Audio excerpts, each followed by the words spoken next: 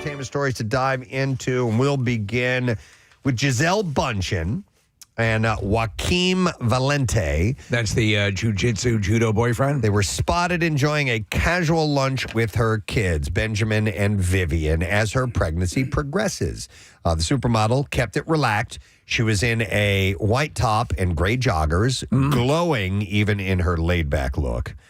Gisele is done hiding from the world, a source said, noting that she's balancing family time with staying active, including a recent Pilates session. Oh, my God, she does it all. She does. She does it all. News of Gisele's pregnancy emerged last week with sources Pilates, smiling. She can do everything. She's about halfway along.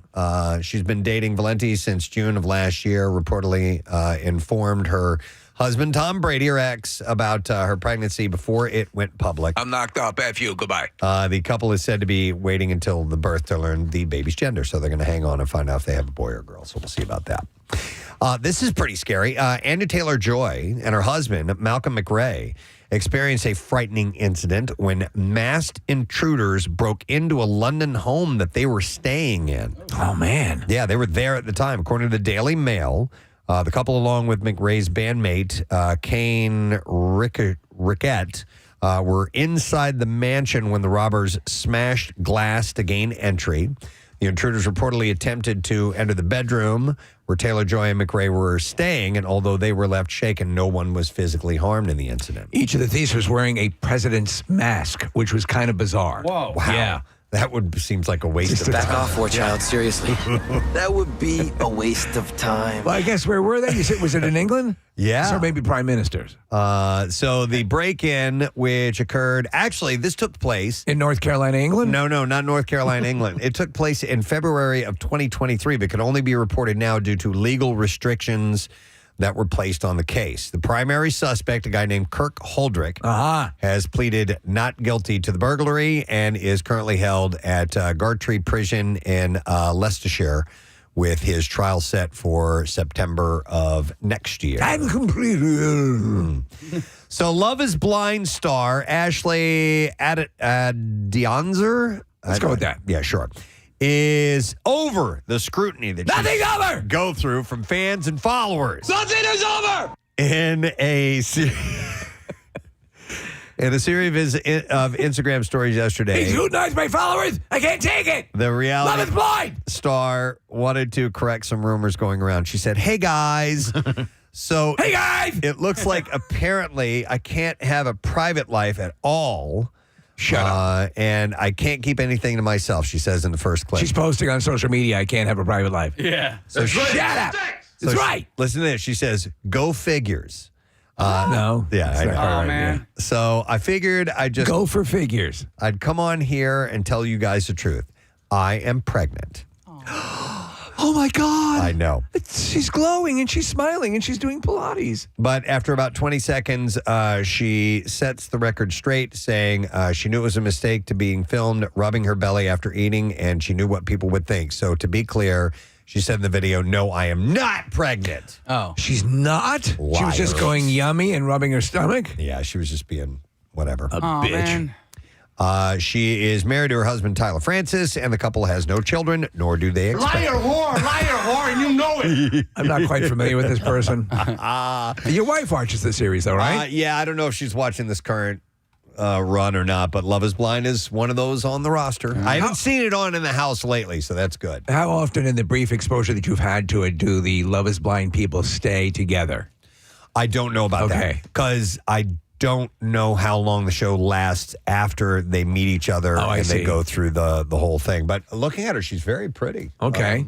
Nick pulled up her social media. She's quite attractive. So I don't know. So Lala Kent. Lala. Spilled a little Travis Kelce tea on her podcast.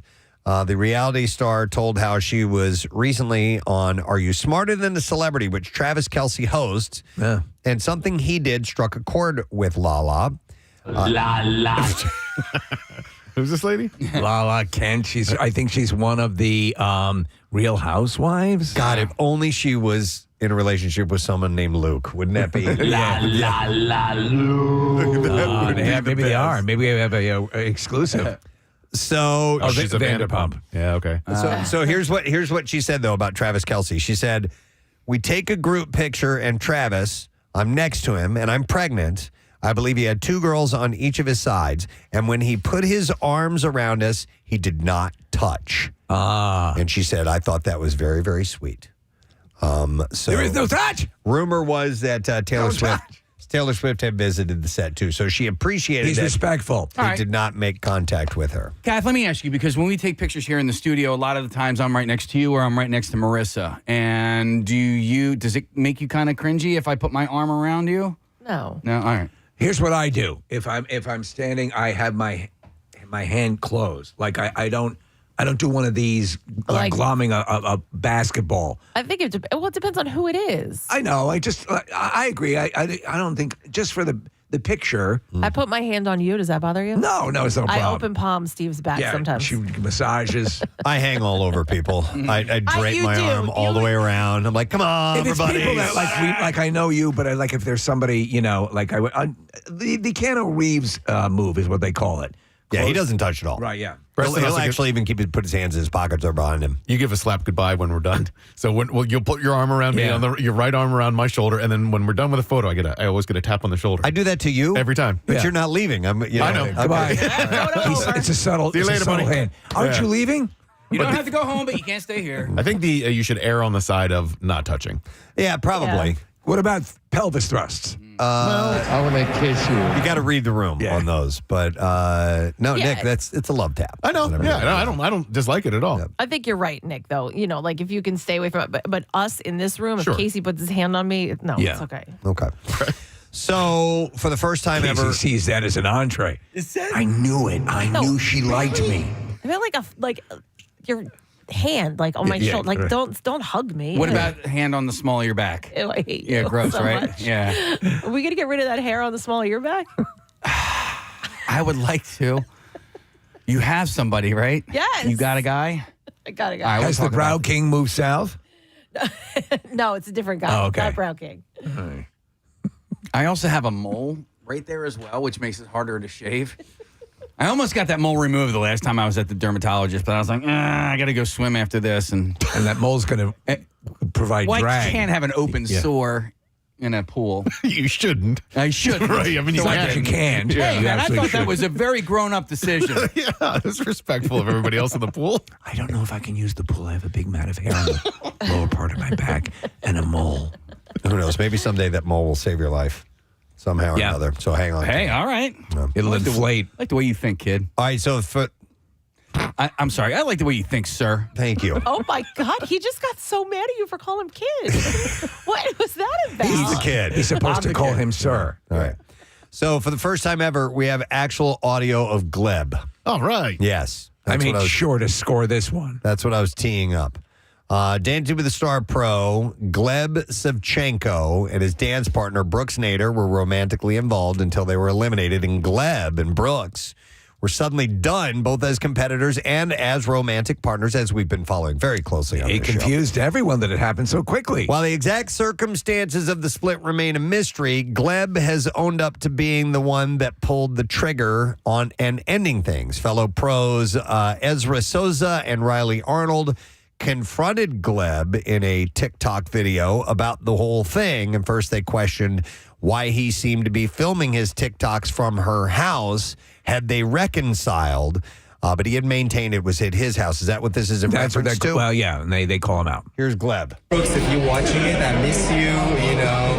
Maybe you can. Let's. You were the one who texted her, Gleb. Didn't you end it? You were the one who ended it. I did. So why'd you do that if you miss her? Well, stop recording. I might tell you. Oh my God.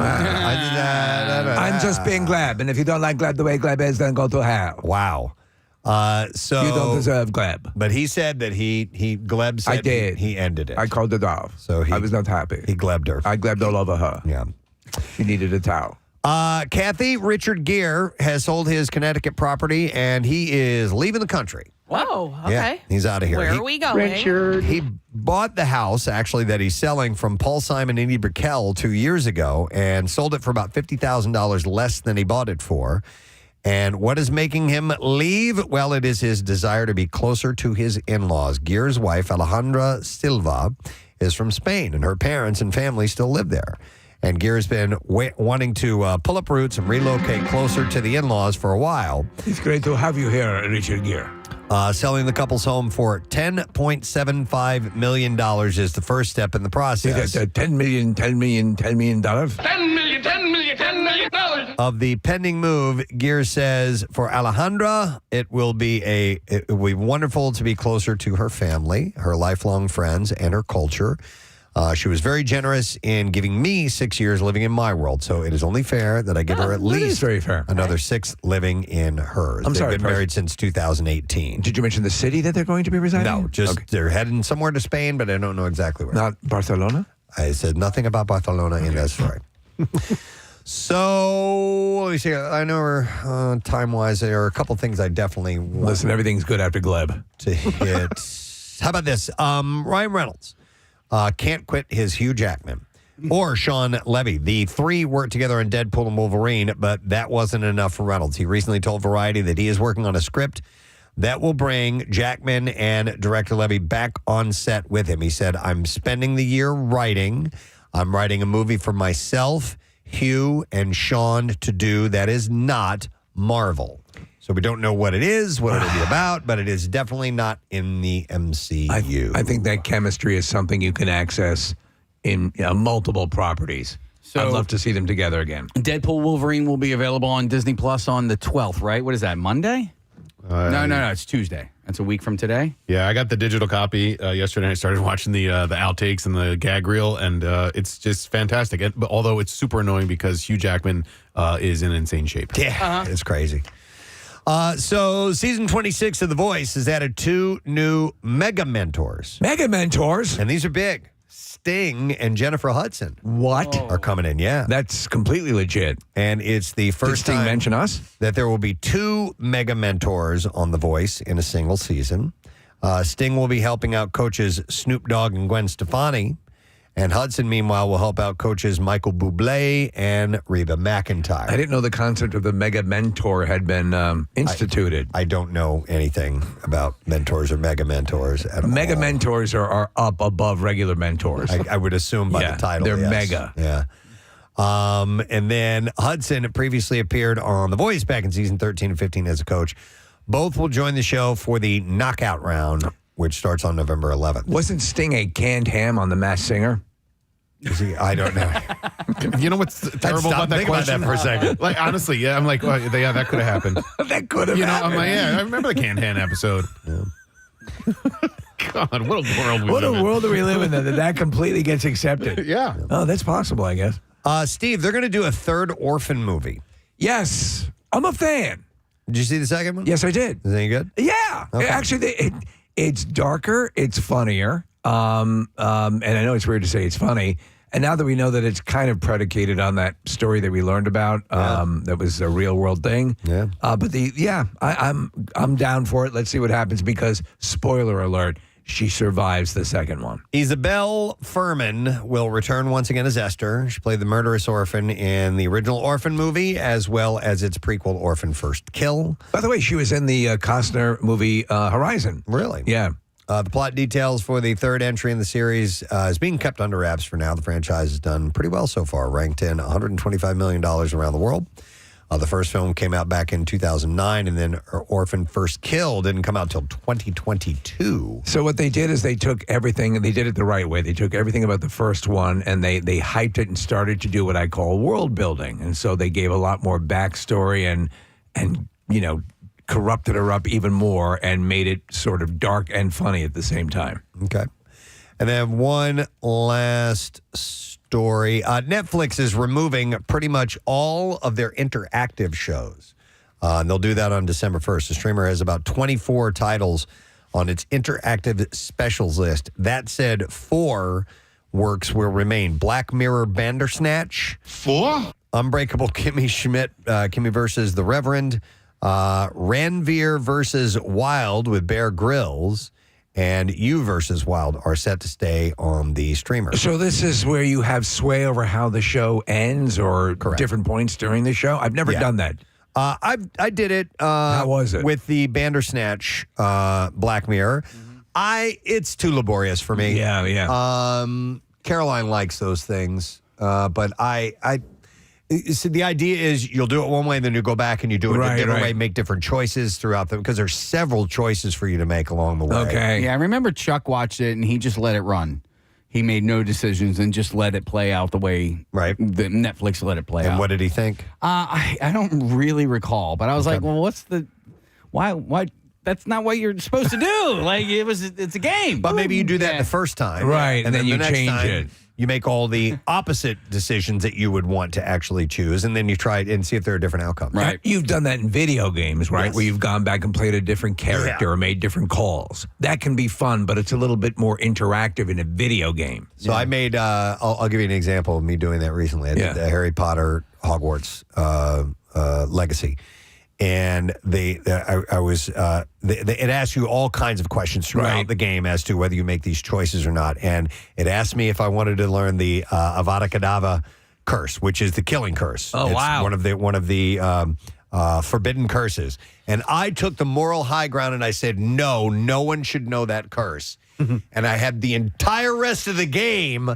I thought I'd have another choice later on, because of course I want to be able to kill people by saying one word. And so you got one phrase. And then it got screwed and I had up. to play the whole game without it. How about that? So I'm going to go back and play it again. So it did its it's fun sometimes. It did its course. Yes. There was a great possessed prison series called The Suffering, and where there are demons and things they're basically however someone was executed, they come back as a version of that. So if you got a lethal injection, you're now these creatures with, instead of arms, like large hypodermics.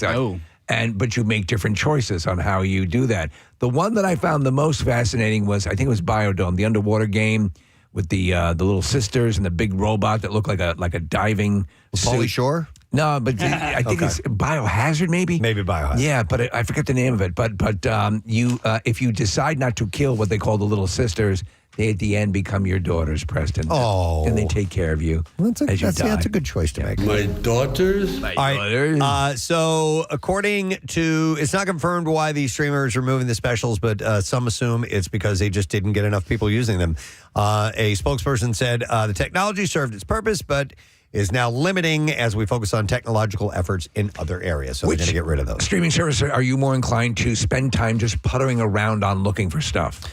Probably Netflix. Yes. But the one the programming I like the most, I'll go with Casey. It's Apple. Apple? Yeah.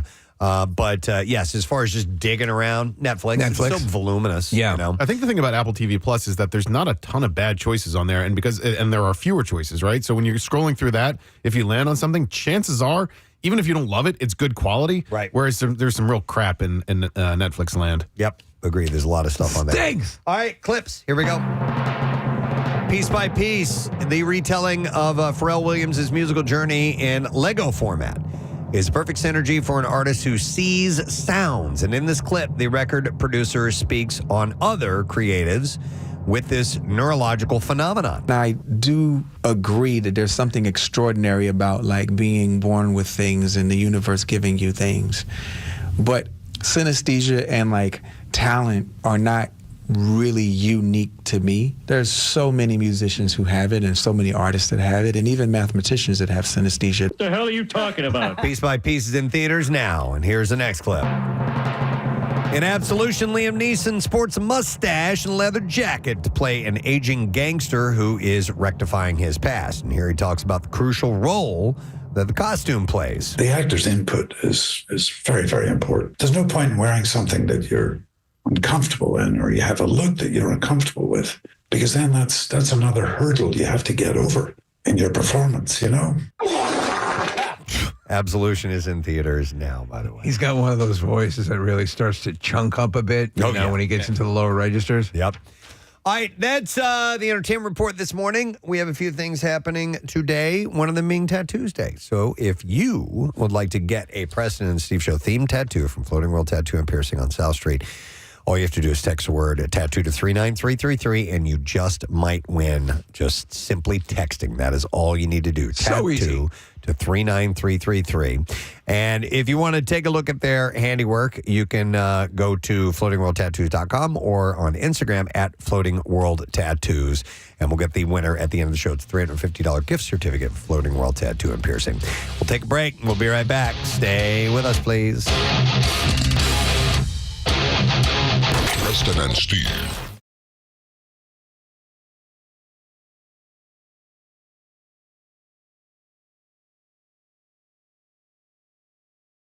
Just blurts them out. Oh, dear God. Kathy, here's this story that I promised I would bring up to you. Lipstick? A lipstick. Apparently isn't just a little pop of the color. It can be much more powerful. Bobby Rimmel, a gynecologist and oncologist at Cedars-Sinai Medical Center in Los Angeles, says for cancer patients, lipstick often serves as a symbol of health and vibrancy. Huh. And says that lipstick helps restore a normal sense of self that a patient can lose during an incredibly difficult cancer treatment I got you. and help them feel like themselves. I was never a lipstick wearer. I never wore lipstick until, I guess as I aged, I started wearing it more. So Was it your first rainbow party that... Stop it. So, yes, I think it does help you, feel better about yourself. And especially if, maybe if they're going through chemo and they've lost their hair or whatever it is, just that little bit of lipstick, I could see that Could make helping you feel them. wonderful. Look, I've got a whole bag of lipsticks here, so. All right, put on something. Shake 'em. Anybody? I just did. Let's hear it so people can this hear is your lame, whatever how you much got. lipstick you have. Oh, okay. You have your bag there? Yeah. Pour it out on the table. Okay. Here. This is Kathy's Wow. cosmetics My little array. brush. What is your I'm going out and I want action with an illegal alien? What's that lip? Now, what is your I want to, as Preston says, you want to just feel your absolute best. You want to look sexy. You want to be sexy. Well, listen, it depends on the time of year. Say you're going to like a police function and there'll be a lot of guys in uniform there. Well, in that case, I'd wear this lipstick. No, it depends on I wore darker lipstick throughout the winter, and I just got my spring colors. So there's a lot of blushes and roses in there. Those type of colors. Do you love watching? I love watching my wife put on lipstick. Yeah. I think it's very sexy. Come on, guys. Let's put on some lipstick. You have food in your mouth. How am I going to put lipstick on? Let him eat first. He needs to eat. Yeah, a little bit of chaw. By the way, I'm so mad. Why? Because my bagel was supposed to have butter on it. It had cream cheese. So mad. Is that what you were gesturing to me about? Yeah. Oh, well, I thought it was yours. Oh my God! Can you put it on for me? Oh, you want me to put it on you? Yeah, Kathy, this one has pubes all over it. Oh, it does. Sorry about that. I use it for my other Different lips. By the way, Kathy, you can mix colors, right? And get a Yeah, different. sure. Of course. Yeah. That's like the fun part. You experiment. So my wife had done like this purple, broken. this pearl, or not pearl, plum, and then she put like almost black and mixed it together, made it real dark and juicy. Juicy. Oh, you little slut, you. You. Somebody's getting ready for a big weekend. Yeah. Mm-hmm. Yeah, Big weekend. Steve, can you do Yoo-hoo for us? That's messed up. Now this is, and then the guy blacks out, and then I blacked out, and then I woke up and he was over me like some sort of condor. This big bald guy got lipstick on. He's going yoo-hoo, and I turned around and woke up. I was bleeding. Holy, oh my God, look at you. You know what? I'll tell you this. I still look more feminine than Caitlyn Jenner. Quickly, do we have a wig? Do we have a wig? Yes, we do. Casey's putting the wig on Steve. And it's a bad wig. It's, oh my God. Oh my God. For the love of God. Oh, this is just. Oh, this is so. I'm so freaked out right now. This is awesome. This looks like the ad for Split 2. Yes! Yeah, totally. You'll come live in my basement. I can't do it. We have Knight's new character. I have something to tell you. And now the voice. Yeah. It's brought it all together. It's all gone. Oh my God. How long does that lipstick stay on? It's designed for it to like stay on for a while, right? Well, what Steve has is going to stay on for a long time. Because he has an important appointment later on today. What is he? What do you have? We're closing on the house. I forgot about that. Did you imagine? Oh my God, dude. But apparently, lipstick can make you feel more vibrant when you put it on. Do you? I feel more vibrant. I feel prettier. I feel pretty for the first time. Wow. I would agree with that. I tell you what, though, how annoying. Having no hair is so much better than having. Yeah, you got to brush it out of your eyes. Oh, my God. It's a pain, isn't it? Yeah. Are you ready, girls? Oh, the voice. Walk along in high heels, feeling my testicles swing about. Oh, my God. This just bizarrely, spontaneously happened. And it is bizarre. It is Well, fantastic. you were saying, and I am a big fan of the red. Well, yours I is like kind your of- lipstick better. Yeah, you have better But lipstick, this is Steve. lip gloss, correct? It's a matte. It's a matte color. So, Okay. She said so it won't come off. Yeah. All right. Okay, good. Oh, no.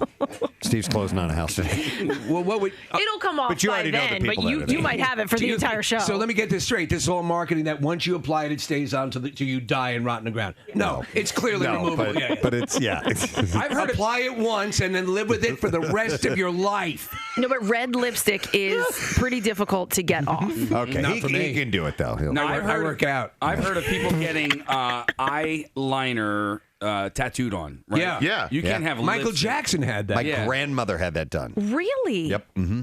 Oh my gosh. Had the eyeliner tattooed on. Steve looks like somebody. You look like a Caitlin's hotter sister. No, Like no, an actress and or- like an actual female actress, A younger Kathy Bates. I was thinking of somebody 80s hair metal band, like because there's this. The guys in bands in the 80s would put lipstick on. Oh, it's like when they're past their prime and they don't. They're performing now in like David in Coverdale. Tokyo. Now. Yeah. Casey- I went to see Coverdale the other night. Holy crap! Casey, you can get permanent lipstick tattooed, but it's not like, it's sort of just like a neutral lip color, like they almost darken your lip color a little bit. Okay. All right. This is a name out of the past. Linda Tripp. Yes. Do you remember Linda Linda Tripp? Tripp was the one that betrayed Monica Lewinsky. Yes. Could someone pull up a Jeez. picture of Linda Tripp? I want to see if. Let's put it this way: John Goodman played her on SNL. That's right. Now, would I? Oh my God. When women, by the way, Kathy, this is a trick I've noticed. A lot of women don't do this. When they're listening, they'll jut the lower Kind of lip. pouting a little bit. Yeah. But it's a forced thing to make you. Oh, you're going to ask me something? Steve, say prune. Prune. Prune. I Hold have the to prune. take a poop. Pip. Prune. I don't think prune is the right. Wait a minute. Do your Sean Connery with the wearing. Check your perp. Check this picture now. Yeah, I've indulged your perversion. I will not make your pancakes. You're better looking than Linda Tripp. Yeah. You are? The reason that we were going there is because a guy that has been on the show several times, is a South Jersey native, and you've heard us talk to him on the air and talk about him many times. The composer, Michael Giacchino, invited us out to be a part of something really cool. He is currently, or was currently, scoring the film Spider-Man Homecoming.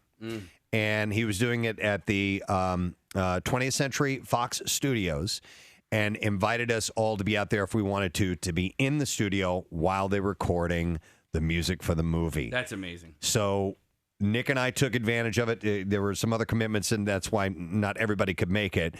But I'm telling you, this guy, number one, for those who may not be familiar with Michael Giacchino, has composed the music for some of your favorite movies. And just start with some of the Pixar stuff, The Incredibles, Up, Inside Out, and then you move over to things like Planet of the Apes. He has also done the Star Trek films. J.J. Abrams and he did all the music for Lost. He started in video games, so Medal of Honor. Yeah. A bunch of series of video games that he did, and he is the guy. He did Rogue One. He did Did he do Force Awakens as well? No, I think he didn't do that one, but he did Jurassic World. Yeah, and his he's gotten. They've handed over these John Williams scores and said, "Here, update and run with this." He is the heir apparent. He is the guy right now. And the fact that he is as nice as he is, and a friend of the show, and like friends of the show never invite us to do cool stuff. Yeah, I mean, I guess they know we'd be an embarrassment, so that's pretty much our prohibitive factor. But this was so cool that you got to go out there. So he invited us out, and he also said that it was cool if my entire family came along as well. So it was me and Nick and my 3 kids and my wife. Rochelle just had to pretend that she was Steve. She was me. That's it. Yeah. No, but they were so nice. So we show up, and when I got there, Nick was already. I found him on the property, kind of trying to find the studio that we were going to go to, which was the Neumann studio. Yeah. Was that named after Randy Newman? No, his uncle, I believe. And, okay. But within that family, and so we're literally on the 20th Century Fox lot, which is sprawling. There are a lot of buildings. It's where they film movies, and some of those sound stages are huge. So we were going from one to the other, and ended up in Building 26, which is where they shot or were scoring rather the Spider-Man movie. Yeah, and they had like the Jane Russell suite, and they even had the Marge Simpson stage, and all the things are named after famous actors and characters. That's neat. And the Jane Russell suite, I assume, has huge breasts, right? Of course it does. Yes. So we show up for this really cool experience. What is this? Oh, Randy Newman. I Love LA. Yeah. Who, by the way, he does tons of movie scores. Academy Award winner. Absolutely. He did Toy Story. Yeah. And Michael Giacchino, by the way, an Academy Award winner as well. He won for Up. He won an Oscar. So we show up, and we're not sure what to expect. And you feel out of place, and you feel like you shouldn't be there. Well, we just follow the instructions on where to go, and eventually we're standing outside the store, and it says studio. There's a big red light and everything on it, and it wasn't going on. So we just walk in, and boom, we're in this recording studio. What are you doing? We're halfway. Oh my God! So we kind of sheepishly walk into the control room. Who are these idiots? Steve, I was afraid that was going to happen. I mean, like everybody was so nice and kind, but this is not where we work. This is where they work. Yeah. They're friends of mine. But Michael, God damn it! That's $50,000. Get him out of here! That guy's head is blocking the screen.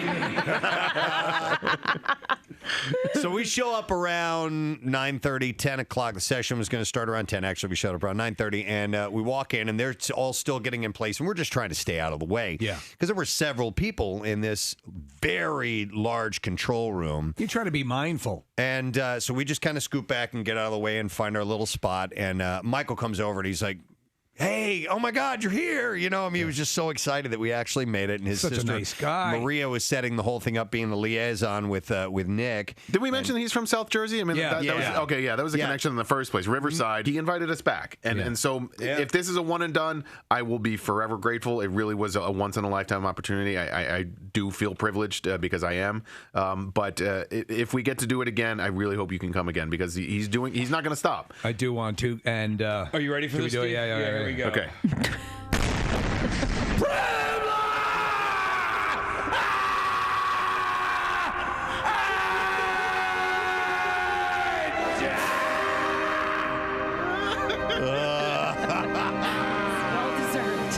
Slightly privileged. Jesus. Very privileged, actually. And that was just the one day. Do we need to take a break and come back and talk about the rest of the week? I could go on, and I'm not going to do it. Fear for privilege overload. But there were so many great things that happened. That was just one of the days. So it was one day. It wasn't even a full day. It was just like 18 hours of the day. Yeah. And how long were you there? 6 days, I think, just shy of a week. Oh, for the week. I was there Saturday I took the red eye in, so I did Easter with my family in LA and got back this morning. When did you do Joshua Tree. I did Joshua Tree on Friday, and I've mentioned this on the show a few times, but my goal is to get to every national park in the country. I'd never been into Joshua Tree before. It's incredible. It's right near Coachella, so that was going on this How past was week. traffic getting there? We avoided that. We went to the north side of the park and came in that way. Coachella's sort of on the south side of the park, but I've been to Joshua Tree. It is. Yeah, it's incredible, and it's only 2.5 hours from downtown LA. All right, thank you, Kathy. I saw an article. I don't have it anymore. It's like last week I had it, and I found it a very interesting dilemma for some people. And it stated that for a group of iPhone users, that a deal breaker, let's say they're single and they're interested in meeting someone else, that a deal breaker is if they the other person is an Android user. I have heard similar. Really? Yeah. Like it would be an actual deal breaker. Marissa is giving a full thumbs up on that. You know people that are like this, or are you like this? Oh, 100%. I mean, you guys remember I was a Droid person for years. I know. Yeah, and I long hated time. you. Yeah. And I found out that like there were group chats that I was left out of because people couldn't stand the green text. They couldn't rename the name of the text. They couldn't send GIFs. Photos would be fuzzy because I was in them. And the most annoying thing is when somebody likes. So if you're an Android user and you like something, or you're an iPhone user, it shows up as Marissa liked, and then it repeats the entire text. So instead of the little heart showing up, it just sends a whole nother text and it says your reaction. So friends in it your like spells it out. Friends in your group were getting pissed off at this? Yeah. You were shunned. We You were shunned? We were the friend group. Yeah, well, you guys that's are one yeah. of them. That's finally been updated, Marissa, because the same thing happened with my mom is an Android, and so it used to be on the newest iPhone that doesn't show up anymore. So liked the full comment doesn't happen But I know anymore. exactly what Marissa's talking about. And like sending a photo back and forth, Yeah, and like or my video. brother, and so my brother and sister-in-law have them, and my brother has a Dropbox, and he's like, "Hey, can you Dropbox me those photos you took?" And it's just that extra step that people just really are turned off by. So what this got me thinking about was not that you're, just a fan of this, these phone systems, the operating systems or the phone themselves, but what type of brand loyalty or brand disgust do you have and hold? And I'll give you an example. Let's say there are some people that hate like BMW drivers. Like we've heard that before, right? Yeah. And so are there people that would be a deal breaker if they were meeting someone and Because they you're found used- out yeah. that they're going to date them and they found out, no, they own a Beamer, forget it. So it's sort of a You know what I contorted mean? brand loyalty and or a brand bias. Yes. Simply because of that. Exactly. So we'll take any of these. What are you fiercely loyal to? What brand would you be fierce? Well, Apple for you, Steve, for sure. I bet. So it's funny because years ago, and to my personal journey, Preston, when I joined the cast of Love Is Blind or whatever. I was like, this is a crazy looking computer, and I worked at a store that was selling the earliest, Apple computers. And then I became fiercely loyal to Mac. I've been using Mac all my life. I have extreme issues with Mac. But yes, I would have been a very militant Mac user a number of years ago. How can you use this? But now, who is a rat's ass? Yeah. Every couple of years, I get into a group text conversation with the same group of friends about tampons.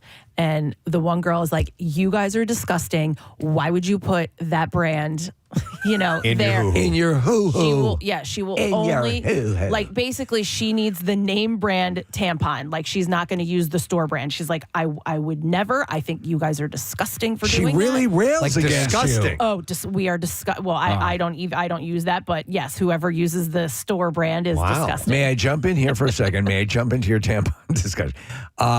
Aren't most store brands made by actual manufacturers anyway? It's basically the same thing. Right. Yeah, But she will only use Tampax. That's it. Oh, She that's will, it. She won't Wow. go beyond it. That's how I felt about Q-tip. And I was only a Q-tip guy. I couldn't do any other. And then they did me dirty. They made their product inferior. I guess they maybe started using less cotton at the end of the swabs. Would you look down at non-Q-tip users? Yeah. Yeah. But I'm talking about brand loyalty, Brand not loyalty, necessarily okay. brand bias. Right. All right. So, but then, and also the cardboard that they use for the stick, they started using less of it. And I'm you hearing can you, tell, man. if you use something every single day, and you can tell the difference, like little subtle differences. And I could, and I was so mad. And I ended up going to like store brand. And then I think Q-tip has finally come back around. I saw somebody had posted a side-by-side video of the two. They had older Q-tips, really, and the newer ones, and they showed the difference. And you're not alone, dude. No, you can't, like the stick itself has to have substance to it, right? I agree. Can't be bending. I agree. Yeah. My fierce loyalty comes from the world of drums. One of my brand loyalties, because I was just kind of searching among, in my head, what am I diehard to?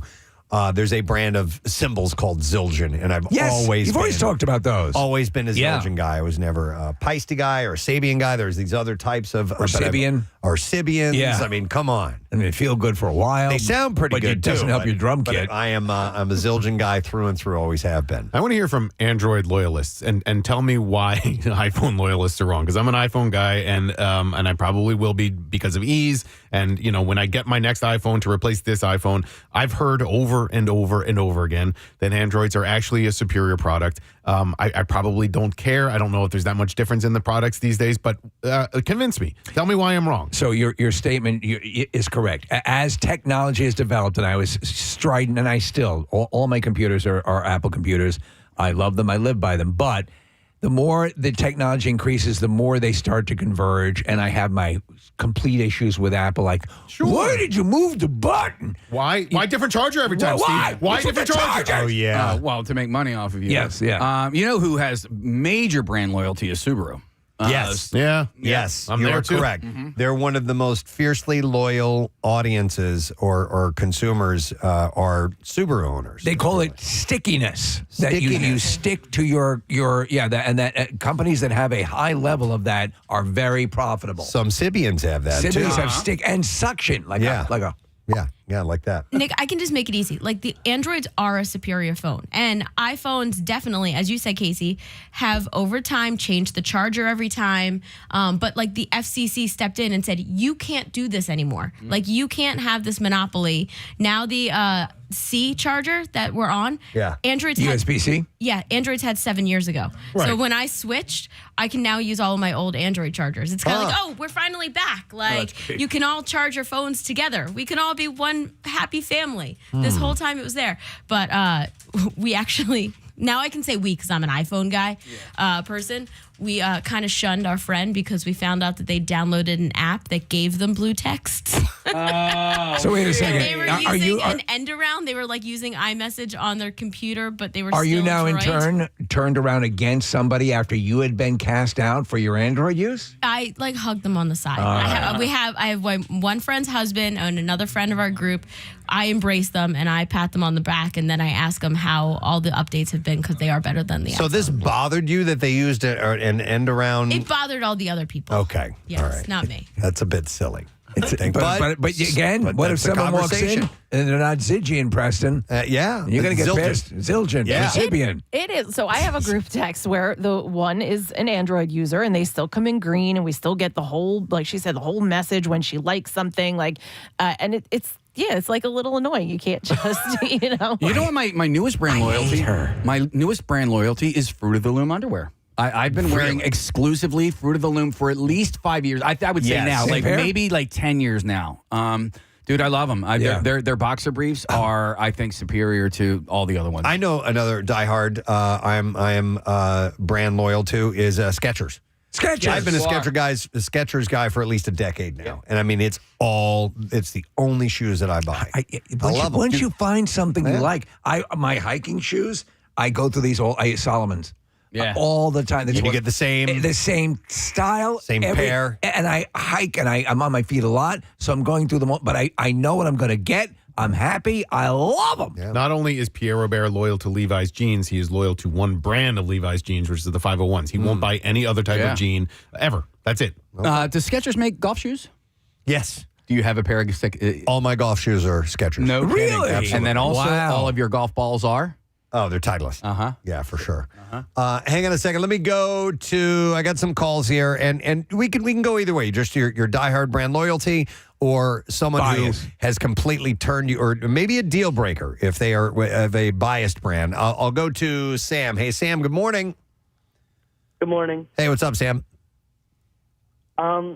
So this might be a little controversial, but I don't like Tesla drivers. You don't like Tesla drivers? Well, like I started the conversation with, there's some people that don't like BMW drivers. Yeah. So, it's not too far off the mark that you hold people who drive a certain type of car to a maybe a bias. What's your perception about Tesla drivers? So do you know the Tesla drivers who get the custom clean air license plate where it says like clean air on it? You're right. They put that on, and you can just tell when you see them on the road that they think they're better than everyone. Okay. There's no right or wrong. I mean, that's your perception. Sam, how old are you? 16. All right. Okay, 16. If you meet a gorgeous 16-year-old girl and she drives a Tesla, or anybody that you're interested in, would that be a turnoff and no dice? It depends, because I think there are some Tesla drivers that are fine. But Like Nick Murphy. Nick Murphy, for instance. He's fine. I like his honesty. I like Sam's honesty because he makes room for my the. mom asked me the same question. Okay, They're fine. They would have to go through a rigorous scrutiny. Yeah, scrutiny with you, though. Yes. Okay, All right. Understood. All right, thank you, Sam. Sam, we don't have to keep in mind, but I sort of feel the same way about, even though I have shopped and will go to Trader Joe's from time to time, but I feel like Trader Joe's people think that they're better than me. I know that I have some things like that in my life as well, and there's no justification for it, and I can't argue that it has any sort of basis in reality, but it's just the way you kind of feel. I sort of get the BMW thing, the bias against it. I guess I've encountered a lot of dicky BMW drivers and on-road encounters. It's a fine automobile. Yeah. But I've attached it to it now. It's the ultimate driving machine, Steve. I'm going to go to Jamie next. Hi, Jamie. You're on the air. Good morning. Hi, good morning, bitches. What's up, bitch? All right, what do you want to tell us about brand loyalty? So I am loyal to the grave, and this is another very controversial because there's a lot of haters out there. I love me some Crocs shoes. Now you have picked a hill to die on. You would actually find an ally in Casey. You're a big Crocs fan. I'm a Crocs guy, but I'm not loyal to Crocs. There's this new, it's called Kane footwear, and they kind of look like Crocs a little bit, but like cool. So Jamie, it's Crocs or die, right? Yep, Crocs or die. How many Crocs do you have? Oh, geez. I actually had to get rid of some and make some room, but right now I'd say maybe about 15. 15 pairs of Crocs. I'm a Birkenstocks guy. Some of them are exclusive. I don't wear them. They are like collectors. Like formal Crocs? Wow. Are you a giblets girl? I do like giblets, yeah. What are giblets? My mom calls them giblets, so I have to call them giblets, even though they're really gibbets. They're the little charms that you put in there, right? Yeah. Charms, yeah.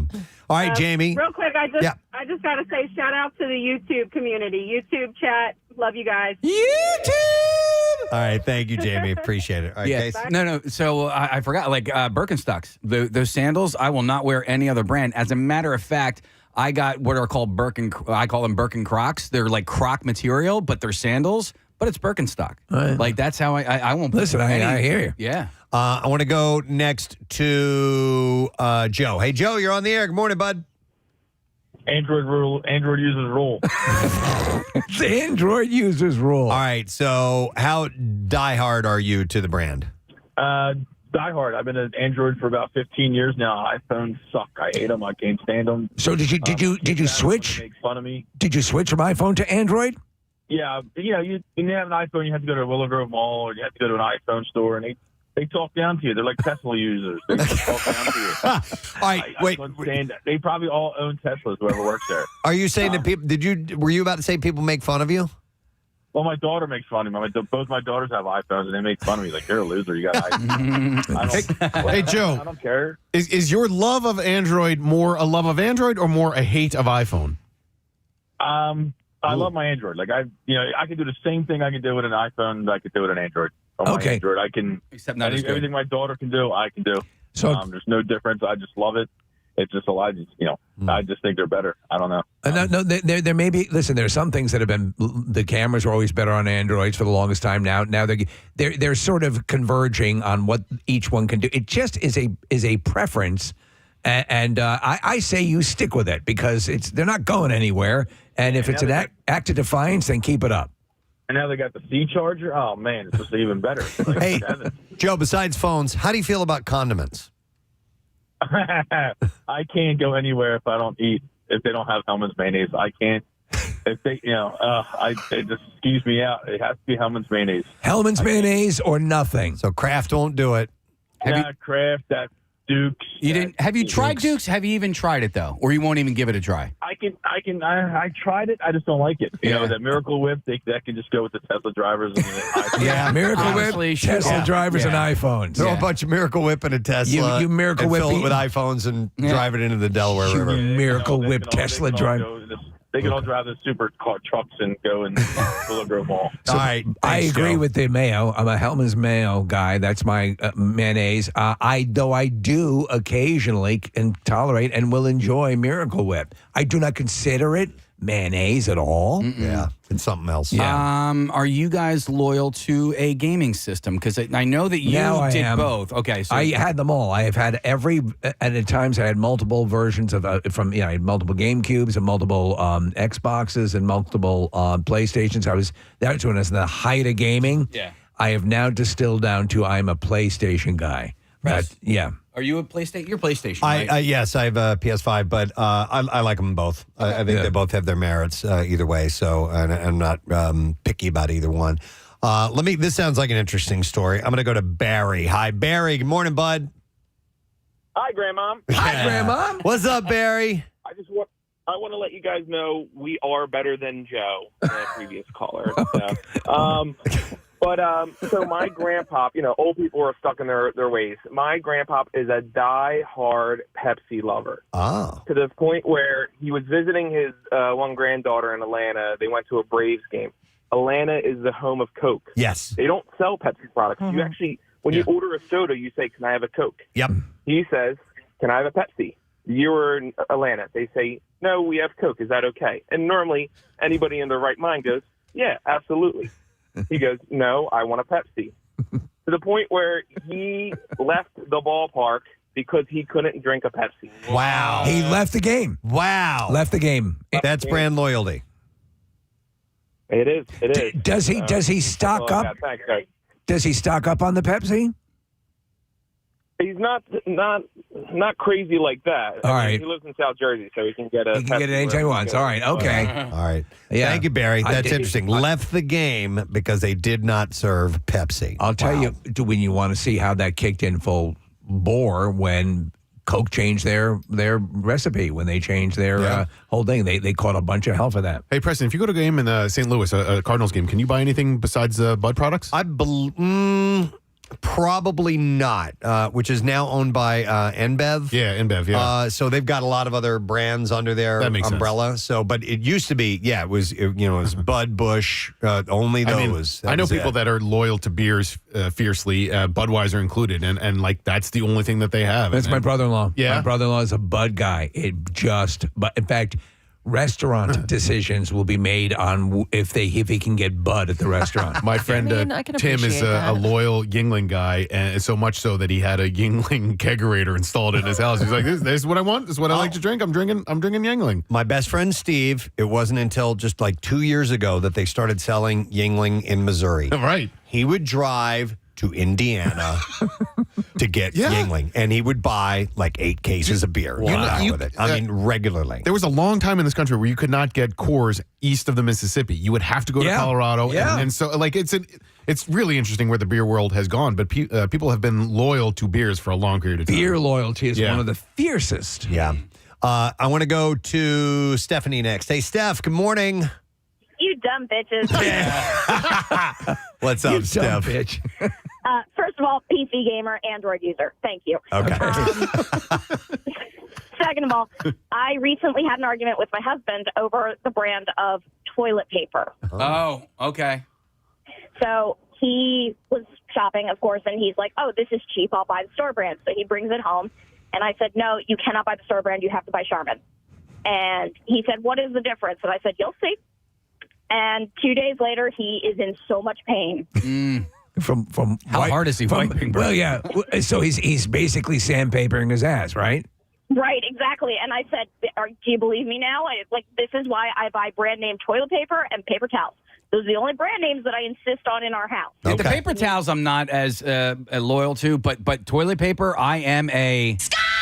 You're a Scott guy. I'm a Scott guy all the way. I want I want it to be soft. Absolutely. It needs to be soft. We only buy the brand now. So we have this toilet paper here that is in the dispensers in our bathrooms that is on the emery board level. I think. I find you got to load up. You got to load up on it. Yep, it's too thin. Yeah. Or you get your finger breaks through the. You don't want to be fingering your own butthole. No, and getting poop on it. Thank you, Stephanie. We appreciate the call. Let me go. He's been on hold for a while. Let me go to Joe here next. Hey, Joe. Morning, bud. Morning, guys. How you doing? Good. What's up, man? Every electronic in my house is a Sony, and if it's not a Sony, it's a hand-me-down. From my alarm clock to my TVs to my Blu-ray DVD player, they're all Sony. How long has this loyalty been going on in your life, Joe? Since 1986. Wow. I was in high school. Yeah. Back with the Walkman, probably. Oh, with the Walkman, with the Discman, with all the headphones. Yeah. Everything. Okay. If I can't find it in Sony, I really don't buy it. So Sony to me was like the Trinitron was the pinnacle of TVs for a while, and you could do no wrong. And I think you'll agree with this, though, Joe. There was a period where Sony lost their mojo. And a little bit. Yeah, and then they tried to go too commercial, I think, and was like, go back to user-friendly. Go back to being for everybody. it's what I call prosumer. For me, that's what I look for. That it's a little bit more than just the regular crap, but it's not so crazy that you can't use it as a regular user. But I agree. Sony is a great brand, and you will not get anything but Sony from here on in. And like I said, unless it's a hand-me-down. I have a hand-me-down TV. Hey, Joe, are you a camera person? Do you like taking? Are you a photographer? Every camera I had was a Sony digital camera. Yeah, that's another one. People who are loyal to cameras, and most of the time these days it's either Sony or Canon. Yep. My son takes Nikon pictures, and I'm like, Sony has a nice camera. Why don't you buy that one? I agree with Thanks, you. I Joe. have nothing but Sony cameras. I love them. Now, I know, like Nikon people, Nikons Canons, are very fierce. Oh my God, brand loyalty when it comes to photography. There's no way to argue. They're tremendous cameras. It's just what you like. Yep. We got a lot of calls here. Hang on. Let's go to talking about brand loyalty. I got Rob on the line. Hey, Rob, good morning. Hey, good morning. What's up, bud? Hey, I just want to let you know I have two brands that I'm loyal to. Okay. One is the Preston and Steve show. It's the only morning show that's any good out there. Everybody else sucks. And the other one is WMMR. Hey! Well, you are clearly a clear-thinking man. How about that, And we Rob? commend you. How long Yes. have you been listening? I've been listening probably since the 70s. Wow, Fantastic. man, that's awesome. Wow. We should introduce him to Carl. Well, listen, there are Rob. Thank you for the call, man. We appreciate it, brother. Have a great day, guys. You too. MMR is a fiercely. There's a loyal brand audience to WMMR for sure. And it is so passionate. We love it. We love to see it. We are honored by the loyalty. We're just a part of it.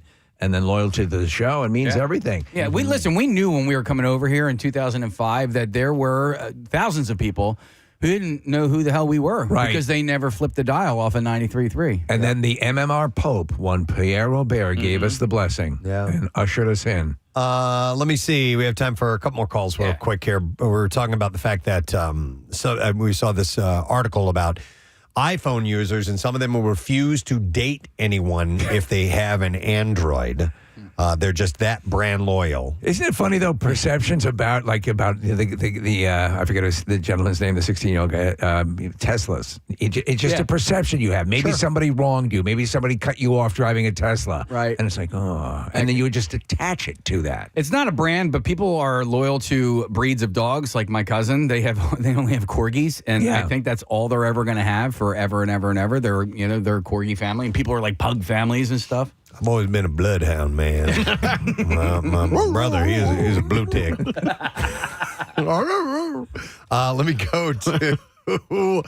Let me go to Brian. Hey, Brian. Good morning, man. Good morning, guys. How you doing? Good. What's up, buddy? So I own a boat for multiple years, and I am loyal to Android because I cannot afford an iPhone. No, there is a case to be made. When you purchase an iPhone, you could buy a really good level laptop computer for the same price. I mean, it is crazy when you're dropping like $1,000 or $1,100 for a phone. So I'm brand loyal to Apple phones. Yes. Brian, how much does a solid Android cost? Well, the current one I have is $300. It does everything I needed to do, and I'm okay with losing $300 in the water, but I cannot afford. Here's the thing. That's like a $900 difference. Or the boat. I got to pick one: iPhone or a boat. I'll pick boat. All day. And by the way, all Tesla drivers can EAD. Wow. All right. Thank you, Brian. All right. Good. Thank you. See ya. Good. All right, good. You got it out. And again, I think most people that even have those kind of like you don't understand it. I can't even reason it. I know it's wrong, but you just feel that way. For whatever reason. Yeah. All right, I'll go to one more call before we have to take a break. Kathy, this will speak to you, is what you were talking about earlier. I have Lindsay on the line. Hi, Lindsay. Good morning. Good morning, guys. Good morning to see you, Lindsay. What's up? So Kathy and Marissa will definitely agree with this. Your feminine hygiene product brand. You picked that when you are 12 years old for the first time you get your period, and you are stuck with that for the next 50 to 60 years. Kath, are you still with the same brand you had as a kid? Well, so I am not. I was for a very, very long time. And you were then Belinda Carlisle brand first. No. Yeah, exactly. But then some things started to come out about the feminine products that we're using. I did a little research, and I did switch over, and I changed and used a different one. Lindsay, what's your brand? I use the U by Kotex, which is the click one. All of your female listeners know what it looks like. I don't care if it's on sale. I don't care if it's $5,000 or $5. It's the brand that I like, and I'm going to continue to use it until it's taken off for, having terrible chemicals. Well, I remember years ago, was it Kathy? Was it toxic shock syndrome? Was attached to tampons or something like that? That is attached. But that's from leaving things in too long. Yeah, right? that's not a specific brand. I don't think. Yep. Lindsay, she's exactly right though. I mean, I used the same tampon from, like she said, when you first start using tampons. It's not dirty yet. I mean, for you have some kind of a strange attachment. You know what I mean? Well, It's by a string. I mean, think about also, and not to get too graphic. It's a comfort level. Yeah. Yes. Think about what you're using it for. Preston, we can contextualize. Think of your favorite anal beads. Yeah. Right. I'm brand loyal. Yeah, brand loyal. Yeah. I use Johnny Bench brand. Lindsay, what were you saying? No, it's definitely just a comfort level. I mean, it's a very personal thing. But it happens to 50% of the population, but it's still a very personal thing. I completely understand that. And as you said, whether it's 5 or 5,000, that level of comfort is what you want, and you damn well deserve to have it. Yep. Also, they should be covered. I feel like they should be covered, by food stamps or something. Because we didn't choose. Yeah. No, that was seems not chosen by us. It should be tax free, covered by food stamps. I think whatever. they are. We didn't choose that. Some states. Well, how do they taste? Some states. Some states don't do that, and some states there's a pink tax, so it's even more expensive. So I don't want to get into it. So, but it's your brand, and you're sticking loyal to it. But we didn't choose this. We did not choose this. Okay. To quote Billy Joel, we didn't start the fire. Thank you, Lindsay. Appreciate it. Thank you for calling in. And she's right. They're not eligible purchases for those that rely on SNAP or WIC in Pennsylvania. But you know what are? Johnny Bench anal beads. Yes, they Johnny Bench anal beads are so good. And to see his smiling face on the box. Yeah. Nick and I, we are both brand loyal to Degree. deodorant. Yeah. I've come around. Yeah. Nick, turn me on to it. Cool Blast? Yep. Cool Rush. Cool Whatever, Rush. man. I don't care. Cool Ranch. Cool Runnings? Cool Ranch. What are you wearing? I'm wearing It's Cool Ranch. Cool Ranch Under Armour. I don't know why I'm so hungry for a salad. So, yeah, my as Kathy said, my deodorant tricked me. Yep. And it stopped working. Yep. And it had worked great. I was a speed stick guy. Or whatever. I've never really been brand loyal, but Nick was like, try this. Yeah. And I tried a couple different brands beforehand, and it was still stinking me up. And I did Degree, and done. You know what I like most Done and about done. Degree, besides the flavor of Cool Ranch, is the it's a great antiperspirant and a deodorant. However, what I don't like about it, Nick, is it's such a good antiperspirant that when I'm taking a shower, you know what I'm talking about? Yeah. It's hard to wash that out. You got to wait like 2 or 3 days. It's resistant. 2 or 3 days. in between showers. Okay. What? You can take your tampon right out. Do you use a loofah, or do you just use your hand? Or I use my hand. Oh, yeah. If you use a loofah, that You gets use it off. Use Yeah. Brillo. I use Tom's deodorant, and I'm fiercely loyal to them. God, Steve. Why? Aluminum free. Oh, I know. That's the healthier option. I have tried that, and I smell like a hoagie. No. The brand I use is like, you want to smell my piss? It's like, No, I it's trust that mountain. it works for you. I'm just saying, for me, it was terrible. Did not work. Do you know what I tried so was hard. using, Kathy, and I couldn't find it anymore? Was the charcoal base. Oh yeah. I love that stuff. Yeah. But it had I can't find it anywhere. the- it was like a charcoal braid. The Piper Y? That Right. one? Yeah. Oh, did she go out of business? I don't know. But it was very. Oh, I think they found out it gives you syphilis, Steve. I had syphilis. I wondered how I got it. Wow. I Well- thought I sat on a bad Symbian. There you go. All right. Waiting out. Thank you for your calls. Interesting look into brand loyalty this morning. And here's a brand you're going to be loyal to. The Biscuit Lady is here this morning. And we're going to do some giveaways in a little while. We kicked around the idea of playing a game today. Okay. And we need to explore that. And if so, I want to do some giveaways with the Biscuit Lady there. But I tell you what, I can give away right now a $50 gift card. You're going to love this friggin' Caller place. number 16-215-263 WMMR. The biscuits of the Biscuit Lady are made completely, from scratch, not competitively. They're fighting each other They in won the a kitchen. gold medal in the Biscuit Olympics. But they're made by hand with only 6 high-quality ingredients, and they bake everything fresh in-house daily. They are located in Plymouth Meeting at 115 Plymouth Road. You can visit them online at visitthebiscuitlady.com. Yeah. Is that the actual website? Visitthebiscuitlady.com? Is that all one? It's what it says right there? Yeah, that's really weird. Online at visitthebiscuit. Is it visitthebiscuitlady.com? Do we know? It's not. It's not. It is? It is. Okay. All right. So We're going to find this out. Yep. Visit thebiscuitlady.com. that's it. Okay. Well, fantastic. We'll take caller number, whatever I said it, 215-263 WMMR. They know in the other room. Yeah. And we'll set you up with that $50 gift card. We're going to take a break. We'll be back in a moment. The Bizarre File is indeed on the way. So stay with us. Preston and Steve on 93. Outside, and that was privilege as well. And and speaking of privilege, I have to say thank you to Craig Shoemaker.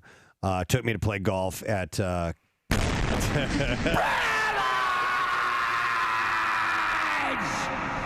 Calabasas Country Club.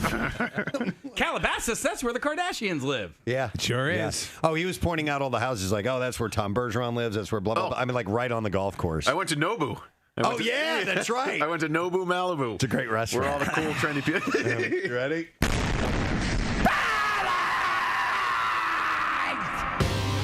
And Arizona, this is legit. An Arizona police department shared photos of the swearing in of its newest and most unusual officer.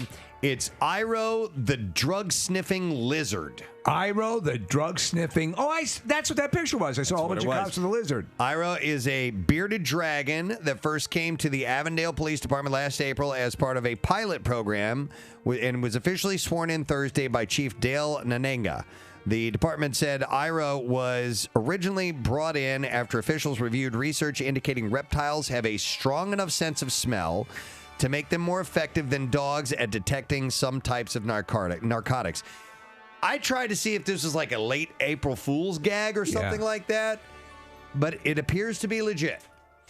Research has shown, this is according to... Really, the main concern is just to make sure that the perps are taken off the street and we get these drugs out of the hands of the children. It's quite an honor to be on this police force now. I'm looking forward to productive couple of years, and the rookies coming in. That's of great concern to me as well. Getting them out on the street, interacting with the people, talking to the kids, and that's how we make change. I love it. You sound like a New York cop. The department had said research has shown that reptiles possess a strong sense of smell, making their ability to detect certain illicit drugs possibly more accurate than canines. Wow. They said our pilot program, Drug Sniffing Bearded Dragon, will be assisting officers in the city. Please help us welcome Iro. Do they put him on a leash? I don't know how they go about. I mean, I think it's a baby Bjorn. No, they wear it around their tail. No, how do they indicate they got a hit? You know, dogs will sit or they'll do some sort You of. got something over here. I think it smells a bit like meth. I'm thinking. Oh, he just tells them. Yeah. Wait a minute. He just speaks up. I'm a working officer. What do you want me to do? So I figure the second you take him out of his aquarium, he's gone. Yeah, I'm working now. I'm working 24/7. So if I'm in the aquarium, I'm sitting on that little fake beachfront under the fake umbrella with the fake palm tree. I get a call. I'm going. It's time to roll. We got to make a change out there. I need to follow up on this and make sure it's legit. The department has periodically posted photos of Officer Ira's escapades using the hashtag Ira Adventures. Please send a backup, please. Listen, yes, heading off to college, there are some warnings that definitely need to be given, and part of that is a huge part would be, obviously, if you're going to have sex, it's got to be safe sex, because that's where you can really have some serious problems. Have it on top of a safe. Yeah, on top of a safe sex. Make sure that you do it's that. It's the best. Yeah. No, I know what you're saying. You're exactly right. I think that you don't want to put you want to put caution, not abject not terror. Fear, yeah. I mean, because you're just gonna. Do you want them going through life scared? Like, no. You want them to find a mate to spend the rest of their lives with. Right. Let me go to. Hang on, Josh wants to comment. Hey, Josh, how you doing, man? Hey, Gadzooks, guys. Gadzooks, buddy. What's up? So, growing up, I mean, I'm only 25. I'm not old yet, but back in high school, I wasn't a serial dater, but for some reason I always used to get those strict Italian dads. Okay. And the one thing that always softened them up, I mean, they're the guys that look you dead in the eye and goes, you're dating my oldest daughter, and all you have to do is look them back square in the eye and don't back down. And they soften up right away. So it's a test almost. I want you to know you're dating my oldest daughter. And I want you to know it's all finger stuff right now. I respect that. You have finally have the balls to tell me what I always know is happening. They appreciate the honesty, right? In fact, I call her the bowling ball. Dear God. No, that's you are a man's man who can admit to that. I want, if you can, to tell me the various things you achieve along the way. Yeah. Like a video game. Yeah. I bring this story up for one reason only. It involves Roger Ailes. Which is my favorite. I want to fart in your mouth. Oh, my God. If you have not seen the most recent Daily Rush videos with Roger Ailes' voice, I've watched it like 15 times. He's so jowly and so disgusting.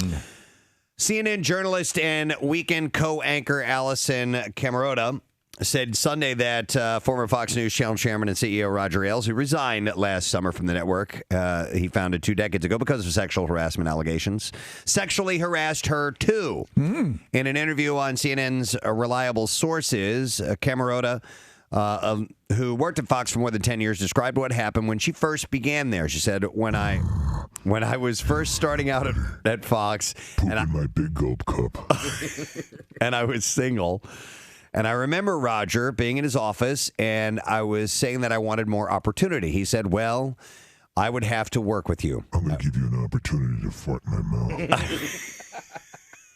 That's your first opportunity. Are you gassy? Yeah. She said, smells like hickory. You from the South?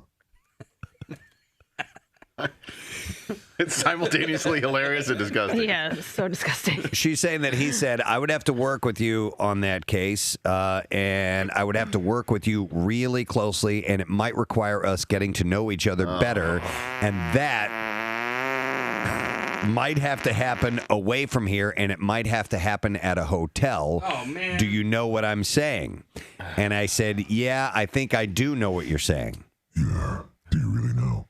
And then he invited her to hop up on the desk. I want to wear your ass like a CPAP mask. Direct.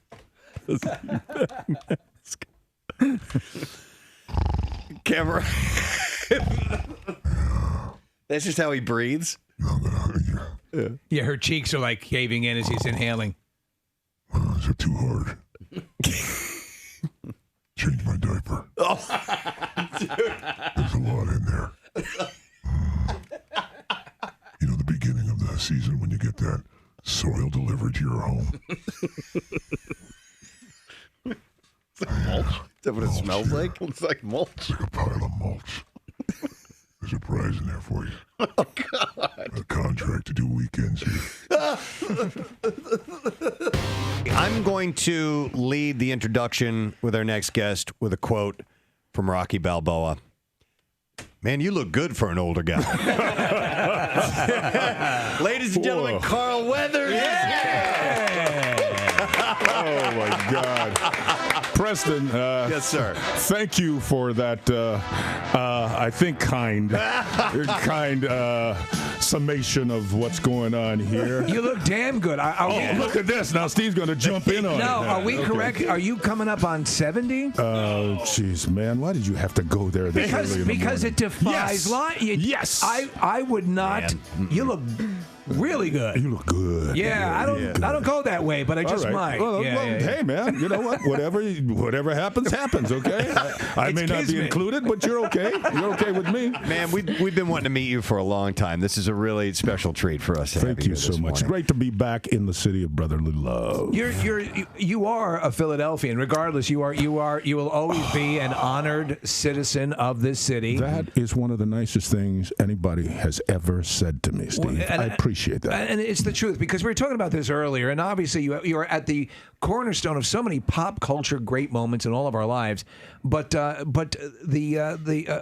Apollo Creed was essential for Rocky, for that movie. You provided a heart and a performance that was so essential for that all to work, and you know, the counterbalance too. You weren't a one-dimensional character, and I think it's you, the actor and the person that you are, that made us really say, this is a good man too. You know what I'm saying? Yeah, and that made it more complex. Well, you know, Steve, you just brought a tear to my eye because not only was I pop culture, but I'm an artist. I'm an artist, Steve. Thank you, man. Yeah, Thank no, you. it's true. Look, I am so, first of all, I'm appreciative of that, you know, those compliments. I got to say, though, man, I had such a great time in the movies, all those Rocky movies and many other movies I've done, but we were very blessed to have such a great cast, you know, and to have such great words for Apollo Creed to say, written by Sylvester Stallone. We had great direction in the first movie, John Avildsen, but in the subsequent movies, Sly was directing, and he is a great director. I maintain this to this day, and he's heard me say this, and he probably would like try to knock me out for saying this, but honestly, as good an actor as he is, I think he's a better director. Hey, Carl, I have a question about two different characters you played in two different types of movies, but they have a similarity, and I'm talking about Dylan in Predator, and then Chubbs in Happy Gilmore. I don't know if anybody made... I love it. They have similarities. Okay. Well, they do. I know where you're going. Yeah. I know where you're going. All right, so then I don't even have to go there. That's right. Damn alligator bit my hand. Oh my! So the alligator bit your damn right hand off, and the predator shot your right arm off. Yes. Was that done on purpose by By whom? By Adam Sandler. That's a good question. I never asked Adam that. You know, I really never did. But I seem to have this propensity for losing my appendages. Did you get to keep any of the props? Did you get to keep? Man, what a fool I am, because I didn't. Neither of those movies. Well, that's not true, because from Predator, the only thing I have is this beautiful knife that was forged. We all had these knives that were made by this great knife maker, and I don't remember his name right now, but it's beautiful, right? So So, no, I didn't keep the arm. I wish I had. And no, I didn't keep the damned hand that the damned alligator bit off. I'll tell you what, that predator arm, if you were to hold that up, just without me knowing, I would have said, yep, that's Carl Weathers' arm. It looked pretty real, didn't it? Well, they took the mold of the arm, man. My guns had to, stand out, and all the sinew in these muscles had to stand out while the gun's pumping while it's in my hand and the arms jumping up and down, Well, dude, that handshake between you and Arnold when you first see each other. It is classic, isn't it? It is classic. Man and man. By the way, I have coined that the man shake. Yes. That is not a handshake. That is a man shake. Carl, have you ever been to a sporting event in Philadelphia where they've done Rocky montages during the sporting event itself? I haven't. No, I haven't. It's amusing and it gets you going, But the scene that comes to mind is when you and Rocky are running on the beach and then you end up hugging one another. Yes. Because it's sort of comical at this point. There are a lot of people who look at that and think, these two guys like each other. They really like each other. But you guys are in such phenomenal shape at that point, too, So it's one of those things where you can't help but giggle a little. Well, the thing about it is, I think somebody asked me a question about, whether Rocky was, I think it was your competition or one of your competitors, and it was Eisen, and he was asking about, what people think of that show, and his thought was that it's really not a sports movie; it's a love story. Yeah. And I think there is a lot of truth in that, and I say it's actually both because it's set so well and rooted so well in this role in this world of sport and in boxing in particular. But what makes the thing about sports, in a way, all about love, is that it's not romantic love, but it really is about men loving competition and loving the competitor because of what you go through to be at the top of your game. How much did sports help set you up and prepare you for the process of becoming an actor? Oh, man. It's prepared me for life. Yeah. In my mind, and maybe others feel differently about it, but there's something about teamwork, number one. To be on a team, you learn something about that from a very early age, what it takes. All WMMR. right, thank you very much, Kathy. We're going to talk to some folks concerning a very cool charity event coming up after we get to the Bizarre File. And I also want to mention that the Biscuit Lady is here this morning. And I just had a sausage, egg, and I never thought of this, pimento cheese biscuit. Was out of this world. So we will do some more giveaways with the Biscuit Lady in a little bit. In the meantime, let us do the Bizarre File. WMMR presents Preston and Steve's Bizarre File. Brought to you by Monster Mania Con 61 this weekend at the Greater Philadelphia Expo Center in Oaks with Gina Davis, Alec Baldwin, Eli Roth, Paul Reiser, and more. Autographs, collectibles, and more. Tickets on sale now at monstermania.net, and Steve Morrison will be there. I will be there on Saturday at 4 p.m. Please come see me. So here's a follow-up story. The agencies that raided a New York farm and seized Peanuts the squirrel, we talked about this yesterday, could have actually been there because officials had a problem with pornography. That's what sources connected to the drama say. So the New York State Department of Environmental Conservation... Are we talking squirrel porno? The health department got a search warrant and showed up at Mark Longo's farm last week, seizing Peanut and Fred the raccoon under the pretext that Longo broke the law by harboring two undomesticated animals. Now, Mark tells TMZ... When officials showed up, they asked questions that had nothing to do with the animals. Mark said one of the first questions was, do you have any cameras in your house? And this seems telling because Mark and his wife are big on OnlyFans and have done porn on the platform. Mark and his wife also babysit for some of their neighbors' children, and some of the sources think that the reference to cameras is evidence of the XXX rated material on the minds of the officials. Mark said, I think there's an ulterior motive here, and it seems it has to do with my spicy social media presence, especially since other than taking the animals, they took no action against me. How wild is it? They're having sex on camera, and it is the squirrel that blew up on the internet. Authorities euthanized Peanut, even though there was no proof that the squirrel didn't have rabies. He had bitten Mark several times, and it never showed any symptoms. Peanut has been an essential element of Mark's social media success in raising money for his animal rescue organization. And there's this. Although the search warrant says that there was probable cause to believe Mark committed a crime, he was issued no citation or other violation of law. Nothing. That's pretty wild. He says no one from any of the agencies in question has contacted him. So we'll be following that for you. Frightening video of an illegal street takeover in Anaheim showed the moment that the driver of a Dodge Charger lost control and crashed into a group of spectators. It happened early Friday morning. Several people were hit and possibly pinned under the car. The video, which has been circulating on social media and is now at the center of a police investigation, shows the Charger rolling over the people. Anaheim police said when our officers got here, nobody was found under the vehicle. However, there were two 19-year-old males that were suffering from major injuries lying in the middle of the street. They were transported to a medical center and were listed in stable condition. That's the problem with these things. People always end up getting injured. The video also shows an angry mob surrounding the Charger as some people jumped on top of it. The driver fled the scene on foot. Police said the driver could face serious charges, including felony hit and run. Meanwhile, multiple cars and hundreds of people took over the intersection as drivers performed stunts and set off fireworks. Sounds a lot like Philly, doesn't it? They're still arresting people from that, aren't they? I don't know. Yeah, they're going after them slowly, meticulously. They're using social media posts.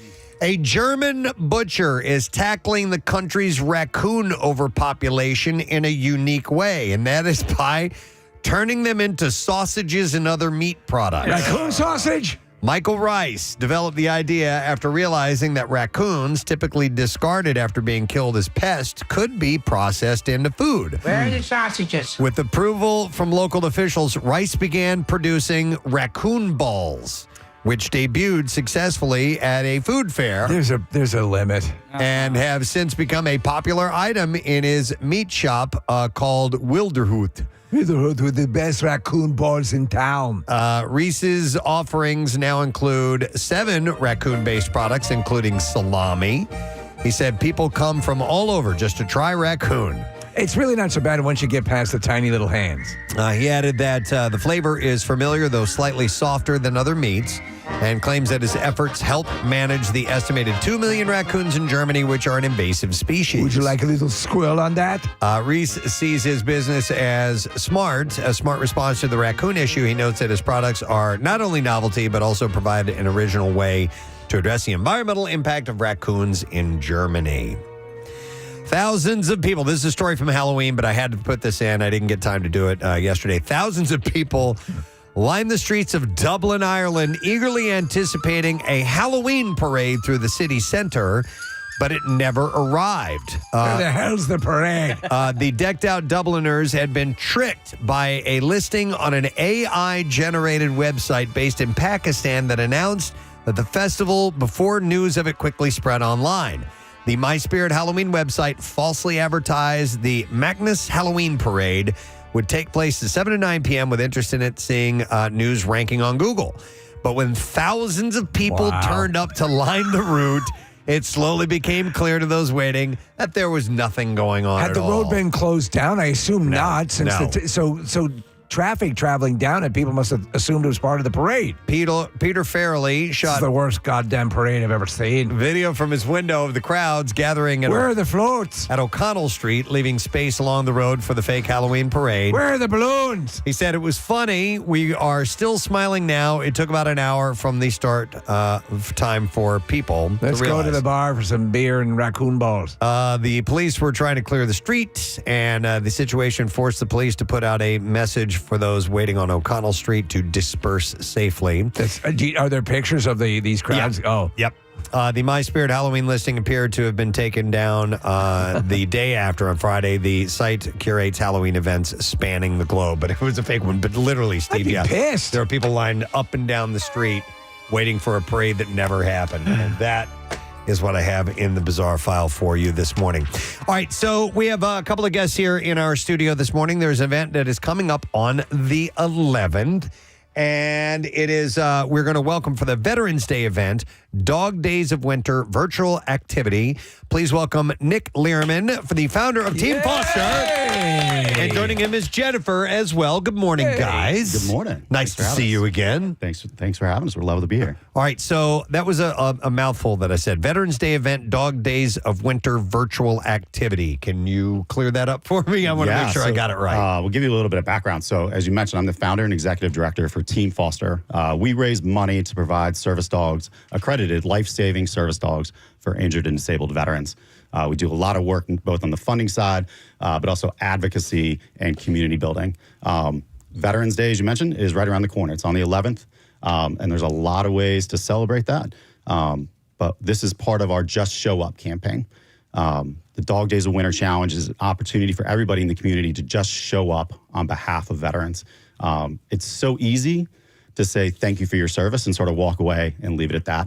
But this is an opportunity for people to do something on their own time, on their own, when they have the opportunity to just show up, whether it's walk, ride, swim, or run. And oh, by the way, like an easy excuse to stay active through the holidays. That's very cool. I'm looking at this. I'm looking at your challenges, the miles challenge. The bikers are challenged to ride 300 miles. And this is over the course of a couple of months, so like not all at once. Swimmers, 200 miles, and runners, walkers, 100 miles. I feel like the swimmers should be 100 miles, and the runners and walkers should be 200 Well, miles. listen, Case, Have you ever swam 200 miles? So one, that's a typo. We fixed it this morning. And even you said 100 miles, and I was like, listen, I'm a relatively active swimmer, and I swam 100 miles last year, and that was a lot. It's a lot. In a year, much less a couple months. So yeah, so 20 miles is the goal. Okay, all right. Well, So that's not 100 miles. 200 miles. I think I might want to try all three of these. Well, listen, so there's a multi-sport option, right, for guys like you, that when you want to go out and ride and run, there's competition piece, but it's just as much about community and staying active as it is anything else. So each of your participants is asked to fundraise off of these various activities and complete these activities in kind. And then the money gathered will go to specifically the acquisition of these dogs to, for post-traumatic stress and brain injuries and all that stuff. It's a wonderful thing. We've talked many times about how lives can be turned around for veterans when they have access to these animals, which are basically, it's everything. We've seen people who have been in deep states of depression and not able to go out and work or go to school, and it all gets changed immediately when they get the dog. They're suddenly out and about, and everything is now good. Not obviously everybody has stuff in their life that they deal with, but a vast majority is alleviated with these animals. Yeah, absolutely. And when we say accredited life-saving animals, life savings, that's not hyperbole, it's not exaggeration. You speak to many of the veterans that have gone through our programs, and they will tell you they would not be here had it not been for their service dog. Right. We did bring a special guest, speaking of service dogs. Yes. Okay. You guys may remember in May of 23, we brought a puppy through by the name of Major. Well, that dog is getting ready. I'm going to use a big word, matriculate. Matriculate. Which I wasn't even sure I was using it right. But Major is actually back here with us today. He's actually getting ready to matriculate to advanced That's when training. you pleasure yourself. No, that's a different word altogether. I'm sorry. Very similar. Then very I don't similar. understand. Same syllables. Yeah. But no, this is great. So it's sort of a graduation. Yeah, absolutely. So actually the day after Veterans Day, Major is going to be moving down to headquarters for his program down at Warrior Canine Connection to go through and continue both the training and the vetting process. So you guys may remember Major is sponsored by the Phillies Charities. Yes. And Jen's here. She can talk to you a little bit more about the training process, but it's sort of this ongoing thing, and this is just sort of the next step in that process. How long does it take, Jen, from puppyhood status to ability to move on to what they are intended to do? Sure. So we breed our dogs down at our headquarters in Maryland, and then it takes a full 2 years before they're serviced and placed. And I understand that many, well, not many, but it does occur where you'll put a dog through the program and they seem to be a good candidate, and they just aren't quite where you wanted, and you've lost a year and a half or 2 years, trying to get there. So it's not always a guarantee. Yeah, so absolutely. The thing with our organization is that we, all of our dogs are part of a unique program. So not only do we place service dogs with military veterans, however, we incorporate veterans, service members, and their families into the training process.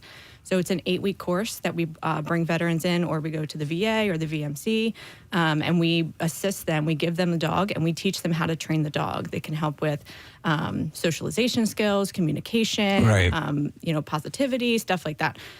So all of our dogs, before they're even placed with their forever veteran or whatever service they go into, whatever trajectory they go into, they've worked with 60 to 70 veterans before that time. So we don't say that, a lot of people say they failed or whatever. We just call them, our special, we release them out, and we still place them with military families. That's great. Yeah. That's awesome. I think it's, especially coming up on Veterans Day, I think it's one of the really cool aspects of what Major has gotten to do up to this point, right? When anybody who's served, like one of the hardest things is putting down the uniform, and you lose two things immediately. You lose your teammates, and you lose that sense of purpose that you have when you're wearing the uniform and you're getting to serve every day or regularly. And if you participate in the animal-assisted programs called MBTR, it's a way for people to get both of those things back. You're in a small cohort of other veterans and their family members, right? So you're getting your team, and you're getting that sense of purpose, knowing that the animal you're training is going to go get placed with a veteran, help save their life. And oh, by the way, anybody, Steve, I know you know this, any of our dog owners know this. When you're training, you're not training the dog. You're training the person, right? So all of those skills, that are impactful and positive for your mental health. So, redirection and patience and all of those things ultimately becomes a really therapeutic environment with your team. And the thing is, the dogs aren't coming off a conveyor belt and being built, 2,000 at a time. So there's just nature has to take place, and you have to, cultivate the population of dogs that you're going to use. So, it's a highly prized commodity, and it takes time to get this all moving along. Yep. And I love funding. Yeah, and so I love how you employ our listeners right now to get involved in a way that for me, I know personally, like working out wise, like I need a goal, right? Like I need something to shoot for. And swim 200 miles. Well, swim 200 miles, whether it be 20 miles, 50 miles, or 100 miles or whatever. But like if I have like a finish line, It motivates It you. motivates me Yeah. to get it done. Yeah. And no, by the way, like we're going to offer programming through it, right? For people, yes, you can connect on Strava in that interfaces with the platform. You can connect in the community room there. But we're also going to be offering some programming throughout. So I'm a Peloton guy, right? I ride my Peloton. Yeah. Once a week, I'm going to be getting up 6 o'clock in the morning. We're going to get after it. We're going to do a ride together. Again, just a little bit of accountability, a little bit of connecting back with our community in support of something we can all agree with, right? It's election day. I get it. Everybody's got lots of anxiety on both sides. Everybody's wrapped up. Everybody's feeling a little divisive. But I think what we can all agree on is that taking care of the men and women that have sacrificed for us matters, and that's important. So you can sign up at teamfoster.com, .org, I'm sorry, teamfoster.org, and it starts on November 11th, so you can get yourself prepped and ready to go and have your plan, because ideally you want to wrap this up through by the end of the year. Correct. Okay, so you're 100 miles to run or walk, 20 miles to swim, or 300 miles to bike. 200. Yeah, I think he's on I'll do 200. It's very easy to do. Yeah. 15,000 miles.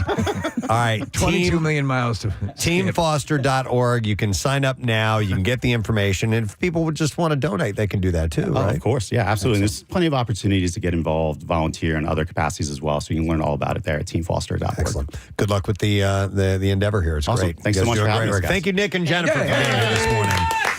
And Major as well. Major. We're going to take a quick break. We'll come back in a second. Make sure you stay put. Preston and Steve on 93.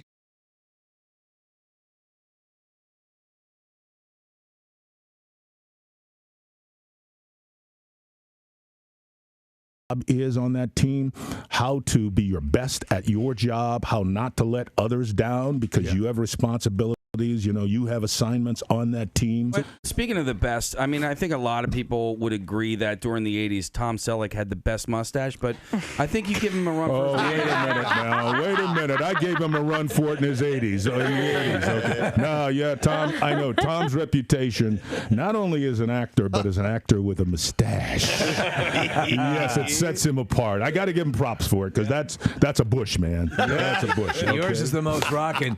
Yes, yes. Listen, we are just absolutely elated that you came by here today. We love you. We love your work. And as Steve had said so eloquently, you're a member of this city, this community. You know, just because of the relationship and with the Rocky films and what it means to this city and everything. So we're just really happy that you're here. Thank you, we appreciate Preston. it, man. Yeah, I'm always, every time I come here, there's so much hospitality. People really kind of open their arms, and of course, if Apollo Creed's walking down the street, you're gonna get a little attention. Just a little bit, So I mean, props to Sly for taking us home with running up those steps, man. If it, those running up those steps kind of like sets the tone for everything when it comes to Rocky, and running through the district there and seeing all the folks who are selling their goods in the morning, from soup to nuts, man, having them turn around and watch Rocky and cheer him on. So we're really all very fortunate that this city embraced not only the movie, but embraced the concept of the winner, and the guy from, kind of underdog who makes it, man. And for all of us, anybody who's ever been or felt like an underdog, Rocky is kind of our anthem. Yes, so we thank you. We thank you here in Philadelphia. Chicago Justice, Sunday, NBC 10, 9 o'clock. Carl Weathers. Yeah! Thank you so much. Thank you. Did you guys see this? An anonymous hacker has released 5 episodes of Orange is the New Black Season 5 after Netflix reportedly failed to meet the criminal's financial demands. What? It is unclear how much the hacker demanded. The first 10 episodes of the season were shared shortly before 6 a.m. on Saturday, leaked in 10 different files. They totaled about 11.46 gigabytes. The hacker, who goes by the handle of the Dark Overlord... Ma! I'm trying to do something! Kicked off the leak when you're done, Dark Overlord, take the garbage out. By publishing the premiere episode for the forthcoming Orange is the New Black season Friday to the Pirate Bay. This is my son, the Dark Overlord. The streaming giant has set June 9th as release for Orange is the New Black. No word on whether Netflix will move that date up. In a statement, Netflix said, "We are aware of the situation. A production vendor used by several major TV studios has had its security compromised, and the appropriate law enforcement authorities are involved." I was trying to think about this, and Netflix didn't buckle to the demand. I don't know how much impact this has because Zero because it's $9 a month. You for already Netflix. You already have it.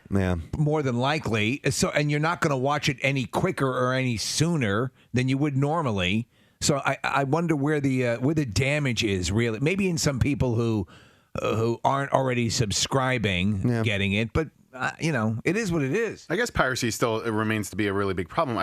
For me, it holds no fascination. I'd rather just fork over the however many dollars it is to watch the actual official version of something, and I can wait until Friday. Yeah. I don't need to see it on Monday before it comes out. What are you going to do? Watch 9 episodes? Yeah. Well, the hacker isn't stopping with that show. The cybercriminal claimed via Twitter to have unreleased shows from ABC, Fox, National Geographic, and IFC as well. Okay, tell me of Game of Thrones and maybe I'll listen. Right.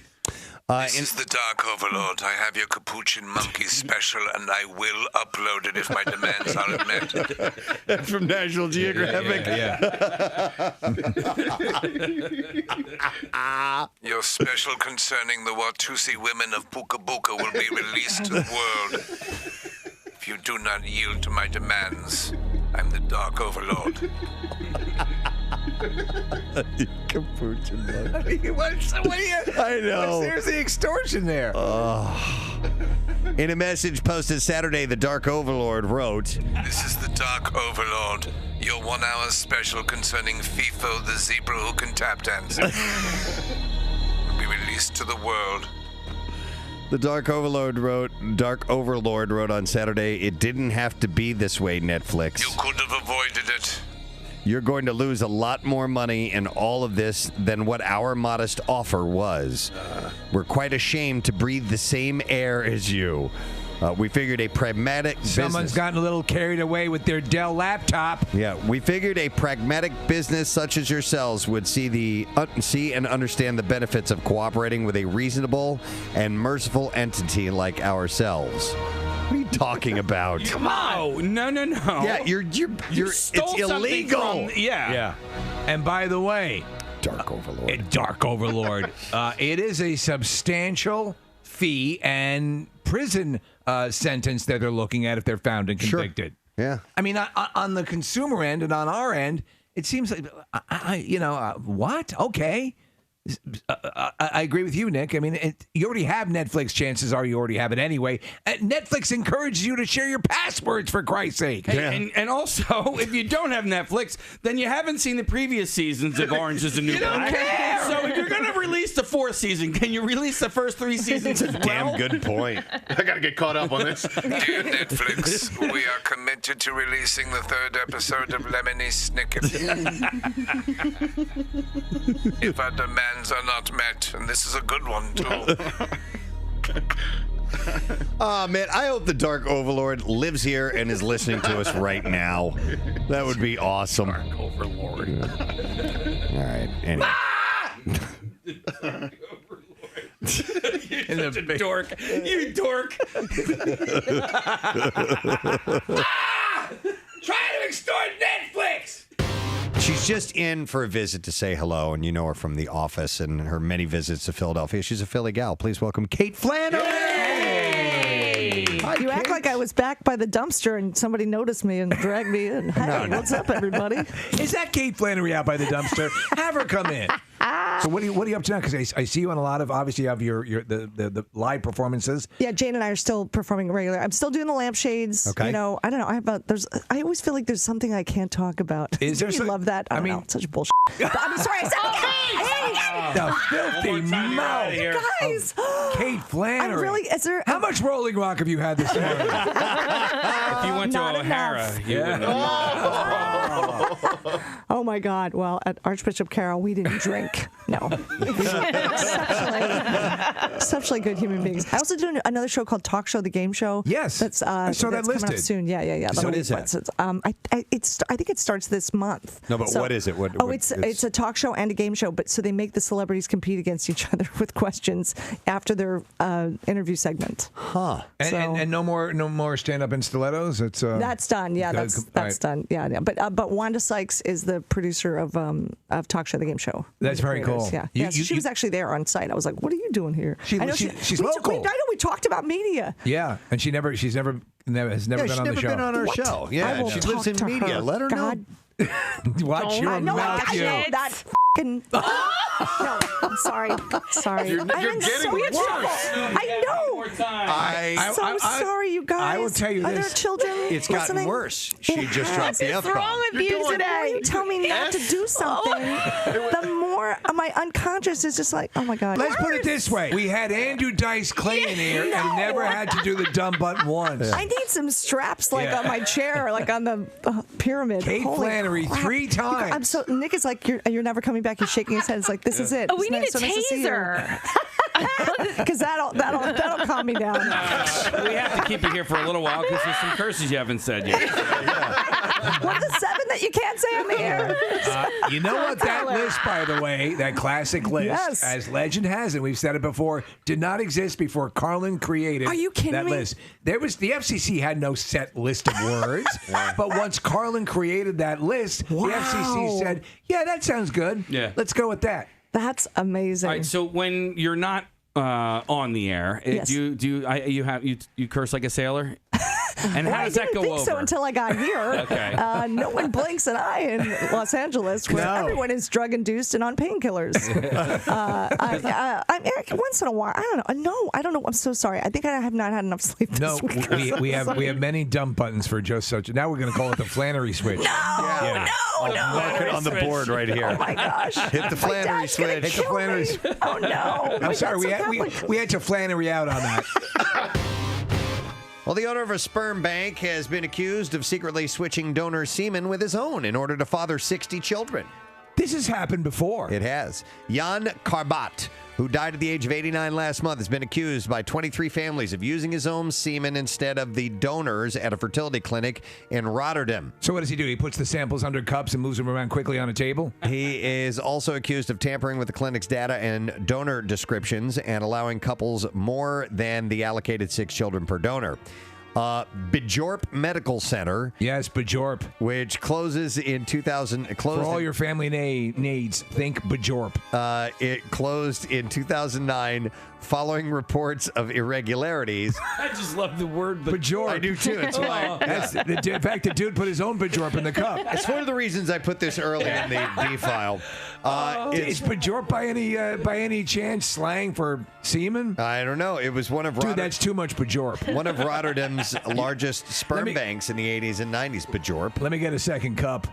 The 23 families are now seeking a DNA test to see if the sperm bank boss used his own. So I broke into this house and I Bajorped on the couch. Karbat reportedly admitted to fathering 60 children through the clinic before he died to one of the plaintiffs. What? A lawyer speaking on behalf of the Karbat's family insisted that there is not the slightest evidence that Mr. Karbat or the owner or was the donor, and asked the court to listen to the doctor's request that no DNA test would be carried out after his death. When the guys do this, what is the desire to be? To Just be to the seed the world. I seed guess. the world. I don't know. I don't get it.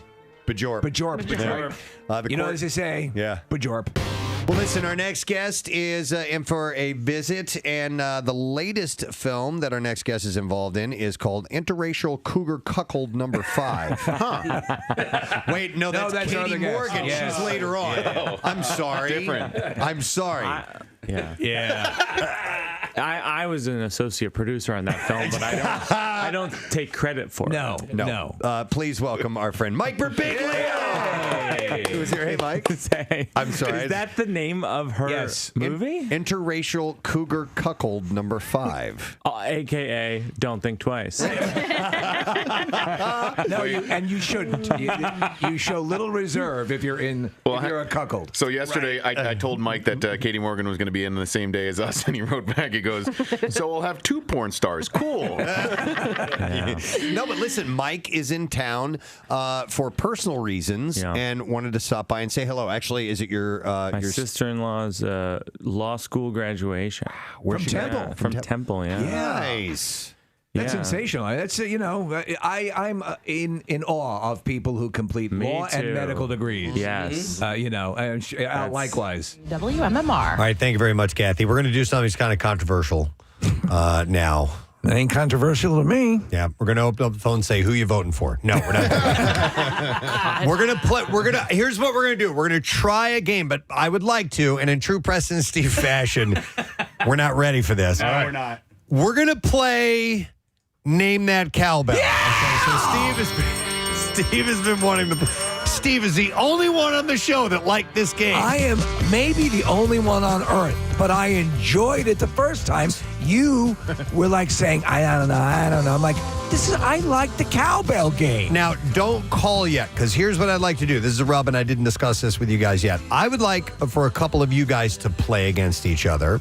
Okay. And let's see if I don't know if I'm going to like it. If formatically it works, Are we and if playing for so, people? then maybe we can open up the phones and have listeners play. We played it the first time with other people. I know. And it worked okay, I thought. I just want to try it again. You want to do because 1 or 2? I want people to understand how it works before they try and call in. Because right. when I tried to explain it with the people on the phone line, it wasn't translating well. So let's do a few passes. Yeah. With us. Exactly. And we'll move on to the people. So, the people. So this is... It's about the people. This is just like Name That Tune, okay? And for those, it's an antiquated, it's old show. I know they brought it back in different forms from time to time. But the way that the show would work is that the host would have 2 contestants. He would give them a clue about the song, something that might indicate what song it actually is. And then based on that clue, the contestants would argue on how many notes they would have to hear before they could name it. But in this case, it's how many bells, how many cowbells you hear. So I've picked a song that prominently features the cowbell.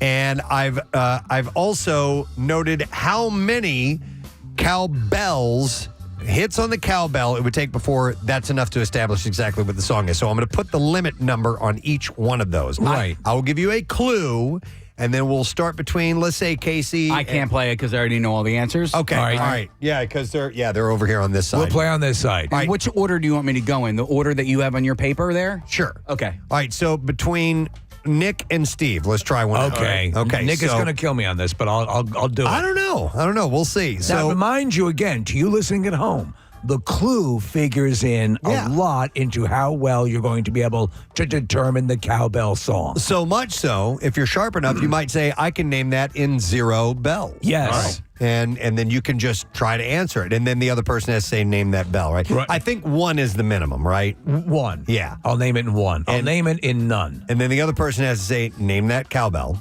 Okay, so do we understand this, bitch? Okay. Name that cowbell. You dumb bitch. You dumb bitch. Yeah. All right. Kathy doesn't like this game.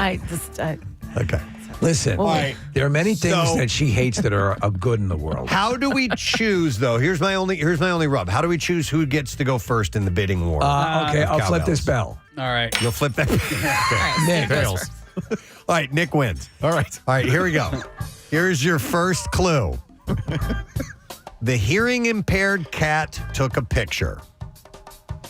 Okay, I can name that in 5 cowbells. 5 cowbells. By the way, the minimum is 10. I'm sorry about that. I should have told you at the beginning. So you can name that in 5. Sure. All right, Steve? Name that cowbell. All right, he says he has to name it 5. So I'm going to play the song, and once I hear the 5th cowbell, I'm going to stop it. All right, so here we go. Def Leppard. Hysteria. No, Pyromania. No. Okay. Both of them are wrong. Okay. You've forgotten the clue. I did? Yeah. Oh. You did? So Steve, now you get to name it, right? I think do I? Yes. Yeah, because you heard it, right? I heard it, I'm glad we have but I all didn't the say I could details name written it. That's why I wanted to play it amongst ourselves so first. it would be my intent that if he got it wrong, that I win automatically, correct? Oh, I don't know. I was going to say you get a What? chance to answer it if you don't get it right. Okay, I'll name it. Okay. Pyromania? No. Okay. The hearing impaired cat took a picture. Photograph. See, it was right there, and that's it. But it's good. Quick question. Yeah. If the person, because it's my understanding that if the person makes the claim and can't do it, they lose automatically. Yeah. Yeah. But So that doesn't mean the other person wins. or doesn't mean you get your points. I don't know. Whatever you guys want to do. You want to make it that if they get it wrong, then the other person wins? I'm a child. Okay. All right. So we can do that. You guess it wrong. The guy automatically wins. The other guy automatically wins, or you guess it wrong, and the other guy gets a chance to guess Guess as it. well. I think they should and All right. both could end up losing. I'm down for both. Let's I do like it. that. Want to do it again? Yeah, let's play Should I flip another the one. bell? Well, we don't have enough. Once we figure this out, we don't should have totally. enough. we got one. I have a whole bunch. Totally Come fine, on. Yeah. Yeah. We should go on air with this. Be once we more figure it out. positive. All right, here's the next one. Wait. Do I go now? I'll go first. I'll flip the bell. Nick again. Nick.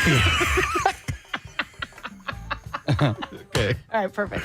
All right, here we go. Yeah. Please come into the rainforest.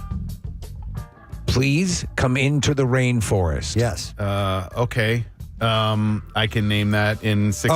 The minimum is 8. I'm sorry. Oh, all right. Oh, it changes every time. Yes. Oh, I got you. Because some you get to the absolute I got you. hook earlier or later. Okay, then I can name it in 7 cowbells. 7 cowbells. Steve? The clue again, please. Please come into the rainforest. Name that cowbell. Okay, 7, right? All right. All right, listen closely, Nick, and keep in mind the clue. Please come into the rainforest. Guns N' Roses, Welcome to the Jungle. Welcome to the jungle! See? Okay. Yeah. You know what? It took me hearing the clue like 3 times, and then so I'm slow on the clue. Anyway. Okay. All right. Do we want to... One more. One more. Okay. All right. I'm gonna. Casey, let's skip that one. Okay. And let's Got go you. to this one.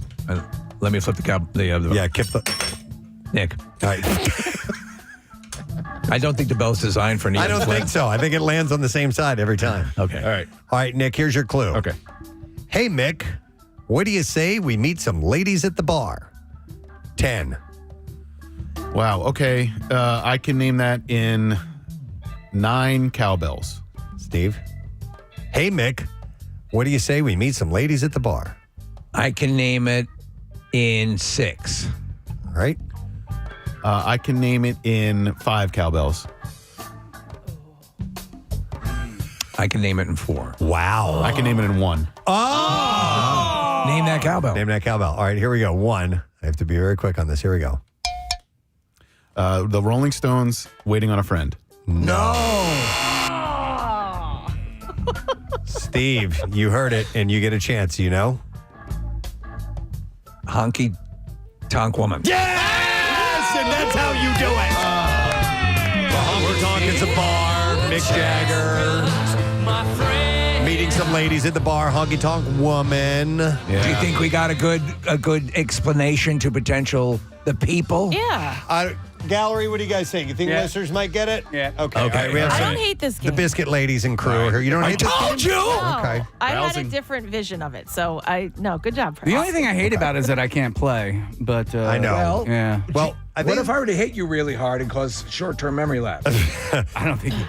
I think Marissa one time came up with some other titles down. We could do this again down the road. I think a while back, didn't you? We don't. By the way, but it was over a year ago that we did this. if you're looking for an endorsement from Kathy Romano, I don't hate this. Is a pretty strong. I actually kind of like it. Yeah, I'd call that a rave. That's a positive. She said the same thing about Chop. So, yeah. All right, 215-263-WMMR. We're going to need two people who have an idea of what we're doing here. We tried, I think 3 times we gave a good example of how to play it. And how the how last this round. works. And we have a couple of different prizes people can win. Yeah, we I think. can. All right. We have these passes for the sorority party. So Okay. if you're a female, you can win passes to that. And then we have a Biscuit Lady gift certificate. Yeah, $50 gift cards for Biscuit Lady. The Biscuit Lady is at 115 Plymouth Road in Plymouth Meeting. You can go to visitthebiscuitlady.com. They are only open Wednesday through Sunday, by the way. And by the Just a way, heads up. you can get your biscuits for Thanksgiving, correct? All right, frozen, so you can have them and heat them up and you'll be good to go. So far, I only have one person that wants to play the cowbell game. Somebody else is coming up. I thought we gave a good explanation. All right, phones are lighting up now. There's a delay when we solicit. We have or to a wait general interest in not playing. 30 seconds before people can actually get through on the phone lines. All right, 215-263-WMMR. Do you want me to use the bell for choosing who goes See who first? goes. Yes. Okay. So first caller in is Mike. So we're going to go to him. Hey, Mike. Good morning. Hey, bitches. Hey, what? All right, Mike. Do you have an idea of how this works? Yes, sir. Okay. Just hopefully you'll be able to hear on the phone line too. That was the other thing. All right, and then Mike, you're going to be playing against Kyle. So let me go to Kyle. Hey, Kyle. Hey, sorry to bother you guys at work. That's all right, buddy. All right, Kyle, you're going to be playing against Mike. Do you understand how the game works? Yes, I do. Okay, Steve, you want to flip? Kyle, you'll be bell up. Mike, you'll be bell down. All right, ready? All right, here we go. Oh, Kyle. All right, Kyle's going to go first. All right, now here's the deal with this one.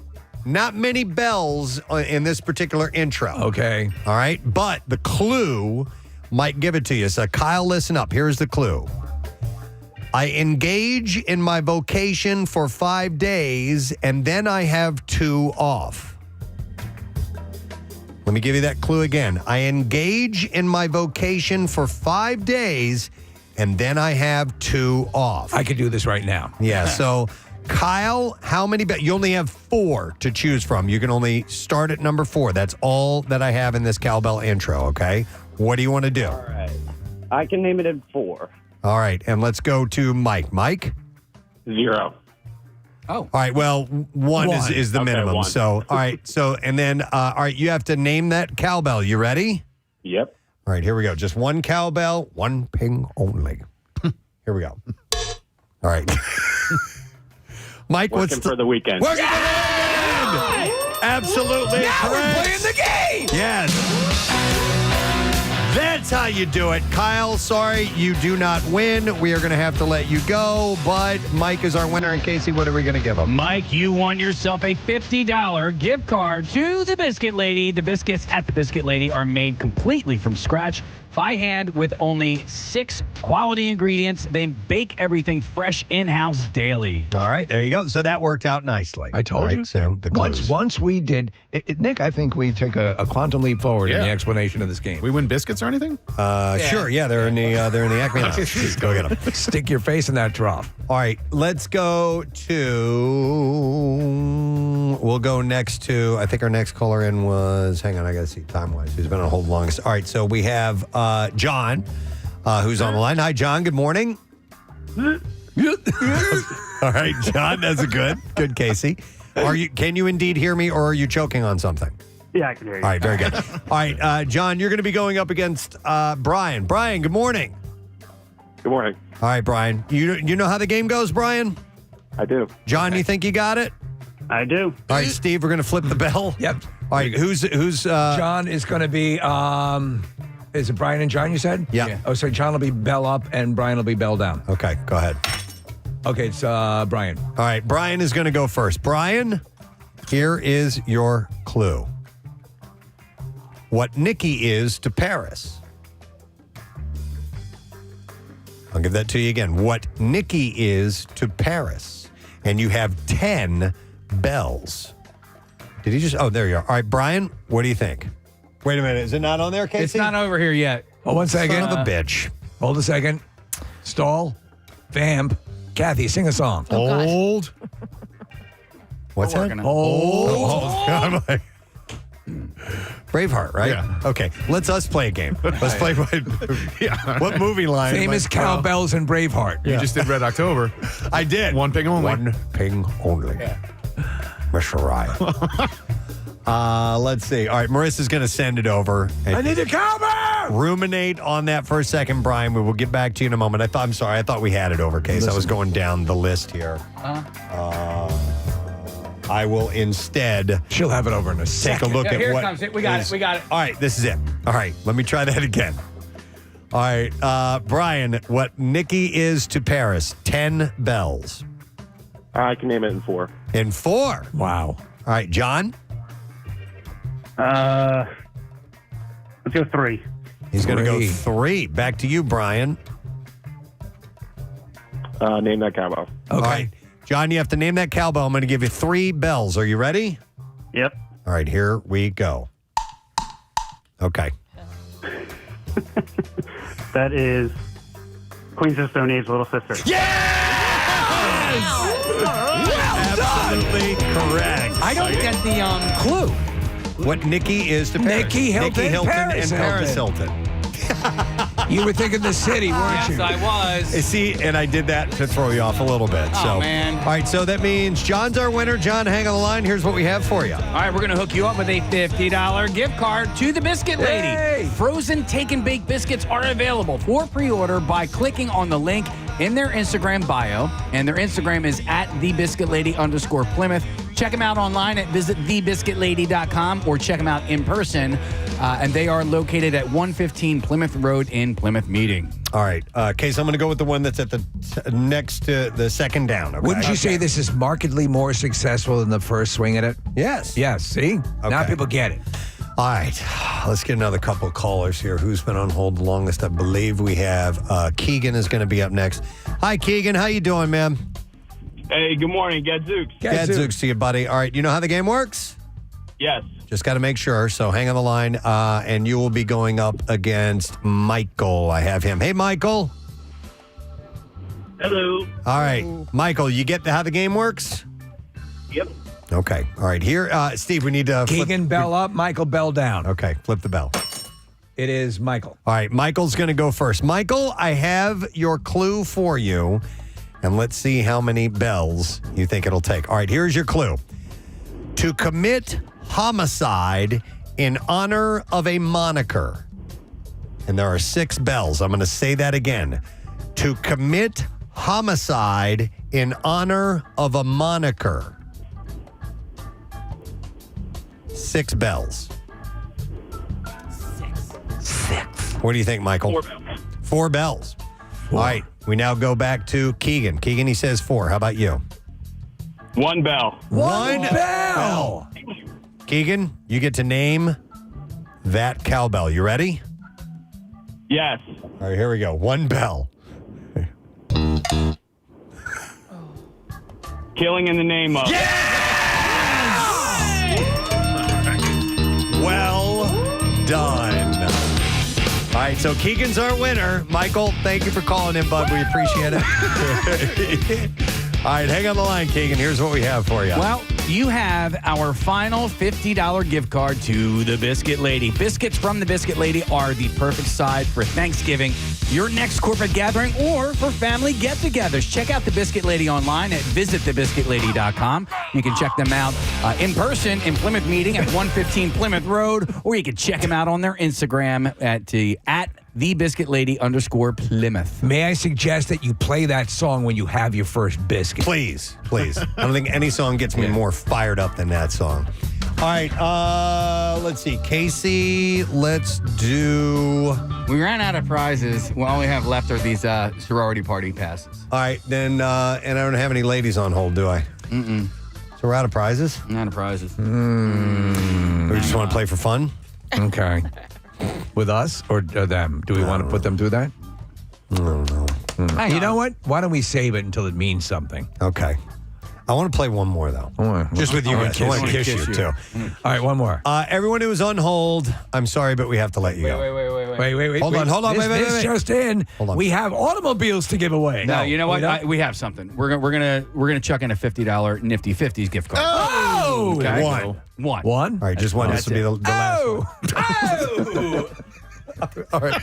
Okay, Dice. Where the hell did that come from? I was halfway there, so I just figured I'd complete it.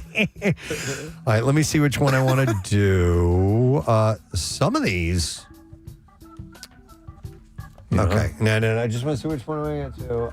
Does it not correlate? No, it does. Okay. You just want a good one. Yeah, let's do, Casey, this That one? Got you, bro. Okay. Let's see. Who has been on hold the longest? It is Bill that we'll go to. Hi, Bill. Good morning. Good morning. Morning, bud. You're going to be one of our last to play. You good to go on the game? Okay, yes, I do. All right, and you're going to play against Grant.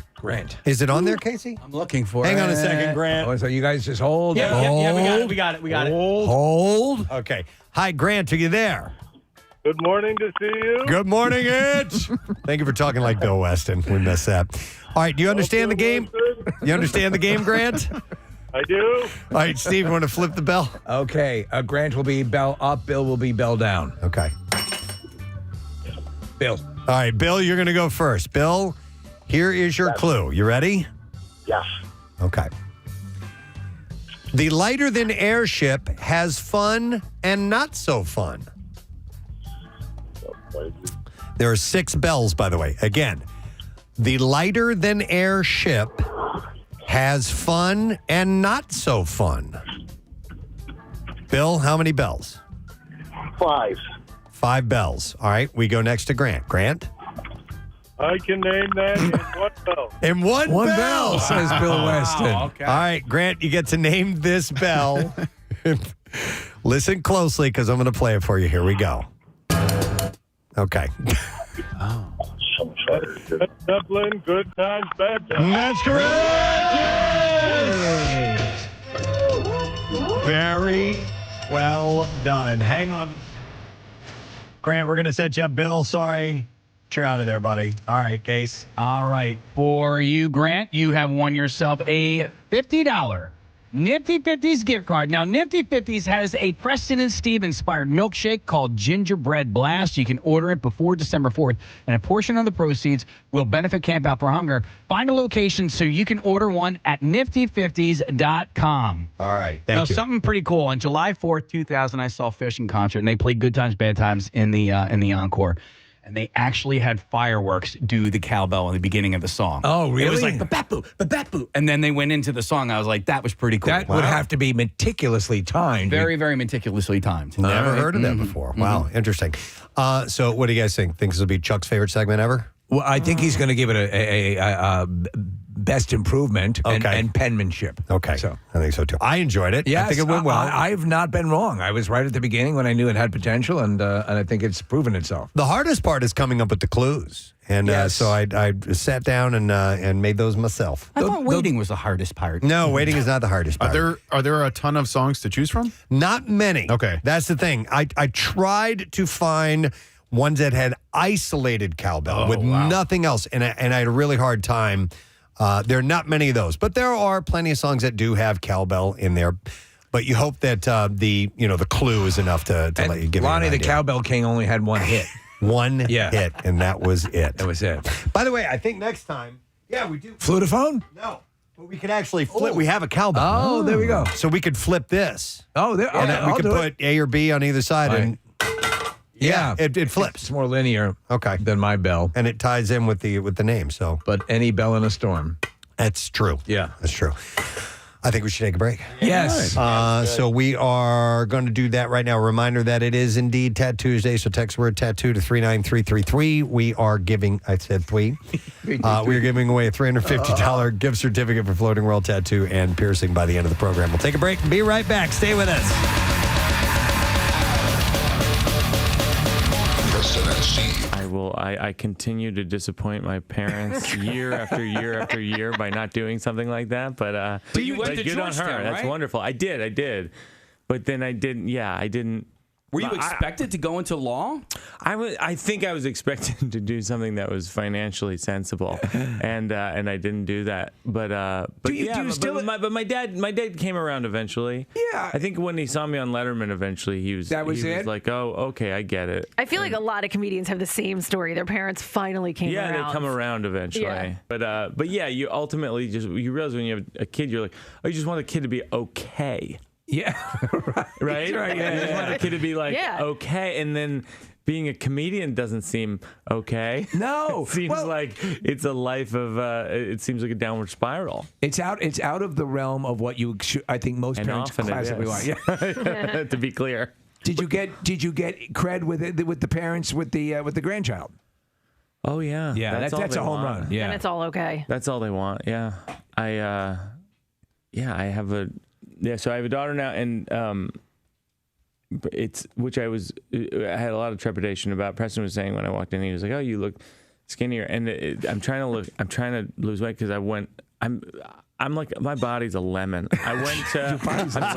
I'm telling you, I went to the doctor, and he goes, I'm not kidding. This is in one visit. He goes, he does the blood, calls me up. He goes, hey, this came out well. This came out well. You have Lyme disease and diabetes. Oh my God! I was really? like, whoa, one at a time, fellas. We're all gonna get a chance. Oh my gosh! Yeah, the Lyme disease I took meds for, and that's fine. We caught it early. And then diabetes, I guess it's just road living over the years. It's like I have the body. Yeah. I eat terribly. I have the body of someone who's just about to start P90X and then doesn't. And gets to the first. It caught up to me. Yeah. I mean, it's a. So do you take insulin? Or you? No, what's it's diabetes 2, so it's Okay. so I'm not at that point yet. But I had a bladder tumor when I was 19. That's what I'm saying. My body's a lemon. Yes. It's like I had a bladder tumor when I was 19. So I was lucky it didn't come back. But every year or so, I have to go for a cystoscopy where they take like a rod like the size of this with a camera on and they stick it through your urethra to look in your bladder. But while you're awake, Why do you have to be awake? Preston, you've had it. No. Vasectomy? Yeah. Now they numb Mike's you not down getting there. that. Oh, is They that numb you true? down there, but still, I had read, which was my big mistake, that you could actually feel. There have been occasions where people were able to feel something, I felt and you something. definitely see and smell stuff. All right. And so I'm like, I want no part of that. And somebody had said, you know what, they'll knock you out if you want. I mean, not completely under general anesthesia, but they'll give you propofol. Right. What do you Take smell? you most of the way down. That's like the way Michael Jackson went to sleep. Right. Yes, exactly. exactly. That's what it is. That's what propofol is. Yeah. And once I found out that they could knock me out, then I was like, okay, I'm totally down with this. And it was easy. But you stayed awake for yours. I was totally awake for mine. You mentioned a smell. What smell is generated during a vasectomy? Smoke, from what I hear. I couldn't smell anything, but you can. You have to Wait, describe where the smoke is coming from, please. Well, because they cauterize stuff. It's the doctor's cigar. Yeah. You can. It's a Cuban. It's not a boy.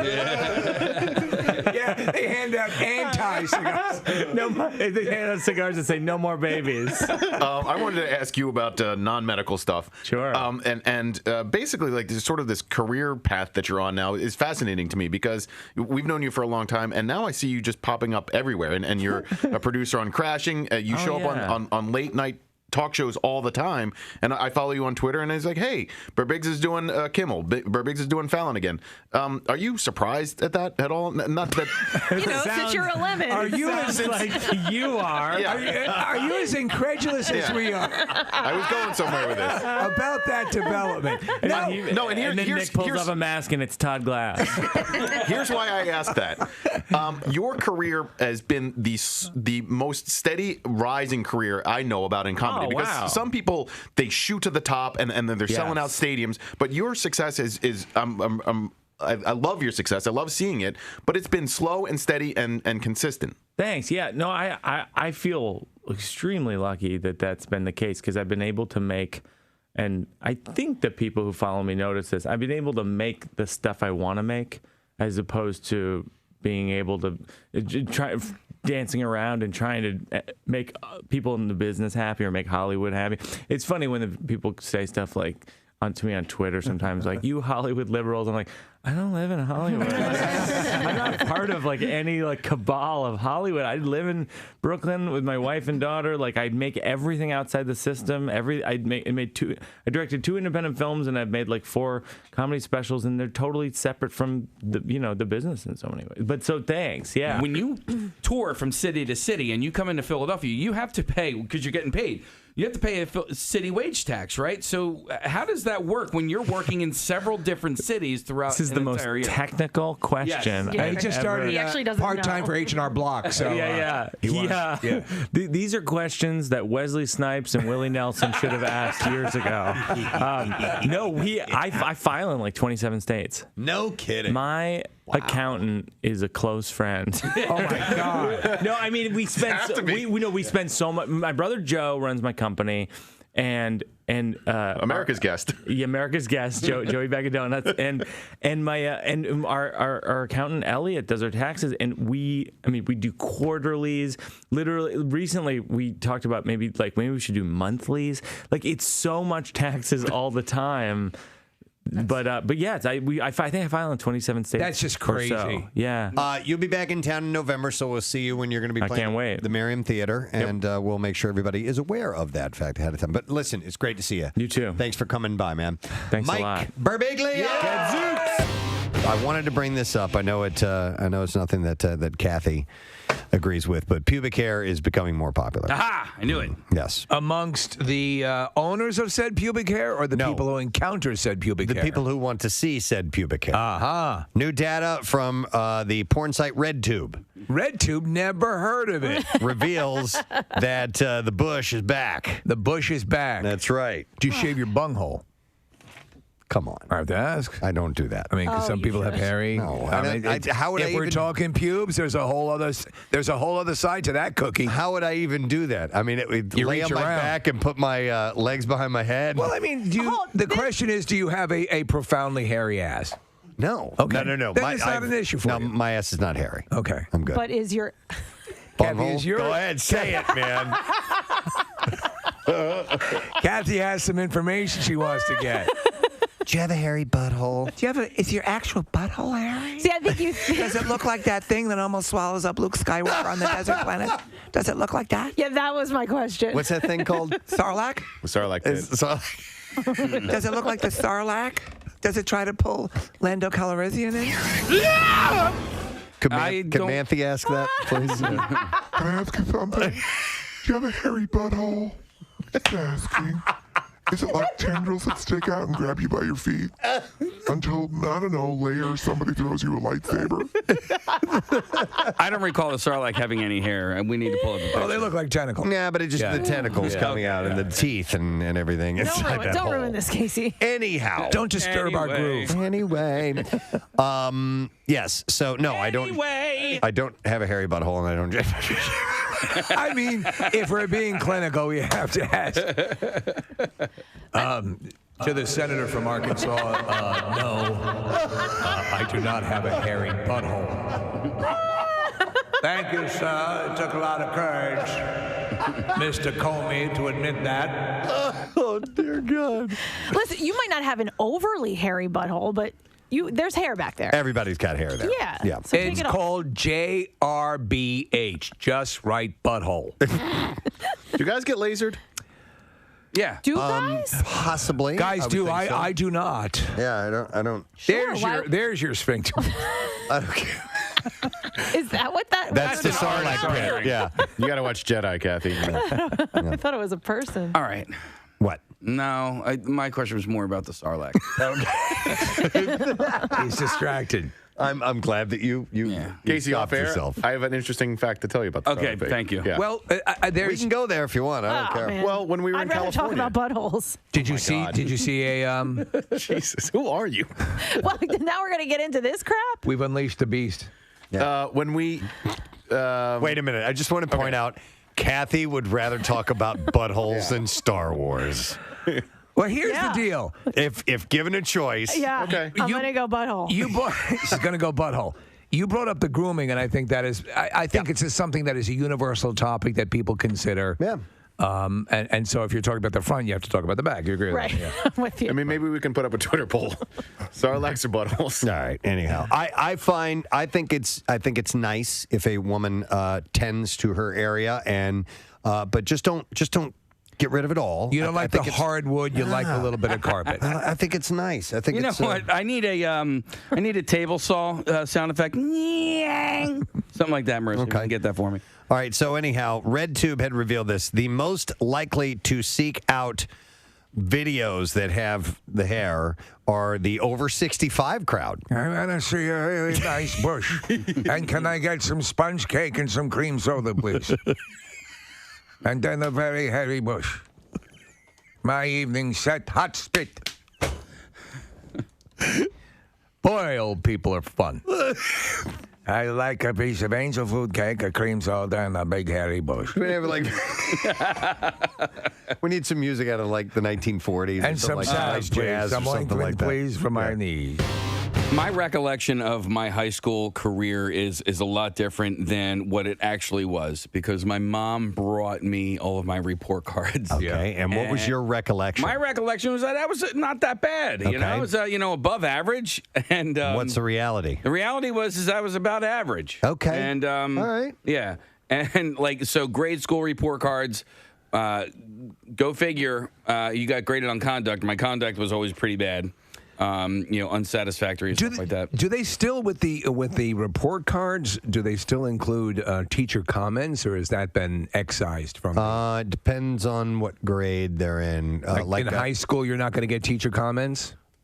I don't like there would be. Remember, they would fill out. There would be like a number associated with the comment that they wanted. So you'd look and be like, right. number 3. Works well with others. I think in this hyper sensitive. Yeah. We go to meetings with the teachers a lot. You go a lot. Yeah, we find out directly how they're doing. But is that that's not for all students? Is it? I have no idea. God, they must not have any free time. I'm amazed when they come in. But I mean, we have some special circumstances that they help us out with. And which is awesome. But I know in grade school they'll give you detailed. Caroline is a delight to be in this. Blah, blah, blah. I always used to get the delight. I was a delight. Were you a delight? I was a complete delight. In case you weren't a delight. 6th grade was it. Miss D. You were a delight in Miss D's class? Yeah. I bet you I know what she wrote. Always eats in class. No. He's eating right now. It's my breakfast. I know. Yes. And it's just simply a bagel. It's just a bagel the way any broadcaster would eat a bagel live. I don't have time to get it any other time. And I take my medication at a certain point. My God. Okay. Getting back to that war situation, excuse me. Everything bagel. I wasn't going to talk, but you brought me into the conversation. Well, you are. It's presumed that you're going to participate. I participate in between bites. In between bites. There's just a general assumption that when we're on air, you might talk. I am writing that down. Yeah. That is a T-shirt. I participate in between bites. Thank you. Now, if you don't mind, I'm going to get back to eating my bagel, and you guys can talk amongst yourselves. Today, December 7th, 1940. Excuse me, I have to take another bite. Hey, what's going on? It's Preston, and actually Nick is here with me as well. We're in California, and we're at the 20th Century Fox Studios, and we are here with Mr. Michael Giacchino, who has become a friend of the Preston and Steve show now. That's my favorite thing. Friend of the show. Mm-hmm. That's my favorite thing to hear. Yeah? I've never heard that before. And then the last time I was on, I was like, friend of the show. I was like, yes! Yeah. I think friend of the show! You have to be on like 3 times, and then you become a friend of the show. It It should be a pin or something that you get. We can get that. You get a pin or ribbon, something like that. Something that says friend of the show. Can't just be like, here's a WMMR pin. No. It's got to be... legit. We can come up with something. Yeah. Next time he comes in studio, we got to present him with something. Yeah, there should be some sort of coronation. So Michael invited us out to be here while he is recording the score of the film Spider-Man, and we're at this legendary studio. Actually, he was giving us some of the details about this room that we're in right now. Yeah, this room that we're in right here has been around for a long time, so long that it used to be Shirley Temple's shooting stage where she would make her movies. And, let's see, the original Planet of the Apes was recorded here. We had Jaws was recorded here. The Day the Earth Stood Still was recorded here. There are these amazing, the iconic, that whole thing. And the 20th Century Fox theme. Yep. That was done here. I mean, just oodles and oodles and oodles of things that you would know. Just incredible history here on this stage. And they barely touched the stage in all these years because once it sounds great, you don't want to mess with it. I can imagine. And what you're not seeing right now, we're on a lunch break right now, but the amount of people that are involved when you're putting together music for a film. And today was a light day, even as far as the amount of musicians. Today we did a smaller orchestra, maybe about, 50 people. But usually we would have like 100 people out here, 100-piece orchestra. But the cues we were covering today were just for smaller moments in the film, so there's no need to bring everyone in. And this room, the studio as well, filled with people. Yes. I mean, friends and family, and you got engineers, you got you got the people that are actually working. Yes, in we there have as well. we have music editors, we have recordists, we have Joel, the recording engineer, is in charge of everything. Jeff. 93.3 WMMR. A couple of quick things we'd like to mention. We've got we're gonna mention something to help a friend out. We have an announcement concerning Camp Out for Hunger. Yes, and then we're going to do something else. But our friend John Dorenzi, who we've known for many years, he's our beer guy.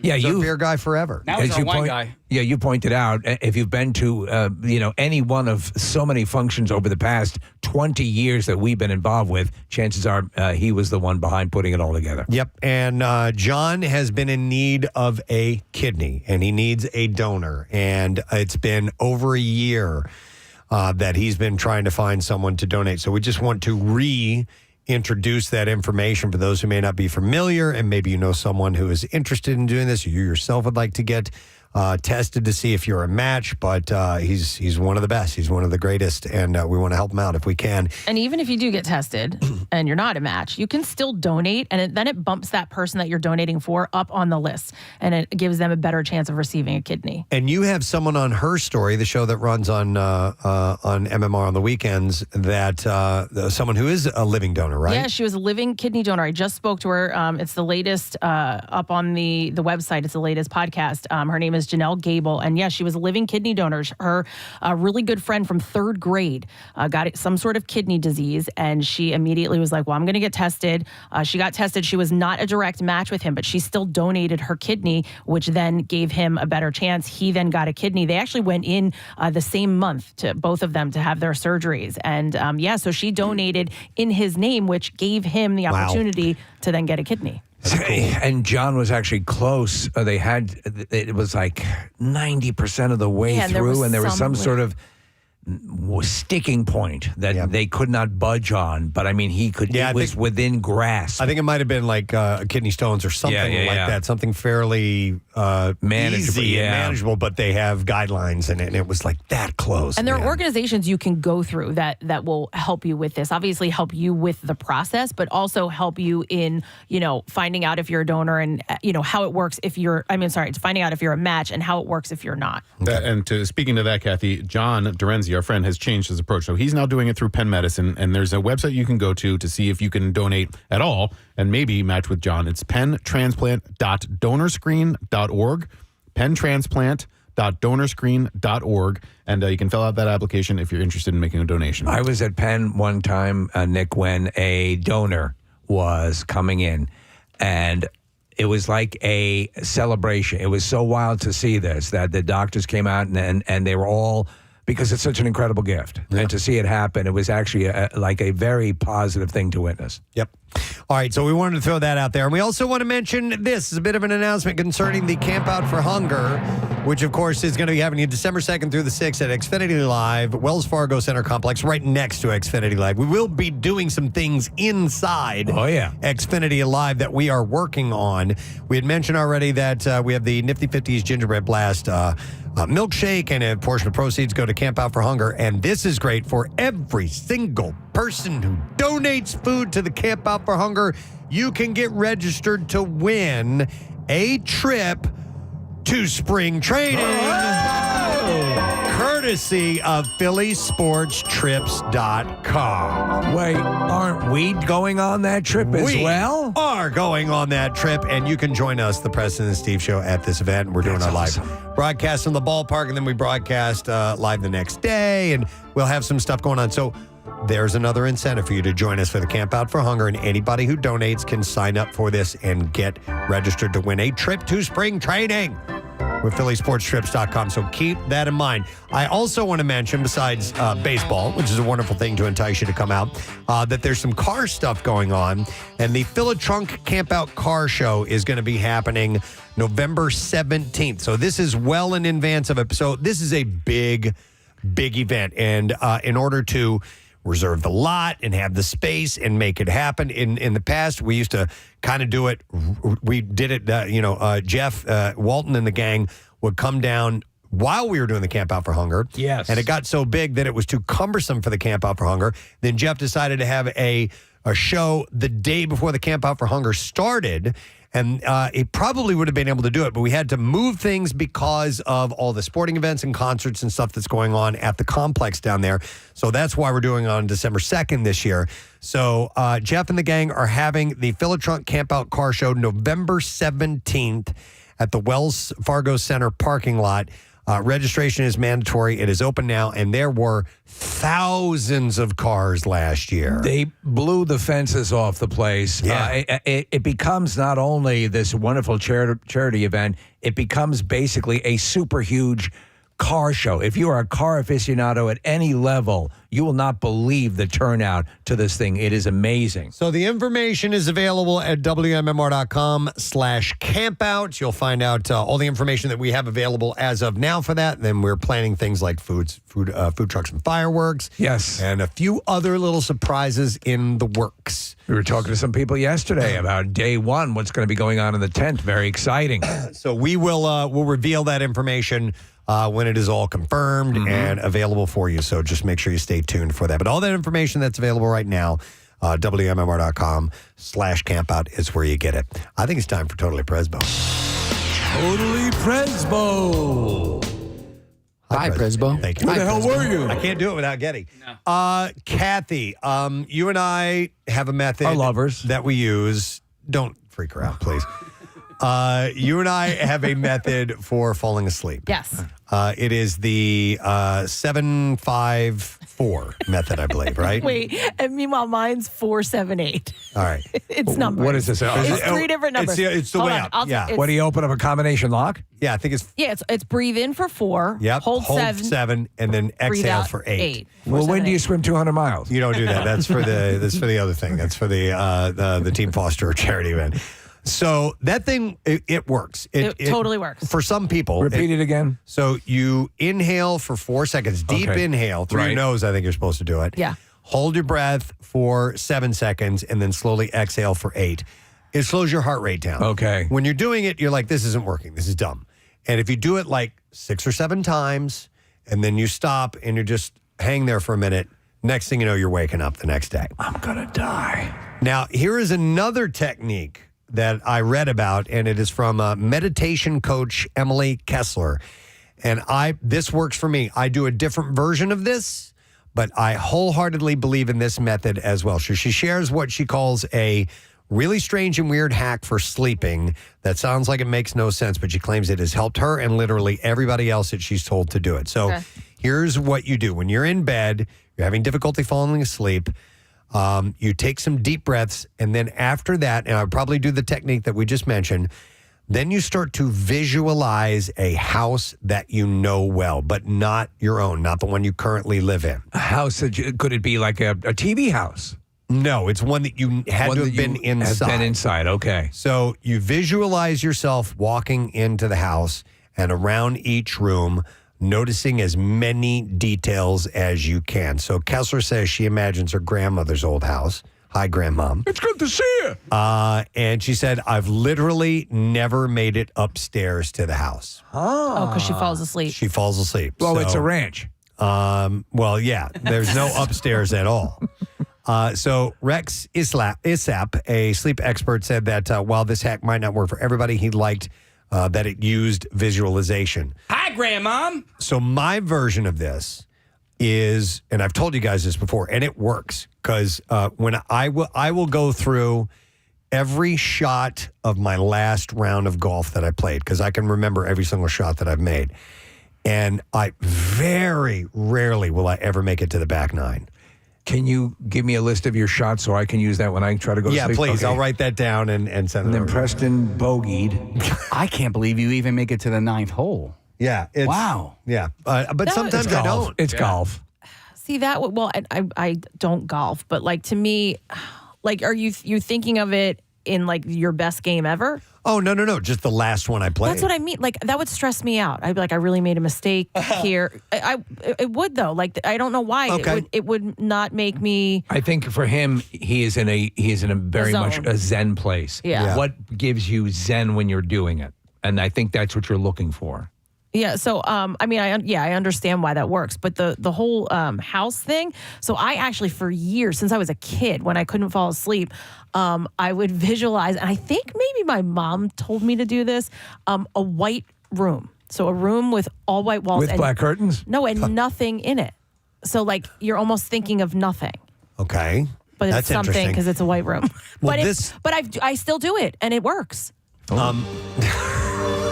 This is your method, Kathy. And this does work for you. Yeah. So you Yeah, think of a white room. When you're in the room, it's nothing but, is it white walls, white floor, white ceiling, any windows? Nope. No windows. It's just a white room. And nothing else to look at. Wait, but I will tell you one little thing. Wait, I have to sing this 1 second, please. In the white room with black curtains, I'm doing activities. So this only has happened when I was younger. It doesn't happen anymore. I guess if I was really not tired and like this was not working, I was not falling asleep, I swear to God, chimps would come into the white room. What? I swear to God. Chimps are in the white room. There were chimpanzees and they were white boxes and they would sit on the white boxes. That is crazy. And you would, so this was an over and over dream. Yeah, no, it's not a dream. I'm awake. I'm trying to fall asleep, but I'm thinking of the white room and then I'm like, come on, just a white room. I'm like, no. And then the chimps would come and I'd be like, no, get the chimps out. I gotta fall asleep. Quick, fall asleep before the chimps get here. Yeah. Hurry. This is Dave. This is Rupert. Longo. Don't worry, he's a turd thrower. Probably like 10, 12 years ago, I started taking melatonin, and I thought that was great, man. I'd fall asleep half hour later, but I can't take it anymore because I will fall asleep, and I'll fall asleep easily. And about 45 minutes in, I wake up, and I'm like, oh, I'm wide awake now. And From the melatonin? From the melatonin. That's I years ago, and I've talked about it in the Sleep Number commercials. That it was a very much a crapshoot when I go to sleep. I would years ago. Yeah. I never have any of those problems now, and I do attribute a lot to the Sleep Number bed, but I think it's the way that I'm sleeping now. I sleep hospital style. I sleep with the bed angle up, and it just works for me. So here is how they say this works. They said that it works because it basically distracts our thinking mind by occupying just enough with something sort of rote and familiar so that we stop thinking about anything stressful or anxiety provoking. And this enables us to more easily dip below the thinking brain and into restful sleep. And the key is in the details. They said honing in on small details such as door handles, curtains, and pictures will make your house much more immersive. And the more detailed the image in your head, the more effective it becomes as a distraction, and you're able to drift off. Yeah. Your balls are showing. You can't worry about work or other daily stresses if you're absorbed in the little details of your house. I think this would work. So I'm going to try when the golf thing isn't working. But you're having success with the golf. Yes. Okay. It definitely works for me. And part of that is because A, I love the game. B, I do want to analyze what I did right and what I did wrong. But as I'm thinking about the things I'm doing right or wrong, I also get distracted and head down other paths that are related to golf. And it just it keeps my mind a little bit busy, but in a non-stressful way. Do you have to do this every night? Most nights. Okay. The majority of Interesting. nights, yes. Okay. And part of it is, to be honest, not thinking about things like the election or work or family problems or something like that. It's full on distraction, and it's Wow, something that I enjoy. So, and it does help me sleep. That was unintended, but it ended up being the case. So the house thing might work for you. So try that out if you're having issues Case, getting sleep. sorry, real quick. Do you still have trouble falling asleep, Casey? It just depends. Like last night, I fell asleep, no problem, but I was so tired. Was someone tired from their swim spa being put in? No. Well, that was what I was going to say, because when I work out on a regular basis, which I'm in now, I sleep much better. I really don't need to use any of the techniques. And I had a good workout yesterday. It was a later one, so I lifted and I ran, and then I You ran saunted. so far away. I ran so far away, but it's funny, Kat, because I actually fought going to sleep because I was catching up on Shrinking, and I was like, okay, I could go to sleep right now. That was like 8 o'clock, and then I ended up watching the last episode of Shrinking, and then I went up to sleep, and I was out like a light. I watched that yesterday too. You guys were twinning. You know what? I do want to say though. You mentioned the swim spa, which I was not going to mention, but yes, guys. It happened. Yes. I had a swim spa delivered to my house yesterday, and I really, really need to thank some people that helped me out because I was kind of on my own to gather said swim spa, get it on a truck, and have it delivered to my house. So I called. It's been a dream for years. One guy's dream was to own a monkey. Yeah, yours. My dream was to own a swim spa. Right. And so I ended up getting an endless pool swim spa, the E700, and Steve Wilson from Wilson's Secret Sauce. The greatest. He was the only guy I knew who, because he used to be a mechanic and drove a tow truck for K&S Towing. So I was like, dude, can you have access to a tow truck? So not only did he go and pick it up, but he also gathered some people to help me unload this thing off of the truck and onto the concrete pad I had in my backyard. So I need to thank Daniel and Louisa Robbins, who came by. Louisa, she was one taking pictures and videos and stuff like that. And then this guy named Mike Collins, who these guys, they knew exactly what to do. I wasn't nervous at all about getting this monstrosity off of the truck and onto the pad. But that was awesome. And there will be more content because there's no water in it yet. I still have to set it up. And watch your Instagram account to see the actual process and all the people who helped you out. Very cool. Yeah, thank you. Good for you, buddy. Thank you. All right, let's get something else in. Totally Presbo. So for some television viewers, size is pretty much everything. And you can forget about the 65-inch TVs that were considered bigger than average a decade ago. In time for the holidays, manufacturers and retailers are rolling out more XX screens measuring more than 8 feet across. That's wider than a standard 3-seat sofa or king-size bed. Supersized televisions only accounted for 1.7% of revenue from all TV set sales in the U.S. during the first 9 months of the year. But companies preparing for shoppers to go big for Christmas and the other holidays have reason to think that the growing ultra category will be a bright spot in an otherwise tepid television market, according to analysts. You can get some super big sets for much lower than you think. And there's all different variations. Again, we've mentioned worldwide stereo. Check out what's available because I think you might think it's out of your price range. You'd be wrong. Yeah, I mean, what used to cost $2,000 is now like $179. Like I bought a TV to put on my back deck to watch games and stuff like that, and with the fire pit and all that. It was $179. It was a 50-inch TV, and it works great. It's like already outfitted with all the streaming stuff. Even the mega ones, though, are. But how much are these ones? So analysts credit the emerging demand to improve technology and much lower prices. So far this year, the average price for TVs that are spanning at least 97 inches is $3,113 compared to last year, $6,662. They have come down 50% in price. And that's the way some of this tech works, especially with television. So you've seen, and I remember years ago getting when plasmas first came out, I mean, it was $5,000. And now, like Casey was saying, you can get them for a few $100. So the same type of thing. It was through Worldwide that I got the first initial biggest set that I ever had, which was 85. And when that set, I did not pay this, but it was many thousands of dollars, and we were doing commercials, and then we had trade and so on and so forth, and then I paid the difference. But I mean, now you can get, again, bigger than that, as you just said, for a fraction. Listen to this. If you bought this 5 years ago, Samsung introduced its first 98-inch TV in 2019. In that year, it cost $99,000. It has 4 versions. You know what they start at? Right now? Yeah. I'm going to put at the 99-inch screen. And for $99,000 initially. I'm going to put it at, initially, when it first came out, or what it is right now. Yeah. What it is right now. I'm going to put it at $4,000. $4,000. Wow. Yeah. Yep, exactly. What? It started at essentially $100,000 5 years ago and is now available for $4,000. Wow. Yeah. Yeah, so that's where we've gone in the industry. And by the way, when you're talking about watching a movie, when you're talking about watching anything, it's really the movies. It's really the high-def content.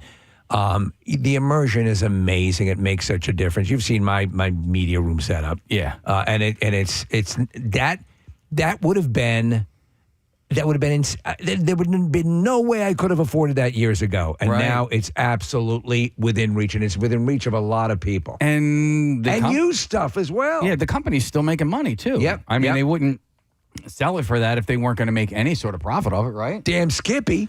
So TV industry experts say these monster TVs are beginning to encroach on home theater projectors, which create a 100 to 120-inch image. It's less sharp. It requires rooms with blackout curtains or without windows.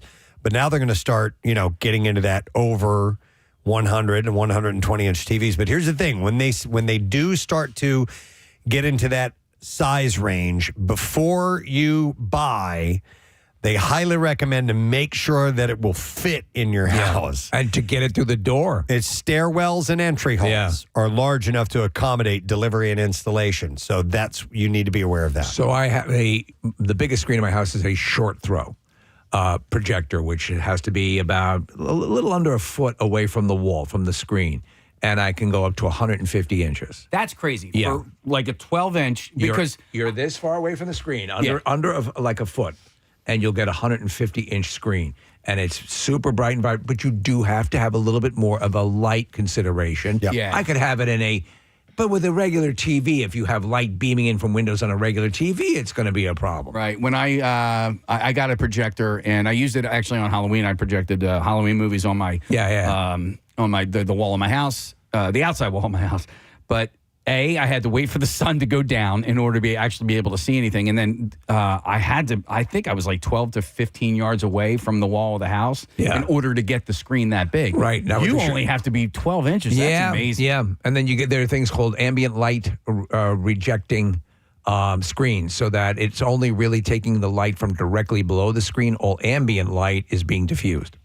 Oh, I know my stuff. You know your stuff, and so does Worldwide Stereo. So yes, and that's where I got all the information from. Hear me acting like I learned it on my own. So they are now within reach. I mean, way more so. It's come down half in a year. This is not going to be a difficult question for you to answer, but when would you imagine the largest large screen TV purchases take place? Oh, Super Bowl. Super Bowl. Yeah. Press, how big is your TV? The one that you watch, like in your living room? It's like 70 inches. Okay. Yep. Nick, what about you? Probably about the same. Okay. And by the way, also realize where are you sitting in regards to that, to that screen. If you're sitting up close, when you're in a movie theater, you're sitting all the way in the back. Frame in your eyes how big the screen is as you're looking at it. Yeah. So it's all relative. All right. It's like grandma. Hi. One more Presbo. Totally grandma. Presbo. So I found this interesting. We just had daylight savings time over the weekend, and there are 2 states that do not observe daylight savings time. But the question is, why? I've always wondered that. Yes. But I have to recuse myself. Arizona and Hawaii do not participate in daylight savings time. Parts of Indiana. And parts of Indiana. I don't have that in here. Yeah, it's weird. But the Arizona people, I do. People in Arizona expect the Navajo Nation, Native American territory, do not observe the phenomenon simply because the state decided there was no reason to do it. Yeah. Wow. Don't wanna. Yeah. I don't wanna. And then Hawaii doesn't follow daylight savings time because, what do you think, Nick? Oh, you're raising your hand. I thought you were going to answer the question. I guess maybe the latitude. Volcanoes? The latitude of the. Yes, exactly. Yeah. They're closer to the equator. That's it. Yeah, and therefore the daily sunlight does not change frequently throughout the year. Yeah, I mean, same goes for places in the Caribbean too, like St. John, the U.S. Virgin Islands. They don't switch. So, and Puerto Rico. So sometimes they are Eastern, sometimes they're Atlantic, depending. We were talking about daily saving time last week, Preston, and I got a direct message on Instagram from a listener, and he lives and listens in Arizona, but his job is in Vegas. So, man, half the year he has to leave his house at a certain time, and the other half of the year he has to leave his house at another time. And it's just like mind-bogglingly confusing, and I feel bad for the guy. It is weird. Along with the two states' territories, including American Samoa, the Northern Mariana Islands, Puerto Rico, and U.S. Virgin Islands, as Nick said, and Guam do not participate. But Arizona hasn't always avoided daylight savings time, as the state previously observed it in 1918. By 1986, the Grand Canyon state decided to make the change.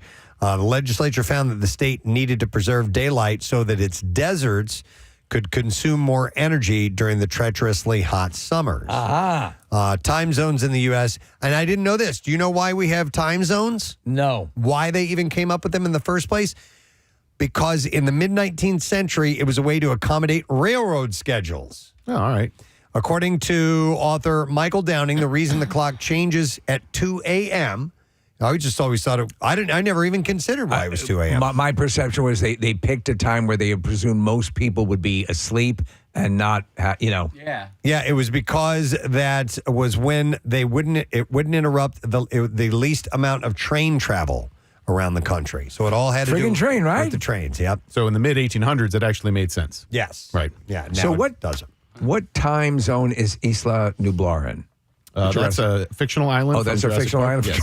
What's that from? Jurassic Park. Oh, okay. I think we are in daylight standard time now. Yeah, I always get it confused. I don't know. Nick, there was a text that came over that said Michigan doesn't acknowledge it either. I don't think that's accurate. Oh, okay. Yeah, because my daughter's there right now. I'm like, You would probably First know. I've heard of this. yeah. Yeah, but there are counties in western Indiana that don't switch. So they stay one time year round, which is, I mean, that within the same freaking state. You know, like, It's again, got to be problematic. Yeah. I mean, keeping appointments and things like that. Yes. I don't know how you work that out. Oh, I'm sorry. I'm on one town overtime. Yeah. All right. Well, that guy who lives in Arizona but works in Vegas, like, does he just stay on Vegas time? No, I mean, he has to adjust because of it's not just like his own personal world and his time. Like, he has to deal with his coworkers who switch back and forth. So, like, It's every time up here. But does he travel to Vegas for work? Or, okay. Yeah. I've heard of people living on Tulsa time before. Yeah, but Tulsa time. Yeah. What You is guys that? know that song? No. It's Eric Clapton song. It's a great song. I haven't heard that in ages. I usually listen when I'm enjoying Miller Tulsa time. I think it was Eric Clapton, wasn't it? Was it called Tulsa Time? Yeah. You're thinking of Tulsa Maybe Kings. Eric Clapton did a version of it because Nick found one from a country artist named Don Williams. What about Drinkenstein?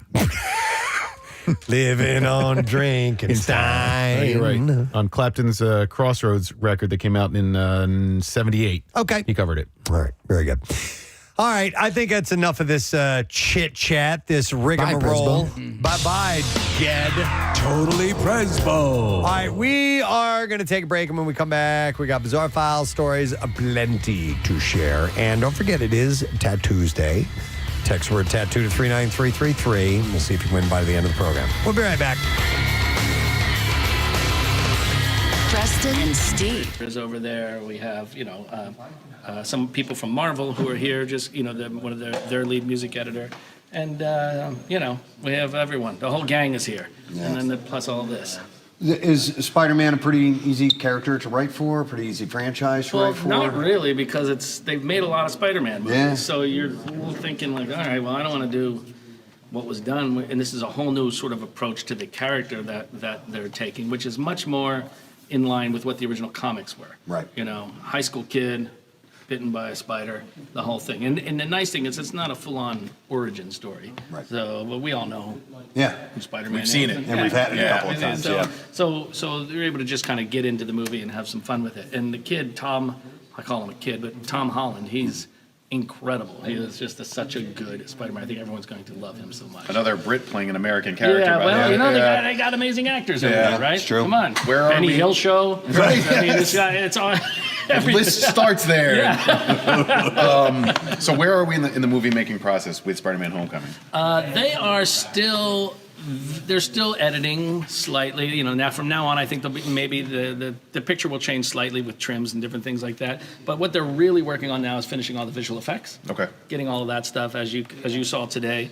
A lot of the shots in there. Yeah. You could still see wires hooked up to him. Yeah. You could still see or like a sort of a previs of Spidey. Which I think is crazy to us because we think of by the time the ads start running, the movie's That's in the done. can, it's No. done, it's ready to go. And it's not. No. Yeah, I mean, the no, music no. hasn't even been added to it yet. There's all these visual things that need to be There's fixed. so much still going on in the film at this point, and it comes out in July, so it's just there's not much time left. Wow. But it's the way it always is nowadays with films. It also depends on the filmmaker, depends on the director. Certain directors are much more, no, this is my film, that's it, it's done.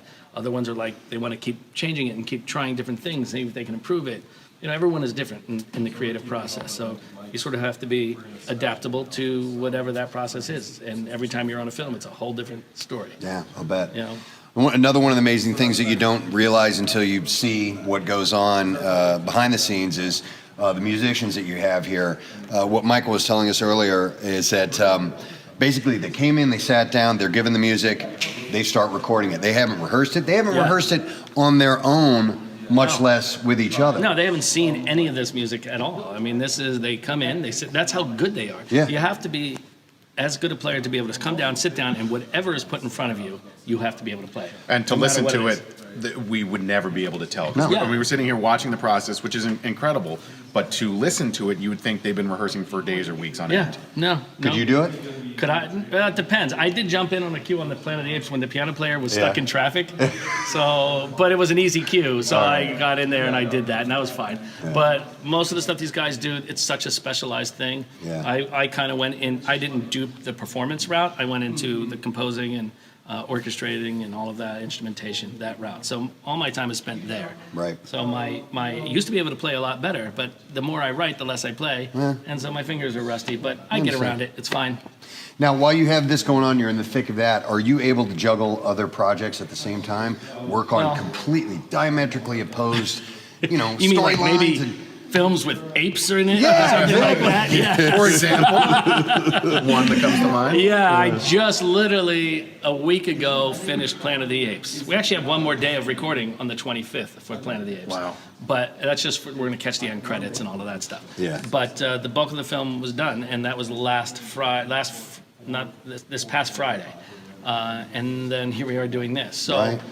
You don't always want it to be like that, but it's been a crazy schedule the last couple of months, and but luckily, like who I'm working on Apes with, Matt Reeves, is such a good friend, and we've done everything together. He did Cloverfield, a film called Let Me In, the last Planet of the Apes, and this one, and right now he's scheduled to do the next Batman. So wow. So he's such a great filmmaker, such a good guy. So I love working with him, and he's very understanding about everything else that's going on. Yeah. And they're very kind about that. So we make room for it. I was talking to Curtis, who is your assistant. Yeah, or- Curtis is great. Curtis is a friend of the family, but also an incredibly talented musician. And what he does is he tracks all of the percussion changes. Because what we do, a lot of times when we're using big rhythm sections like this, Yeah.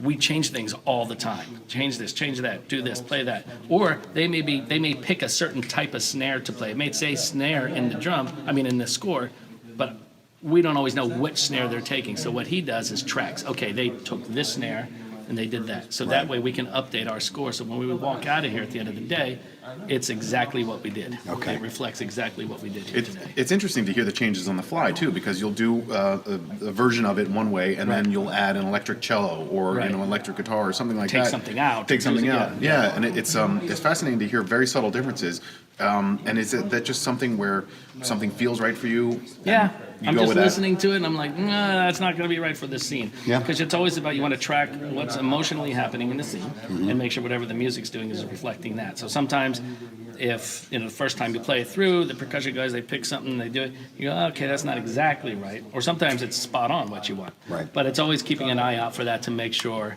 it can't ever be about like, oh, I like this music I wrote and we're just going to do whatever I want. It's got to be what is right for the film, what's Right. right for the picture. Well, as a composer, you have to be able to hear it without ever hearing it as you're writing it, Yes. because these guys haven't seen it, they haven't played it, Right. meaning you haven't heard it. I'm sure you have a keyboard that We you have a work on, you keyboard, get we an have idea. mock-ups, we get, I can do orchestral mock-ups or with fake French horns and all Okay. of that stuff. Yeah. So in that way, it's more so that the filmmakers can see it and hear it with an idea of what is going to be happening behind it. Right. But on a score like this, it's very tough because so much of what's going on, as you saw in that room over there, how are you ever going to mock that up to let anyone hear it? And part of my job is being a salesman, saying, trust me. Yeah. This sounds like crap right now, Yep. but when we get in that room with those guys, it's going to be amazing. Yeah. And you can't really do that.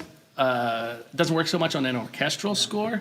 Orchestral score, they play what you write. Right. But when you have rhythm guys involved, they are just, Yeah. they add their personality to it. Especially a legend named Alex Acuna, who is Yes. playing on this film. Who He almost lost his mind. Yeah, he's a legend. I'm a drummer. I've been reading about him and listening and stuff since I was a teenager. So it was pretty cool to meet him and to watch him work in there. Thanks for letting me go in that room. I know. While they were, They're so nice. Him and Walter. Yeah. They're amazing, and they're always a pair. Like they've been working on my films for ever. And so you use them regularly? Oh yeah, Okay, yeah. cool. Well, he's played on everything. He's worked with Elvis. He's Oh, yeah. worked with Yeah. McCartney. He's worked Uh-huh. with legends over the years, and now he's doing this. And now he's with me. Yeah. Sadly, he's like, yeah. He's getting a check though, right? Yeah, he's getting a check. Yeah. It's all good. How long do you guys anticipate working on the Spider-Man?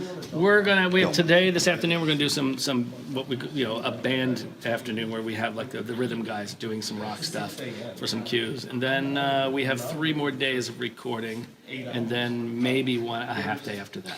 See, in the scheme of it all, that doesn't seem like a whole lot of time No, to it me. goes- As opposed to, filming is a different story, and they Yeah. shoot a lot and then Yeah. cut it down to what they want. But I was surprised to hear it was only like 3-4 days, maybe 5, something Yeah. like that, and then you're done. Yeah, that's Wow. it. There's a lot of work I leading up spend to like, it. but- maybe on both of these I did fairly quickly, so I might spend 3, you want 8 weeks to write a score. Sometimes you don't have 8 weeks, but anywhere between, 4 to 8 weeks. Wow. Star Wars, I had 4.5 weeks, and that was a nightmare because of the way the schedule was. 4.5 weeks to write? To write the whole thing. That's not like it's an iconic movie. Or Yeah, it's not. You can mess that one up. And throw it on the No pile. one will ever notice. God, that's crazy. So yeah, man. so that was probably the craziest it's ever been. This was a little more flexible, which was nice, even though they were on top of each other. Yeah. And that Star Wars happened like literally like finishing Doctor Strange and then the next day going right on the Star Wars. So it was pretty brutal, but it was a lot of fun. I mean, come on, every morning I look up, there's stormtroopers on I was like, yeah, this is awesome. So, It's really cool to be a part of this, but like for us in the Marvel universe and all of these intersect, we were huge fans of Lost, and we did a weekly recap, and you've been working with J.J. Abrams forever, and so just to be a small part of the viewing audience of this kind of thing it's not lost on us how cool this is. It's cool because no one gets to see this side of it. Right. No one ever gets to visit this stuff. That's why I was like always telling you, come on, you got to come out, you got to see what happens here, you got to do this. So And here we are. Yeah, We made it. You did it. Speaking of Doctor Strange, I was at the movie. Credits come up and it says music, and I didn't know you'd done the music. Music by Michael Giacchino. I'm like, friend of the show, friend of the show. You were sitting right next to me. You're like, Giacchino, friend of the show. We know that guy. So you did that. You did Rogue One last year. You have Spider-Man and Apes this year, and then we were talking a little bit earlier about some of the other ones that are coming up. I don't know if you're allowed to say or not. Yeah, some no, but I have Incredibles 2 actually is coming up. I'll start writing that probably in the fall. And then also after that is Jurassic World 2. Wow. Right after that. So we'll be doing that around this time next year. Yeah. So it's a little busy. Yeah. It's all good. But the biggest of the bigs out there. I mean, these are tentpole movies. Small little movies. Right, Very indies. small. I only work on independent films that, that's small stuff. Who would have knew a kid from South Jersey, right? Right? Yeah. Look at this guy. Look at that See, guy. I know how to sneak into places. Sneaking into the vet. Yeah, You know, exactly. the Spectrum. I know how to do all that. You learn how to do it. Sneak That's into awesome. Hollywood. I know how to do it. Do you think you'll ever do any more live scoring with the Philadelphia Orchestra at the Man or anything We like want that? to, Oh, yeah, that'd be absolutely. great. We'd love to do the third Star Trek film with them.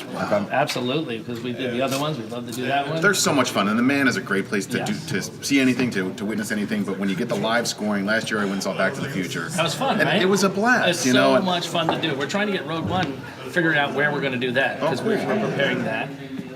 But yeah, we're always looking to do that kind of stuff. We want to do Up. We want to do. There's so many. And that's what's so nice about the films I get to work on. They're the kind of things where you can take them to an audience like that, and people will come and see them because the Pixar films are amazing, and these other they're all just fun movies that you want to go and hang out and have fun watching. So. Yeah. Cool, man. Well, thanks for having us here. Absolutely. Appreciate it. We're excited. Glad you came. Taking a lunch break, then going back to work. So, Michael Giacchino. WMMR. Alrighty, I have some stories in the Bizarre File to share with you now. WMMR presents Preston and Steve's Bizarre File. And this morning, it's brought to you by Delco Trim Light. You can visit Delco Trim Light to schedule an estimate on installation of the coolest permanent programmable holiday lighting system around. So, this is pretty wild. A Dutch man who walked barefoot from Los Angeles to Times Square to raise awareness for men's mental health and set a Guinness World Record completed his 260-day journey on Saturday. Anton Newtonboom. Newtonboom? Yeah, an Army veteran, said the first thing he will do after walking 3,100 miles over 8.5 months is put on a pair of shoes and socks. So, could you imagine? Yeah. He said, I almost forgot what it feels like to put on shoes and socks. Well, in order to set the world record, he was not allowed to have anything on his feet while he walked, not even a Band-Aid. He could have worn socks and shoes while taking breaks, but he didn't. He decided not to. I think, probably that'd be the way to go. So the last time it's a really clean country out there. The last time he had anything touch his feet besides asphalt and concrete was February 17th, the day he embarked on this trek. So imagine the more brutally hot areas that you're going through on hot pavement. Yeah, Newtonboom, known as the Barefoot Dutchman, with 1.3 million people following his journey via Facebook, Instagram, and TikTok. That's my name. Said the expedition was hard on his tootsies. He said they've been through the desert and snow. There's definitely been small shards of broken glass. When a car tire blows, he said there's metal pins in them, so I had to pull them out of my foot quite a lot. Wow. The first month or so was the most interesting, he said, because my skin was still pretty soft. And then you have the concrete on the roads. It just becomes like sandpaper, and little rocks would just go inside those wounds. What about his arches? His girlfriend and dog, he didn't say anything about that, accompanied him in a camper van. He said, where we sleep every night is a full surprise. We never know where we're going to end up. In the bigger cities, it's Walmart parking lots. They got a toilet, he said. But out west, of course, it's just mainly the desert. So we were camping in the middle of nowhere, surviving on canned food. We slept in a lot of national forests. Ew, he was pooping in the desert? Occasionally, they stayed in hotels overnight to shower, and other guests were taken aback by his lack of footwear, and he said they would look at me like I'm from Mars or something. Good Samaritans they met along the way also offered their homes as lodging. Newtonboom, who served in the Dutch Army for 10 years, and did 3 tours in Afghanistan, timed the end of his voyage to coincide with Movember, the annual fundraising campaign for men's health, and has raised over $40,000 so Pretty far. amazing. Yeah. Yeah. I am actually, believe it or not, I've been thinking about that. After I retire, I would. First, I thought I'd like to ride my bike across the country, and then I was like, maybe I could walk across. What if I walked one way and then rode my bike back? What if you did a hippity hop one way? Nah, I don't want to do that. I want to do something A little different. bit more of me. More, I don't know. Manly? No, realistic. So you think he might do that, huh? I was kind of mapping it out. I was Walking talking to in my the daughter country. about it. Yeah, Yeah. I think I was. You wouldn't do it barefoot, though. No. I would definitely wear shoes. All right. All right.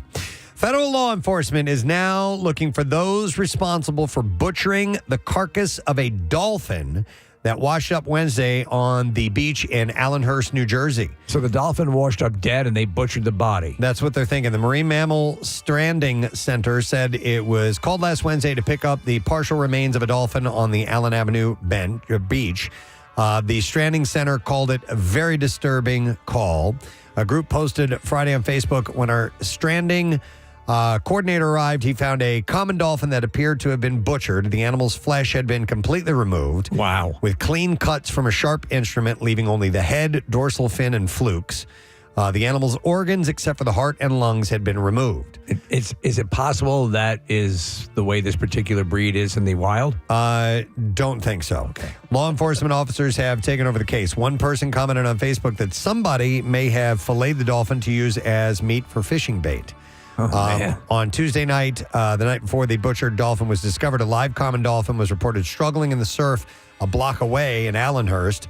Witnesses reported that the dolphin was able to make it over the sandbar and swim back out. It's unknown if this was the same animal or not, but they said it was pretty wild. In California, Stockton, a man's attempt at vigilante justice led to him mistakenly shooting at law enforcement personnel who were in the middle of a foot chase. Deputies were looking for the people who triggered an alarm around 1:25 a.m. When they got to the business, deputies spotted 3 people, and they ran after them, heading west from the property. The sheriff's office said when a nearby homeowner's security camera alerted him of activity, instead of calling law enforcement, he called his grandson. Yeah, that grandson that's the call you make. Then armed himself with an AR-15 and rode off in a golf cart, thinking that he was tracking the people deputies were chasing. I got this. When the grandson encountered the deputies who followed their suspects to a Buddhist temple, the sheriff's office said that he fired 2 shots at deputies before they could announce their presence, forcing them to take cover. Deputies shouted commands at the grandson, who complied with them. And the sheriff's office said that they took him into custody. The grandson actually wasn't driving. He had his orangutan driving. The office learned that one of the bullets hit a cement wall. It was directly below where the deputy was monitoring for any additional people running away. Could you imagine? No deputies were hurt. I mean, the guy's lucky he's alive. Yes. And the sheriff's office said no deputies fired back at the grandson. The office said this incident underscores the vital importance of allowing trained law enforcement to handle dangerous situations. Taking the law in your own hands can escalate conflicts and lead to tragic outcomes. We're grateful that our deputies return home safely to their families, and we encourage the public to trust and support our law enforcement professionals in their crucial work. The grandson is facing charges, including assault with a deadly weapon, possession of an assault weapon, possession of a high-capacity magazine, and possession of a silencer as well. So not a good idea to go and do that. And then finally, we will end with this story. And you guys, you have to see this to understand it. But there's a new snack that is served on the streets of Chengdu in China. It has been getting a lot of attention because of its unusual appearance. It looks like a giant lump of black human hair. It looks horrible, and these people are eating it. It's called fa kai or fat choy. It is a type of dried cyanobacterium that has long been a part of Chinese cuisine. It grows mostly in dry and barren desert areas and is processed by air drying immediately after harvesting.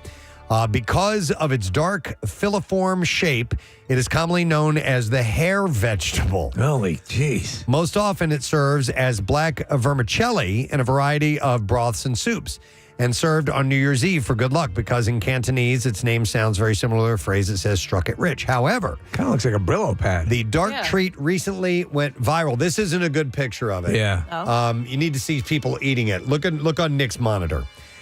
We recently went viral as a new street snack that makes it seem like you're eating human hair. It looks like she's eating hair. Fat choy gets its nickname, hair vegetable, from how it looks in its dried state, like a lump of black hair, but rehydrated as part of a hearty soup, it actually looks like black vermicelli, like pasta. Right.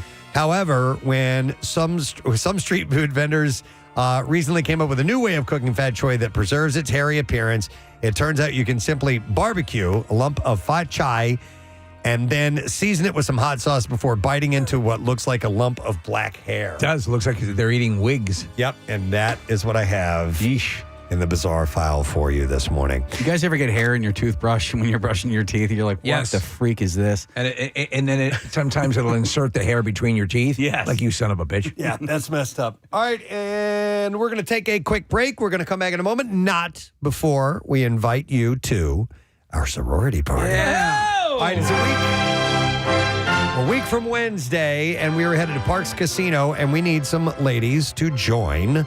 And we would like, if you're already a member, to call in, and I'll take The first 3 callers right now, 215-263-WMMR. 21 years of age or older and available to join us next Wednesday from 6 to 8.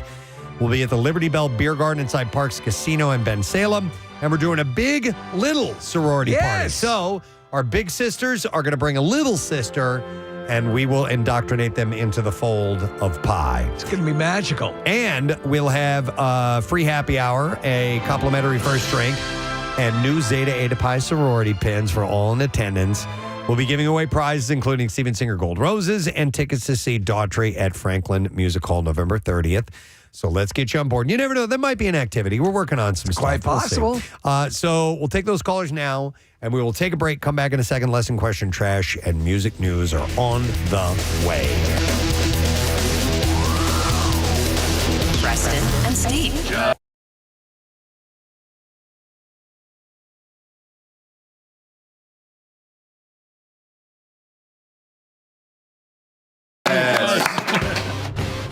What caused a herd of cows to jump to its death from a cliff in Switzerland last week? That is the question pondered by farming experts in the area. You know what they're labeling this, Preston? No.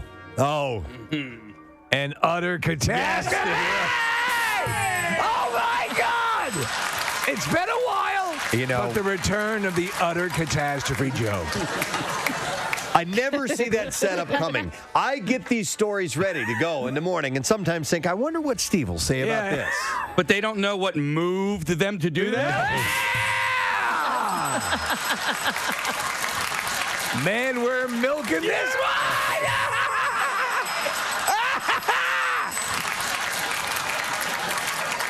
No one knows what may have steered them off of the cliff. It just doesn't stop! Yeah. Still going. Before they had to hoof it out of there. All right. Okay. What else you got? Teats.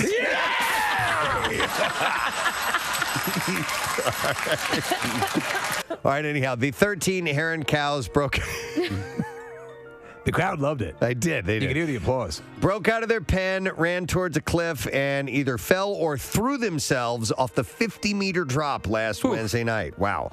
12 of them died. The 13th actually survived, probably because it landed on the others, but was injured and taken to an animal hospital. The cows broke through several lines around the pasture before finding themselves on the ridge. They fell into the void as though they were forced into it.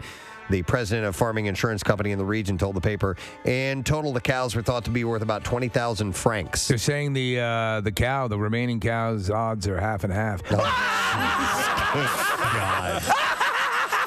Got one more. Oh, my God. That one I actually like. Okay. That was good. They belong, even though it was cheesy. It's a dairy product. That's right.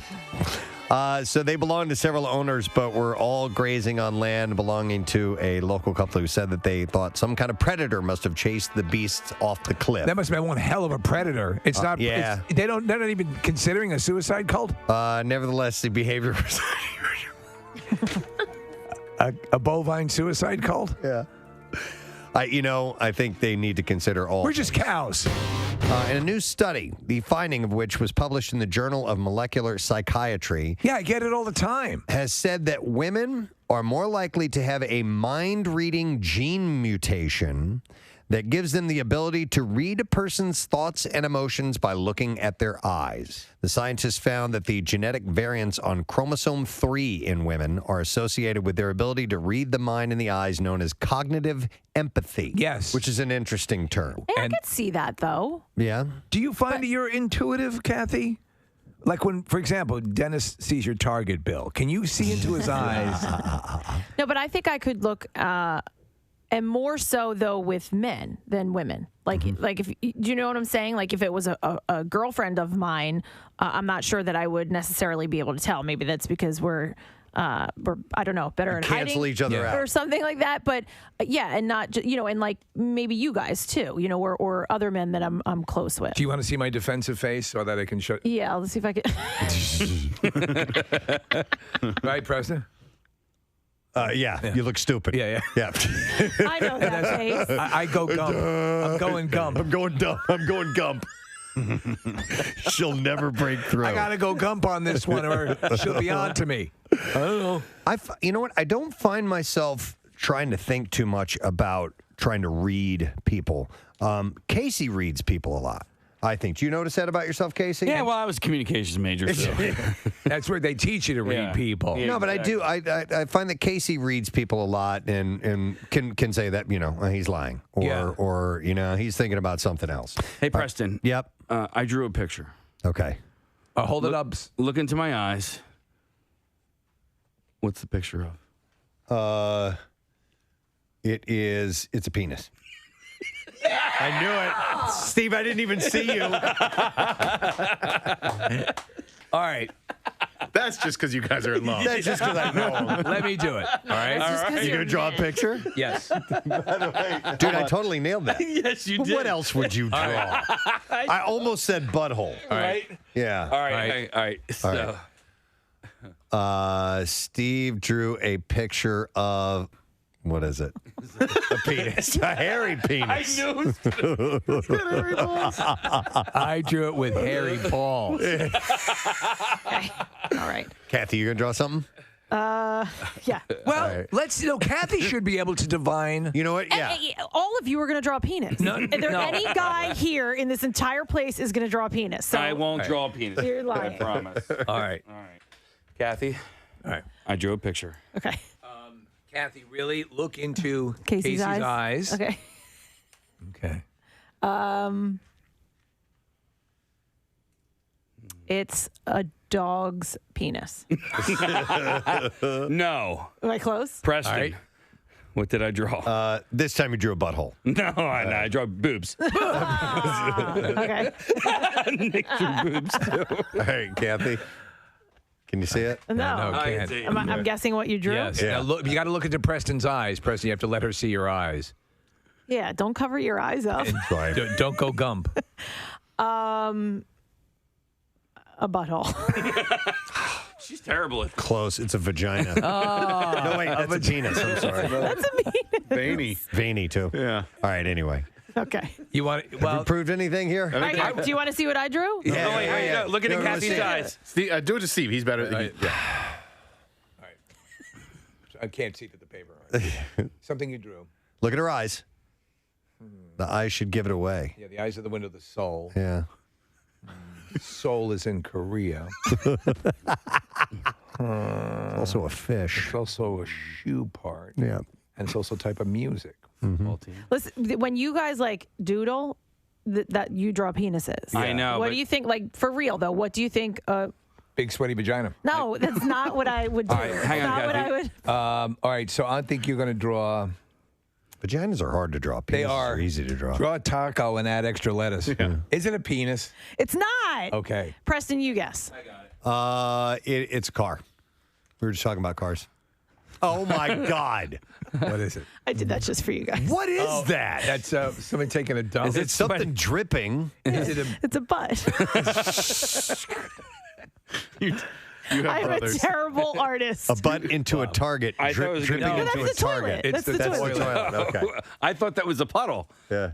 All right. Anyway. I thought that was sweaty balls and a puddle underneath of it. So a study in this regard. We just conducted. We need to share this data.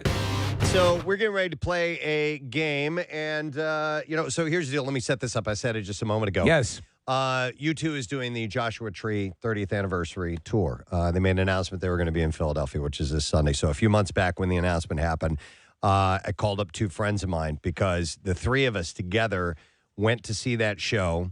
It was at the Arena in St. Louis, and it was a big deal because the Cardinals were at the seventh game of the World Series that night. You had to make a call. We had to. Are we going to watch the game or are we going to go to the concert? We had already bought the tickets. How old are you at this time? We were fresh out of high school, first year, so 19 years old, Okay. something like that, because it was 1987.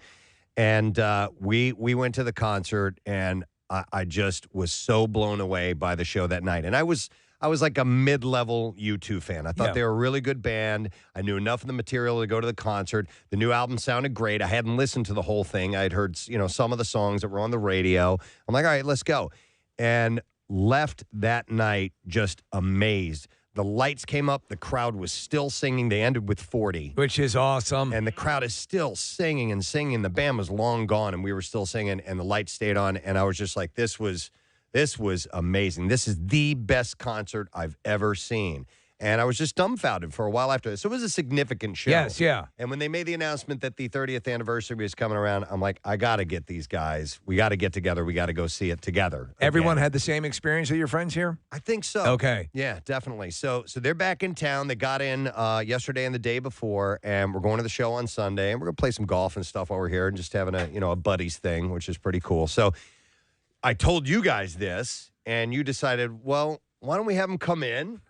And we'll play a game with them. Sure. About my teenage and formative years. Right. We've heard a lot of stories. Yeah. And so there's some stuff that we know. There's some stuff that I'm going to be asking. I have no idea what it means, but it should resonate with you guys. Yeah, because Casey, I gave him some phone numbers from some old friends who couldn't be here, and he tracked them down and got some info, right? Yeah, I talked to Hawk. Yep. Right. And then I talked to either Patty or Sandy. I think you spoke to both of them, didn't you? No, I gave you Sandy's number. You gave me Sandy's number, and then Patty somehow got involved as well. Yeah, I saw those names pop up, and then the parole officer, of course. Obviously. You needed all Yeah, the all info. of the information, yeah. You know, it's funny because I was, I consider myself a child of the 80s. And I definitely had yearbooks and all those things that I can look back at because I was in school at the same time as Preston, but I was slightly younger. And to see what you guys were doing, and I think you're like 7 years older than me, but like what you guys were doing and what you guys were up to in 7th and 8th grade, and then high school, it's just It's freaky, isn't it? Completely different world. I mean, I look back at my old pictures, and there I am at the Continental Congress. Yeah. And I'm saying, well, it's just so wild. Because I've told you guys in the past what DBH meant. Yeah, Dubong hits. Dubong hits. And so Casey's looking through my 7th and 8th grade yearbook and all the signatures and people signing, and it's like, dude, DBH till you can't stand it anymore. And this is in 7th and 8th grade. And that's from teachers. Right, Yeah, exactly. yeah. So But he then- was just looking at it and being But blown it's away. also funny because I think a lot of times we have this attitude of like, oh, these kids today, they're crazier and they're doing things that I never did. With and their then, malt shops and their leather jackets. But the reality is I think the kids of the 80s were probably way worse than anybody right now. I guarantee you, every generation has that perception. And Yeah. but yet there's something that is the same across the charts. Yep. And I think as I'm looking through this, and we were looking at some of the things, and we were all laughing at the back, saying, "What the f does that mean?" 93.3 WMMR, everything rocks. 14 minutes after 10 o'clock. It's Tuesday morning, working our way through the week. We have some things coming up. I want to mention this because it is tomorrow, and I just want you to swing by if you have a chance to do it and join Steve and Casey and Marissa. They're doing something called Glappy Hour. We're doing it. Glappy, by the way, in case you did not know, was a Nick creation. He was trying to say glad and happy at the same time. It came out Glappy. And we loved it. And so instead of a happy hour, we're doing Glappy Hour at Acme in Roxborough from tomorrow from 4 to 6. Yeah, you heard right, Acme. There's going to be alcoholic beverages there, beer and wine pairings with some of Acme's favorite desserts. And they will show you how you go about pairing the wine and the beer to match a flavor and to have a wonderful relationship between the two. So come down, because if no one's down there, we're going to end up eating all these great desserts. Yeah. Marissa will drink all the booze. And then we're going to feel so cheap and tawdry by the end of the afternoon. This is for you. Again, 4 to 6 a little bit earlier, on the way home from work or whatever. Drop on by. And, of course, we have the camp out component as well, bro. Yeah, the camp out posters will be there. You can pick them up. They're free. Grab them and then use them to promote your food drive that you have coming up. Yeah, because people have been asking us for years, how do we get boxes, to do your own food drives? And unfortunately, we can't provide boxes. So we do provide artwork that you can print up, or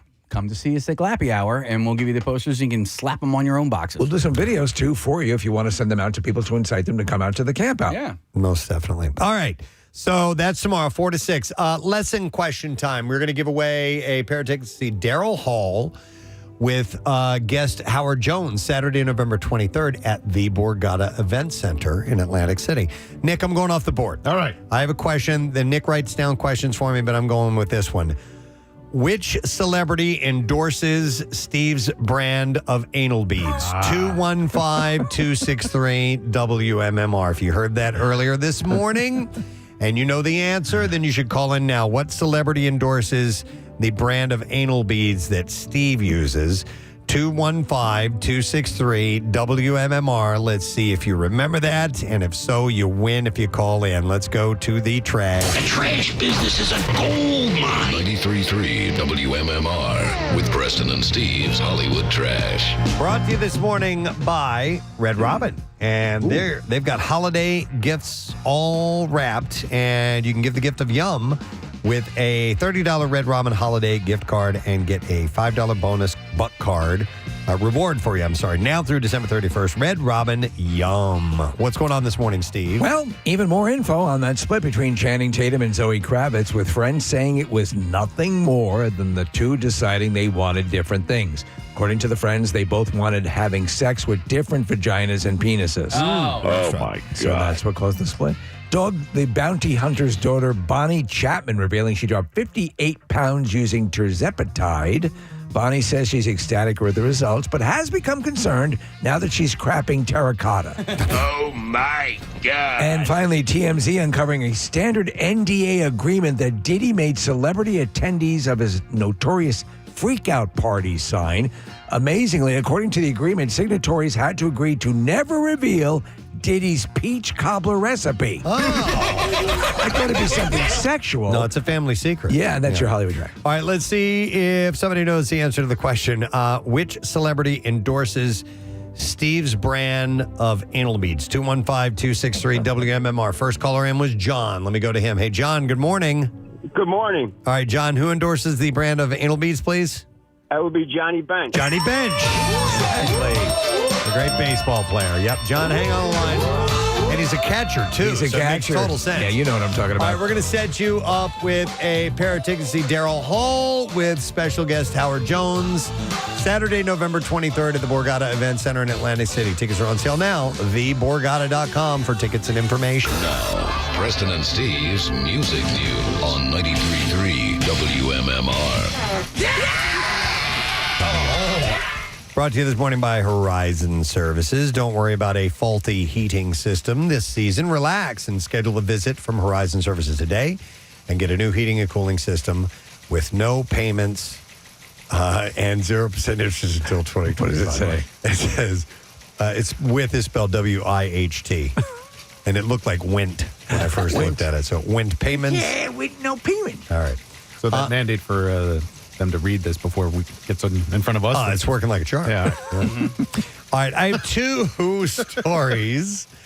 And we'll start with this one, man. There's a surprise from King Diamond. King Diamond, man. Wow. I remember this group back in the day. They took on the full satanic persona and just ran with it. Well, they have a surprise on their St. Lucifer's Hospital 1920 tour. It's 2 new songs. The tour launched on October 15th in San Antonio and runs through December 6th in Dallas. And while they're performing the 2 new tunes, Spider Lily and Electrotherapy, live, they're not part of a new album, or at least they're not part of one yet. According to Andy LaRocque, the band is taking a Christmas break after the tour wraps. We're taking a break for Christmas. And then we'll get back into the studio. Just to be with our families and celebrate the holidays. With a plan to release the new record next fall. Is there anything in particular you want for Christmas, or that you... Something like a charcuterie board would be nice. Okay. Something that I could share with unexpected guests. Well, that makes total sense. Absolutely. All right, and then I only have one other story. When the original Operation Mindcrime album was released by Queensryche in 1988, few could predict that it would wind up being considered one of the greatest metal albums of all time. The sequel, 2006's Operation Mindcrime 2, didn't get the same glowing reception, but that's not stopping at least one former member of the band from completing the trilogy. Former singer Jeff Tate says that he is working on the third album. Number 3? Yeah, number 3, believe it or not, in the trilogy. And when asked if there would be, quote, come of those political interplays on Operation Mindcrime 3, I don't know. Might be some of those. probably supposed to be some of those. It's just something that they've come to know. Let me ask you something. When you turn over your immortal soul to the devil, is there something that you have been, come to know as? What? This is hell. Tate responded, hell, all the questions are like that. He said, I think so. Yeah, I think that people will be able to detect little bits of what's happening around them. No word on when the new album will be done. I say F that guy. Ever since he was supposed to come in here and sing Silent Lucidity, and then he didn't. He balked at the last second. Yeah. I was thinking about that when I saw the story this morning, but I should have known that ahead of time. Jeff Tate is known to be a difficult guy. Yeah. Yeah, you don't have to be, though. That's his thing. I know, but he's been that for a long, long time. He showed us. Yeah, didn't he, though? But he was supposed to, and to play. The whole band was here. Yeah, we didn't whip it on him last second. And the supposedly we were told by management or whatever they were going to play Silent City. Obviously their biggest, mass appeal hit. And we were asking him about it, and I go, "Oh, would you guys play it?" And he goes, "No." And we're like, "Okay." And they played another song, and it sounded great and everything, but it was just like this weird little wrench thrown into the works. What a dick. Yeah, I know. I'll sing Hush by Paul Abdul. The Rush. Yeah. Rush. Yeah. But if you want to call it Hush. Have you ever loved? Yeah. Oh, my God. Keanu Reeves is in the video. All right, and that is it in music news. Have you ever loved someone? All right. When that video came out, I got a lot of play on MTV, and I was watching it in the living room. I have a very vivid memory of watching it in the living room with my dad, and we're watching it, and he's like, "Is that Keanu Reeves?" And I was like, "Yeah, I don't know, they're friends or something." He said, then like 30 seconds later, he's like, "What are we watching?" I was like, "Well, we don't have to keep watching it, Dad." What? Hey, I got a question. Have you ever loved? All right. That's the last bit of music news we have for you this morning. We're watching the video right now. She was certainly beautiful. She was cute. And very, very it's pretty. a young Keanu, and now he's John and a young friggin' Wick. Paula. Wow, she looks gorgeous. Okay, well, I'm going to stop this. We're going to take a break. We're going to come back in a moment, and we will wrap things up. We'll get our letter of the day for Word of the Week prize, and then we'll move right along. Stay with us. Preston and Steve. Everyone's got their things, and that's why, it always amazes me when anybody runs for political office, because any of these things taken and put on, there are a number of things here that we're going to ask that if we're put on a front page of a paper, you'd say, what the hell? Yeah. But we partied hard, man. Yes. We partied very, very hard. And these guys are a little nervous. So why don't you introduce your friends? And before I do that, do we need to get callers on the line to play along? All right, 215-263-WMMR. Somehow or another, we're going to work this in a way to have you win prizes as well. I don't really know what's going to happen. Let me explain. Though. It's going to be a straight-up trivia contest. And so we're going to have people playing. You're going to play for callers online. We're not going to go to them. Okay. They're just going to win prizes as we cycle through so we can move some product, and that'll be happening in the background. So everyone will get assigned. If someone gets a question right, that person wins, and then we put another person on that spot, and that's how we'll proceed. Before we introduce our contestant, Steve, what's the name of the game? The name of the game is Preston, Cheston, and Steve Blast from the Ass Trivia Challenge. Thank you, studio audience. Let's meet our contestants this morning. Contestant number 1 hails from St. Louis, Missouri, and he is currently a teacher who's got the summer off. It's a wonderful thing. We go way back, and yes, his name sounds like mine. We are welcoming Cheston Chet Plaguey. Yeah! Chet, good morning. Thank you. Good to have you here, sir. Good to see you. Great to be here. Excellent. All right, next, the guy I consider to be my best friend. Yeah. We go way, way back, and we've been through some times together. We are aware of some of them. I won't mention any of them now because it may be ones that are coming up in the particular contest. I just think it's great that I have a story with Steve. You know, I with that time that we spent down in St. Martin, and we enjoyed ourselves, and you lost your wedding ring. Oh, yeah. Yeah. That was fun. He has a nice new one on now. All right, please welcome Steve Leasick. By the way, those of you who've heard the story about my friend Steve who threw his phone into the ocean. That's him. This is him. That would be that Steve. That was a fun one. That was a great throw. Yeah, You have to admit. it was awesome. It was a small window. You could have shattered that door. From distance, Maybe inebriated, maybe not. Maybe not. So, friends, by the way, and just to contextualize this, these are friends at this point in time we're going to reference. But how long, I mean, does it go back to junior high and even... Steve and I go back to junior high. Okay. So we probably started hanging out more in high school, but we were friends in junior high. Oh, sure. And then Chet didn't end up at art school until junior year, right? Right. Were you you were going to military school before that, right? I was in military school. Yeah. Was that by choice or did your parents By demand? state decree. It was forced. It was forced? Forced, Yeah. okay. Okay. All right, well, pleasure to meet you guys. I know Steve we met before, but good to meet you. And Cheston is Chet. That's your regular name. Okay. And by the way, we have little placards with our names and our high school I love it. pictures. Nick photos. Murphy did some Great. wonderful little collections, Preston. Everyone looks fairly similar. No glasses on Steve. No, thank God. And a little less hair, but No I can hair on me, commiserate. right. Yeah, on Chet, but that's okay.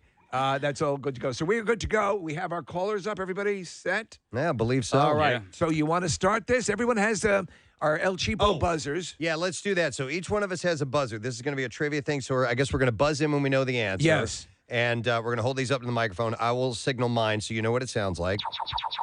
All right, so Okay. that's me. And Chet, what does yours sound like? And then Steve? Whatever. All right. So understand that there's only so much we can know about the accuracy of the answer to this question. So we're going to play a little light and loose with the particulars here. So let's get started. Are you ready, gentlemen?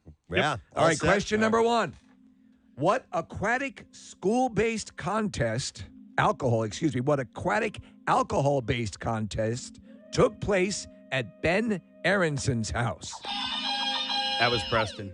That was me? Yes. Pool in the pig. Or pig in the pool. All right, please explain. Okay, so Ben had a cutting board that was in the shape of a pig. Yeah. And we would actually, it floated. So we would put it in the pool and we'd play quarters on that. It's similar, but not. Okay, Steve. I'm going to have to go with riding the 10-speed Into the pool. See, that's what I thought it was. Steve is correct. Steve is Now, as with anything we do, it is what I have on this paper that determines That's the correct fine. answer. Yeah. And so listen- it says here, riding bikes into Ben's pool with Bud Light 12-pack boxes on your heads. On the head, remember? And this apparently was captured on very low-definition VHS. Yes. And it had no brakes. And it had no brakes. And I remember after we did that, when Ben's parents got back, what we didn't realize is we were marking up the bottom of the pool with tire tracks. And there were tracks all over the bottom of the pool. Were these Bud Light 12-pack boxes, were they full or empty? Oh, they were empty. Okay. But we fashioned them as if they were a hat. And they went... We'd put it over your head, like pull it down over your like face. a protective shield. Yeah, almost like a knight Right, yes. type of a helm that you would wear. So All right. Well, our winner is Ron on line 3, by the way, and he has won a Hand and Stone gift card, good for a free massage or facial. And you can give the gift of relaxation this Father's Day with a Hand and Stone gift card for Dad. Get $10 off 1-hour spa gift cards through June 19th, including their signature hot stone massage. Visit handandstone.com. All right, gentlemen. Question number 2. What religious holiday did you guys observe by skipping school and going to Preston's house to smoke pot? I remember that. Okay, Preston. That was Easter. No. We wouldn't have been at school on Easter. I'm going to What the give you hell? an extra clue. Damn it. This was a jealous reaction to the Jewish kids getting so many holidays off. Oh, Chet. Rosh Hashanah? No. Steve? Hanukkah. No. I have. Wait. Kuala Lumpur. It's a city in Malaysia. Oh, damn it. Yes, but often a holiday for many people who can't pronounce Hanukkah. Hanukkah, no. It is Good Friday. I knew it was around Easter. Yes, it was Good Friday, but as you rightly pointed out, you would not have been in school on Easter. Who gave you the info? This is from Hawk and Patty. Okay. Oh, Hawk doesn't know what he's talking about. All right, question number 3, gentlemen. And remember, our answers are correct despite what is accurate. Right. Whose father made sure Hawk didn't go to jail for the senior sleep out scavenger hunt? Who's? All right, Steve. It would be Doc Plaguey.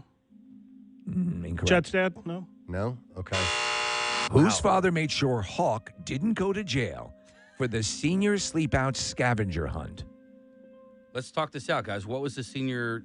Okay, scavenger so somebody made a list. Might have been Skippy Marino, I think, that made a list of items that you were supposed to bring back to the school, and they included like a police officer's license plate. Nice. And the entire, you know how you go to a neighborhood, and there's a sign that says "Welcome to Old Farm Estates" or whatever. Stealing that huge thing. That huge thing. I mean, these big. Did you guys items. get them? Of course we did. So Flag this is from Belle Reef Country Club. Yeah. This is the father, okay? The father who made sure that Hawk didn't go to jail. I know it wasn't my dad. There's no way. No. All right, Preston. I'm just trying to think of who was buddies with Hawk besides our family. I would say Mr. Janvrin. Mr. Janvrin, you are all incorrect, unless I'll give one final round if you want to go for it, Chet. I have no idea. The name I have here, and of course the correct, despite what is accurate, Mike Freeburger. Oh, I didn't know that. You Thanks, did not John. know. All right. Yeah. This next question, I have a feeling you'll get this. All right. By the way, the scavenger hunt, what would have been, obviously you're stealing things that are felonies. Yeah. Stealing is right. What was the most hard to get item in the scavenger list? I think it was probably the neighborhood sign. neighborhood sign. And somebody did. And where'd you get the neighborhood sign from? I didn't get it. I don't Okay. know.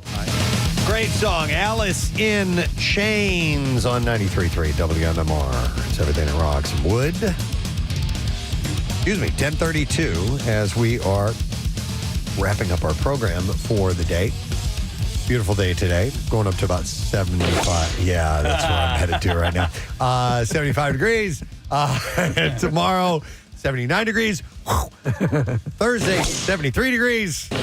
And then Friday, it's going to be 67. That's still good, too. So.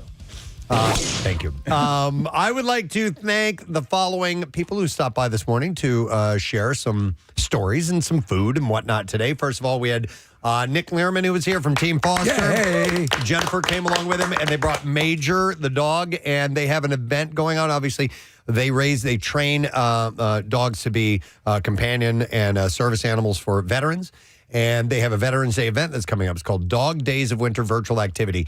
And you can pledge to do some of the following. You can either run, walk, ride, or swim a certain number of miles by the end of the year. And as Casey was saying, this is a great way to keep you on a goal, to motivate you to do a certain physical fitness regimen and raise some money for a much-needed service. It's a great thing. All the details are available at teamfoster.com. And Casey might do all three. He might do the swim, ride, and 200-mile swim. Yeah, 200-mile swim, 75,000-mile bike. No, actually, it's a 100-mile run or walk, a 20-mile swim, and 300-mile ride. It was a typo in the actual thing. So thank you to those guys, and thank you to the Biscuit Lady. Biscuits! And all the biscuit bitches that came with her. They were awesome. Great people. 115 Plymouth Road in Plymouth Meeting is where you'll find the Biscuit Lady. They cater, they make savory, they make sweet, they make all kinds of stuff. They're only open a few days a week, though.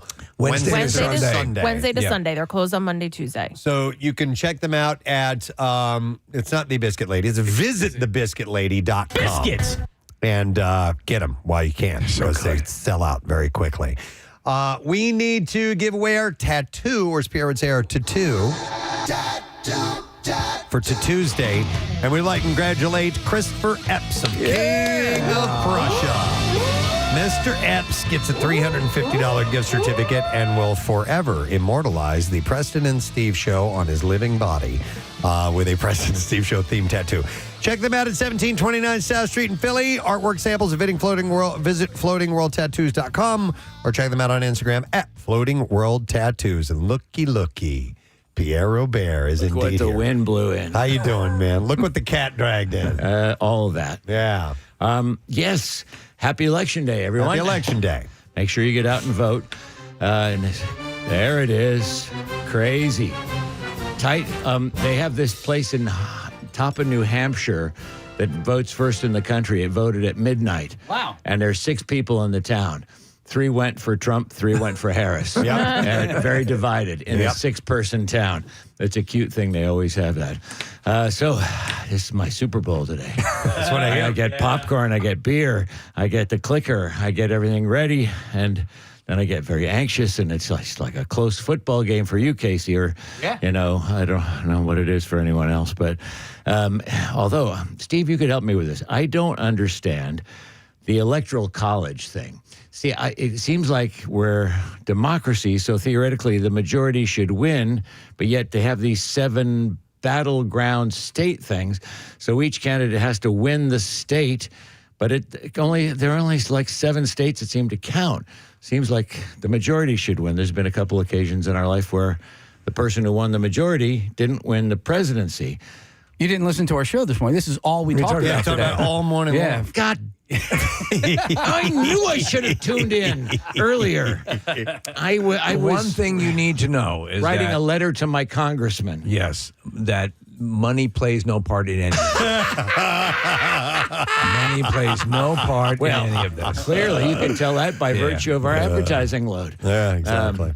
Just here locally. All right. Well, we'll see. Anyway, get out and vote, vote, vote, vote, vote. Absolutely. Shall we do the letter, my man? Blah, blah, Yeah, here we go. Preston and Steve on 93.3 WMMR. Now, the Daily Letter. All right, and the Preston and Steve show is brought to you today by the letter. O as in O'Donnell. Oval Office. Oval. Oh, yeah, good. That's good. go. Thank you. Good. All right, we're going to give away a 3-night getaway at one of the Icona Resort's 7 oceanfront hotels along the beautiful beaches of New Jersey. And you can give the gift of relaxation right now this holiday season. Book your luxury accommodations now at Icona.com. Use the promo code WMMR, and you can book by November 10th and save 20% off your stay. Visit Icona.com. That's spelled ICONA.com. So do you have some special stuff planned today? Speaking of I've got a block of Ozzy Osbourne. I don't know why I didn't go there. I know. But Preston saved me with Oval. And we've got a block of Bob Seger. And I always like to do this on Election Day, just a block of patriotic songs. Yeah. Generic, but, not saying any candidate. Just get out and vote. And we'll, some USA song. So there's Alice Cooper's great Elected, fun songs like that. So Would Fortunate Son be one? Yeah, kind of, sort of. Kind of. I think it is. Yeah. Absolutely. It is of a time. I mean, I ain't no senator's son. I ain't no senator's son. Bruce's Land of Hope and Dreams is just such an amazing song. I played it last week, but it's just so spiritual and, patriotic and loving and all this stuff. So, I don't know. We'll find some good It's oddly patriotic, I find, the Milkshake song. Oh, really? Yeah. Okay. Because we live in a land where people just indiscriminately bring milkshakes. My milkshake brings all the boys to the yard, and they're like, it's better than yours. Yeah, I need to go vote right now. Yeah, there are many countries where they have not even seen a milkshake. God, that's so valuable. And what's the song Jackie plays every Friday? The Splits. Oh, Banana Splits. Yeah. La la la la la la la la la la la la. And one more. The guys that you opened to with a lady singing about all of you. The Hello song? Yeah, Hello song. Hello, Preston. Hello, Steve. Hello, Casey. How do you say hello? Rooted in American patriotism. That is the essence of what this country was built on, Washington. Yes. George, All right. Martha, Lincoln, you over there, horses, Taft, Paul Revere. I'm getting on my horse and riding the night of the midnight ride. Boom, boom, a gachaka. What? That's the first. Boom, boom. We need that Hot one. chaka. Yeah. Thank you. That's great. I'm going to thank our sponsors, the Preston That's for our Steve Klingon Show. listeners. Brought to What the hell's going on? That's for our Klingon listeners, he said. All right, brought to you by Duncan and the Preston Steve Show runs on Duncan. Also brought to you by Acme Markets, the official supermarket of the Philadelphia Eagles. And Worldwide Stereo. Shop there better than Black Friday. 3-day holiday savings event, November 8th through the 10th. Tomorrow on the program, Fox Good Day secret text word for our Wednesday. And then we have a couple of members of the WWE stopping by. Roxanne and Trick will be in our studio. Yes, we'll have a good time, guaranteed. That is it. We are done. Rage on. Have yourself a great day. And yes, get out and vote. We'll see you tomorrow, friend. Bye-bye. Preston and Steve.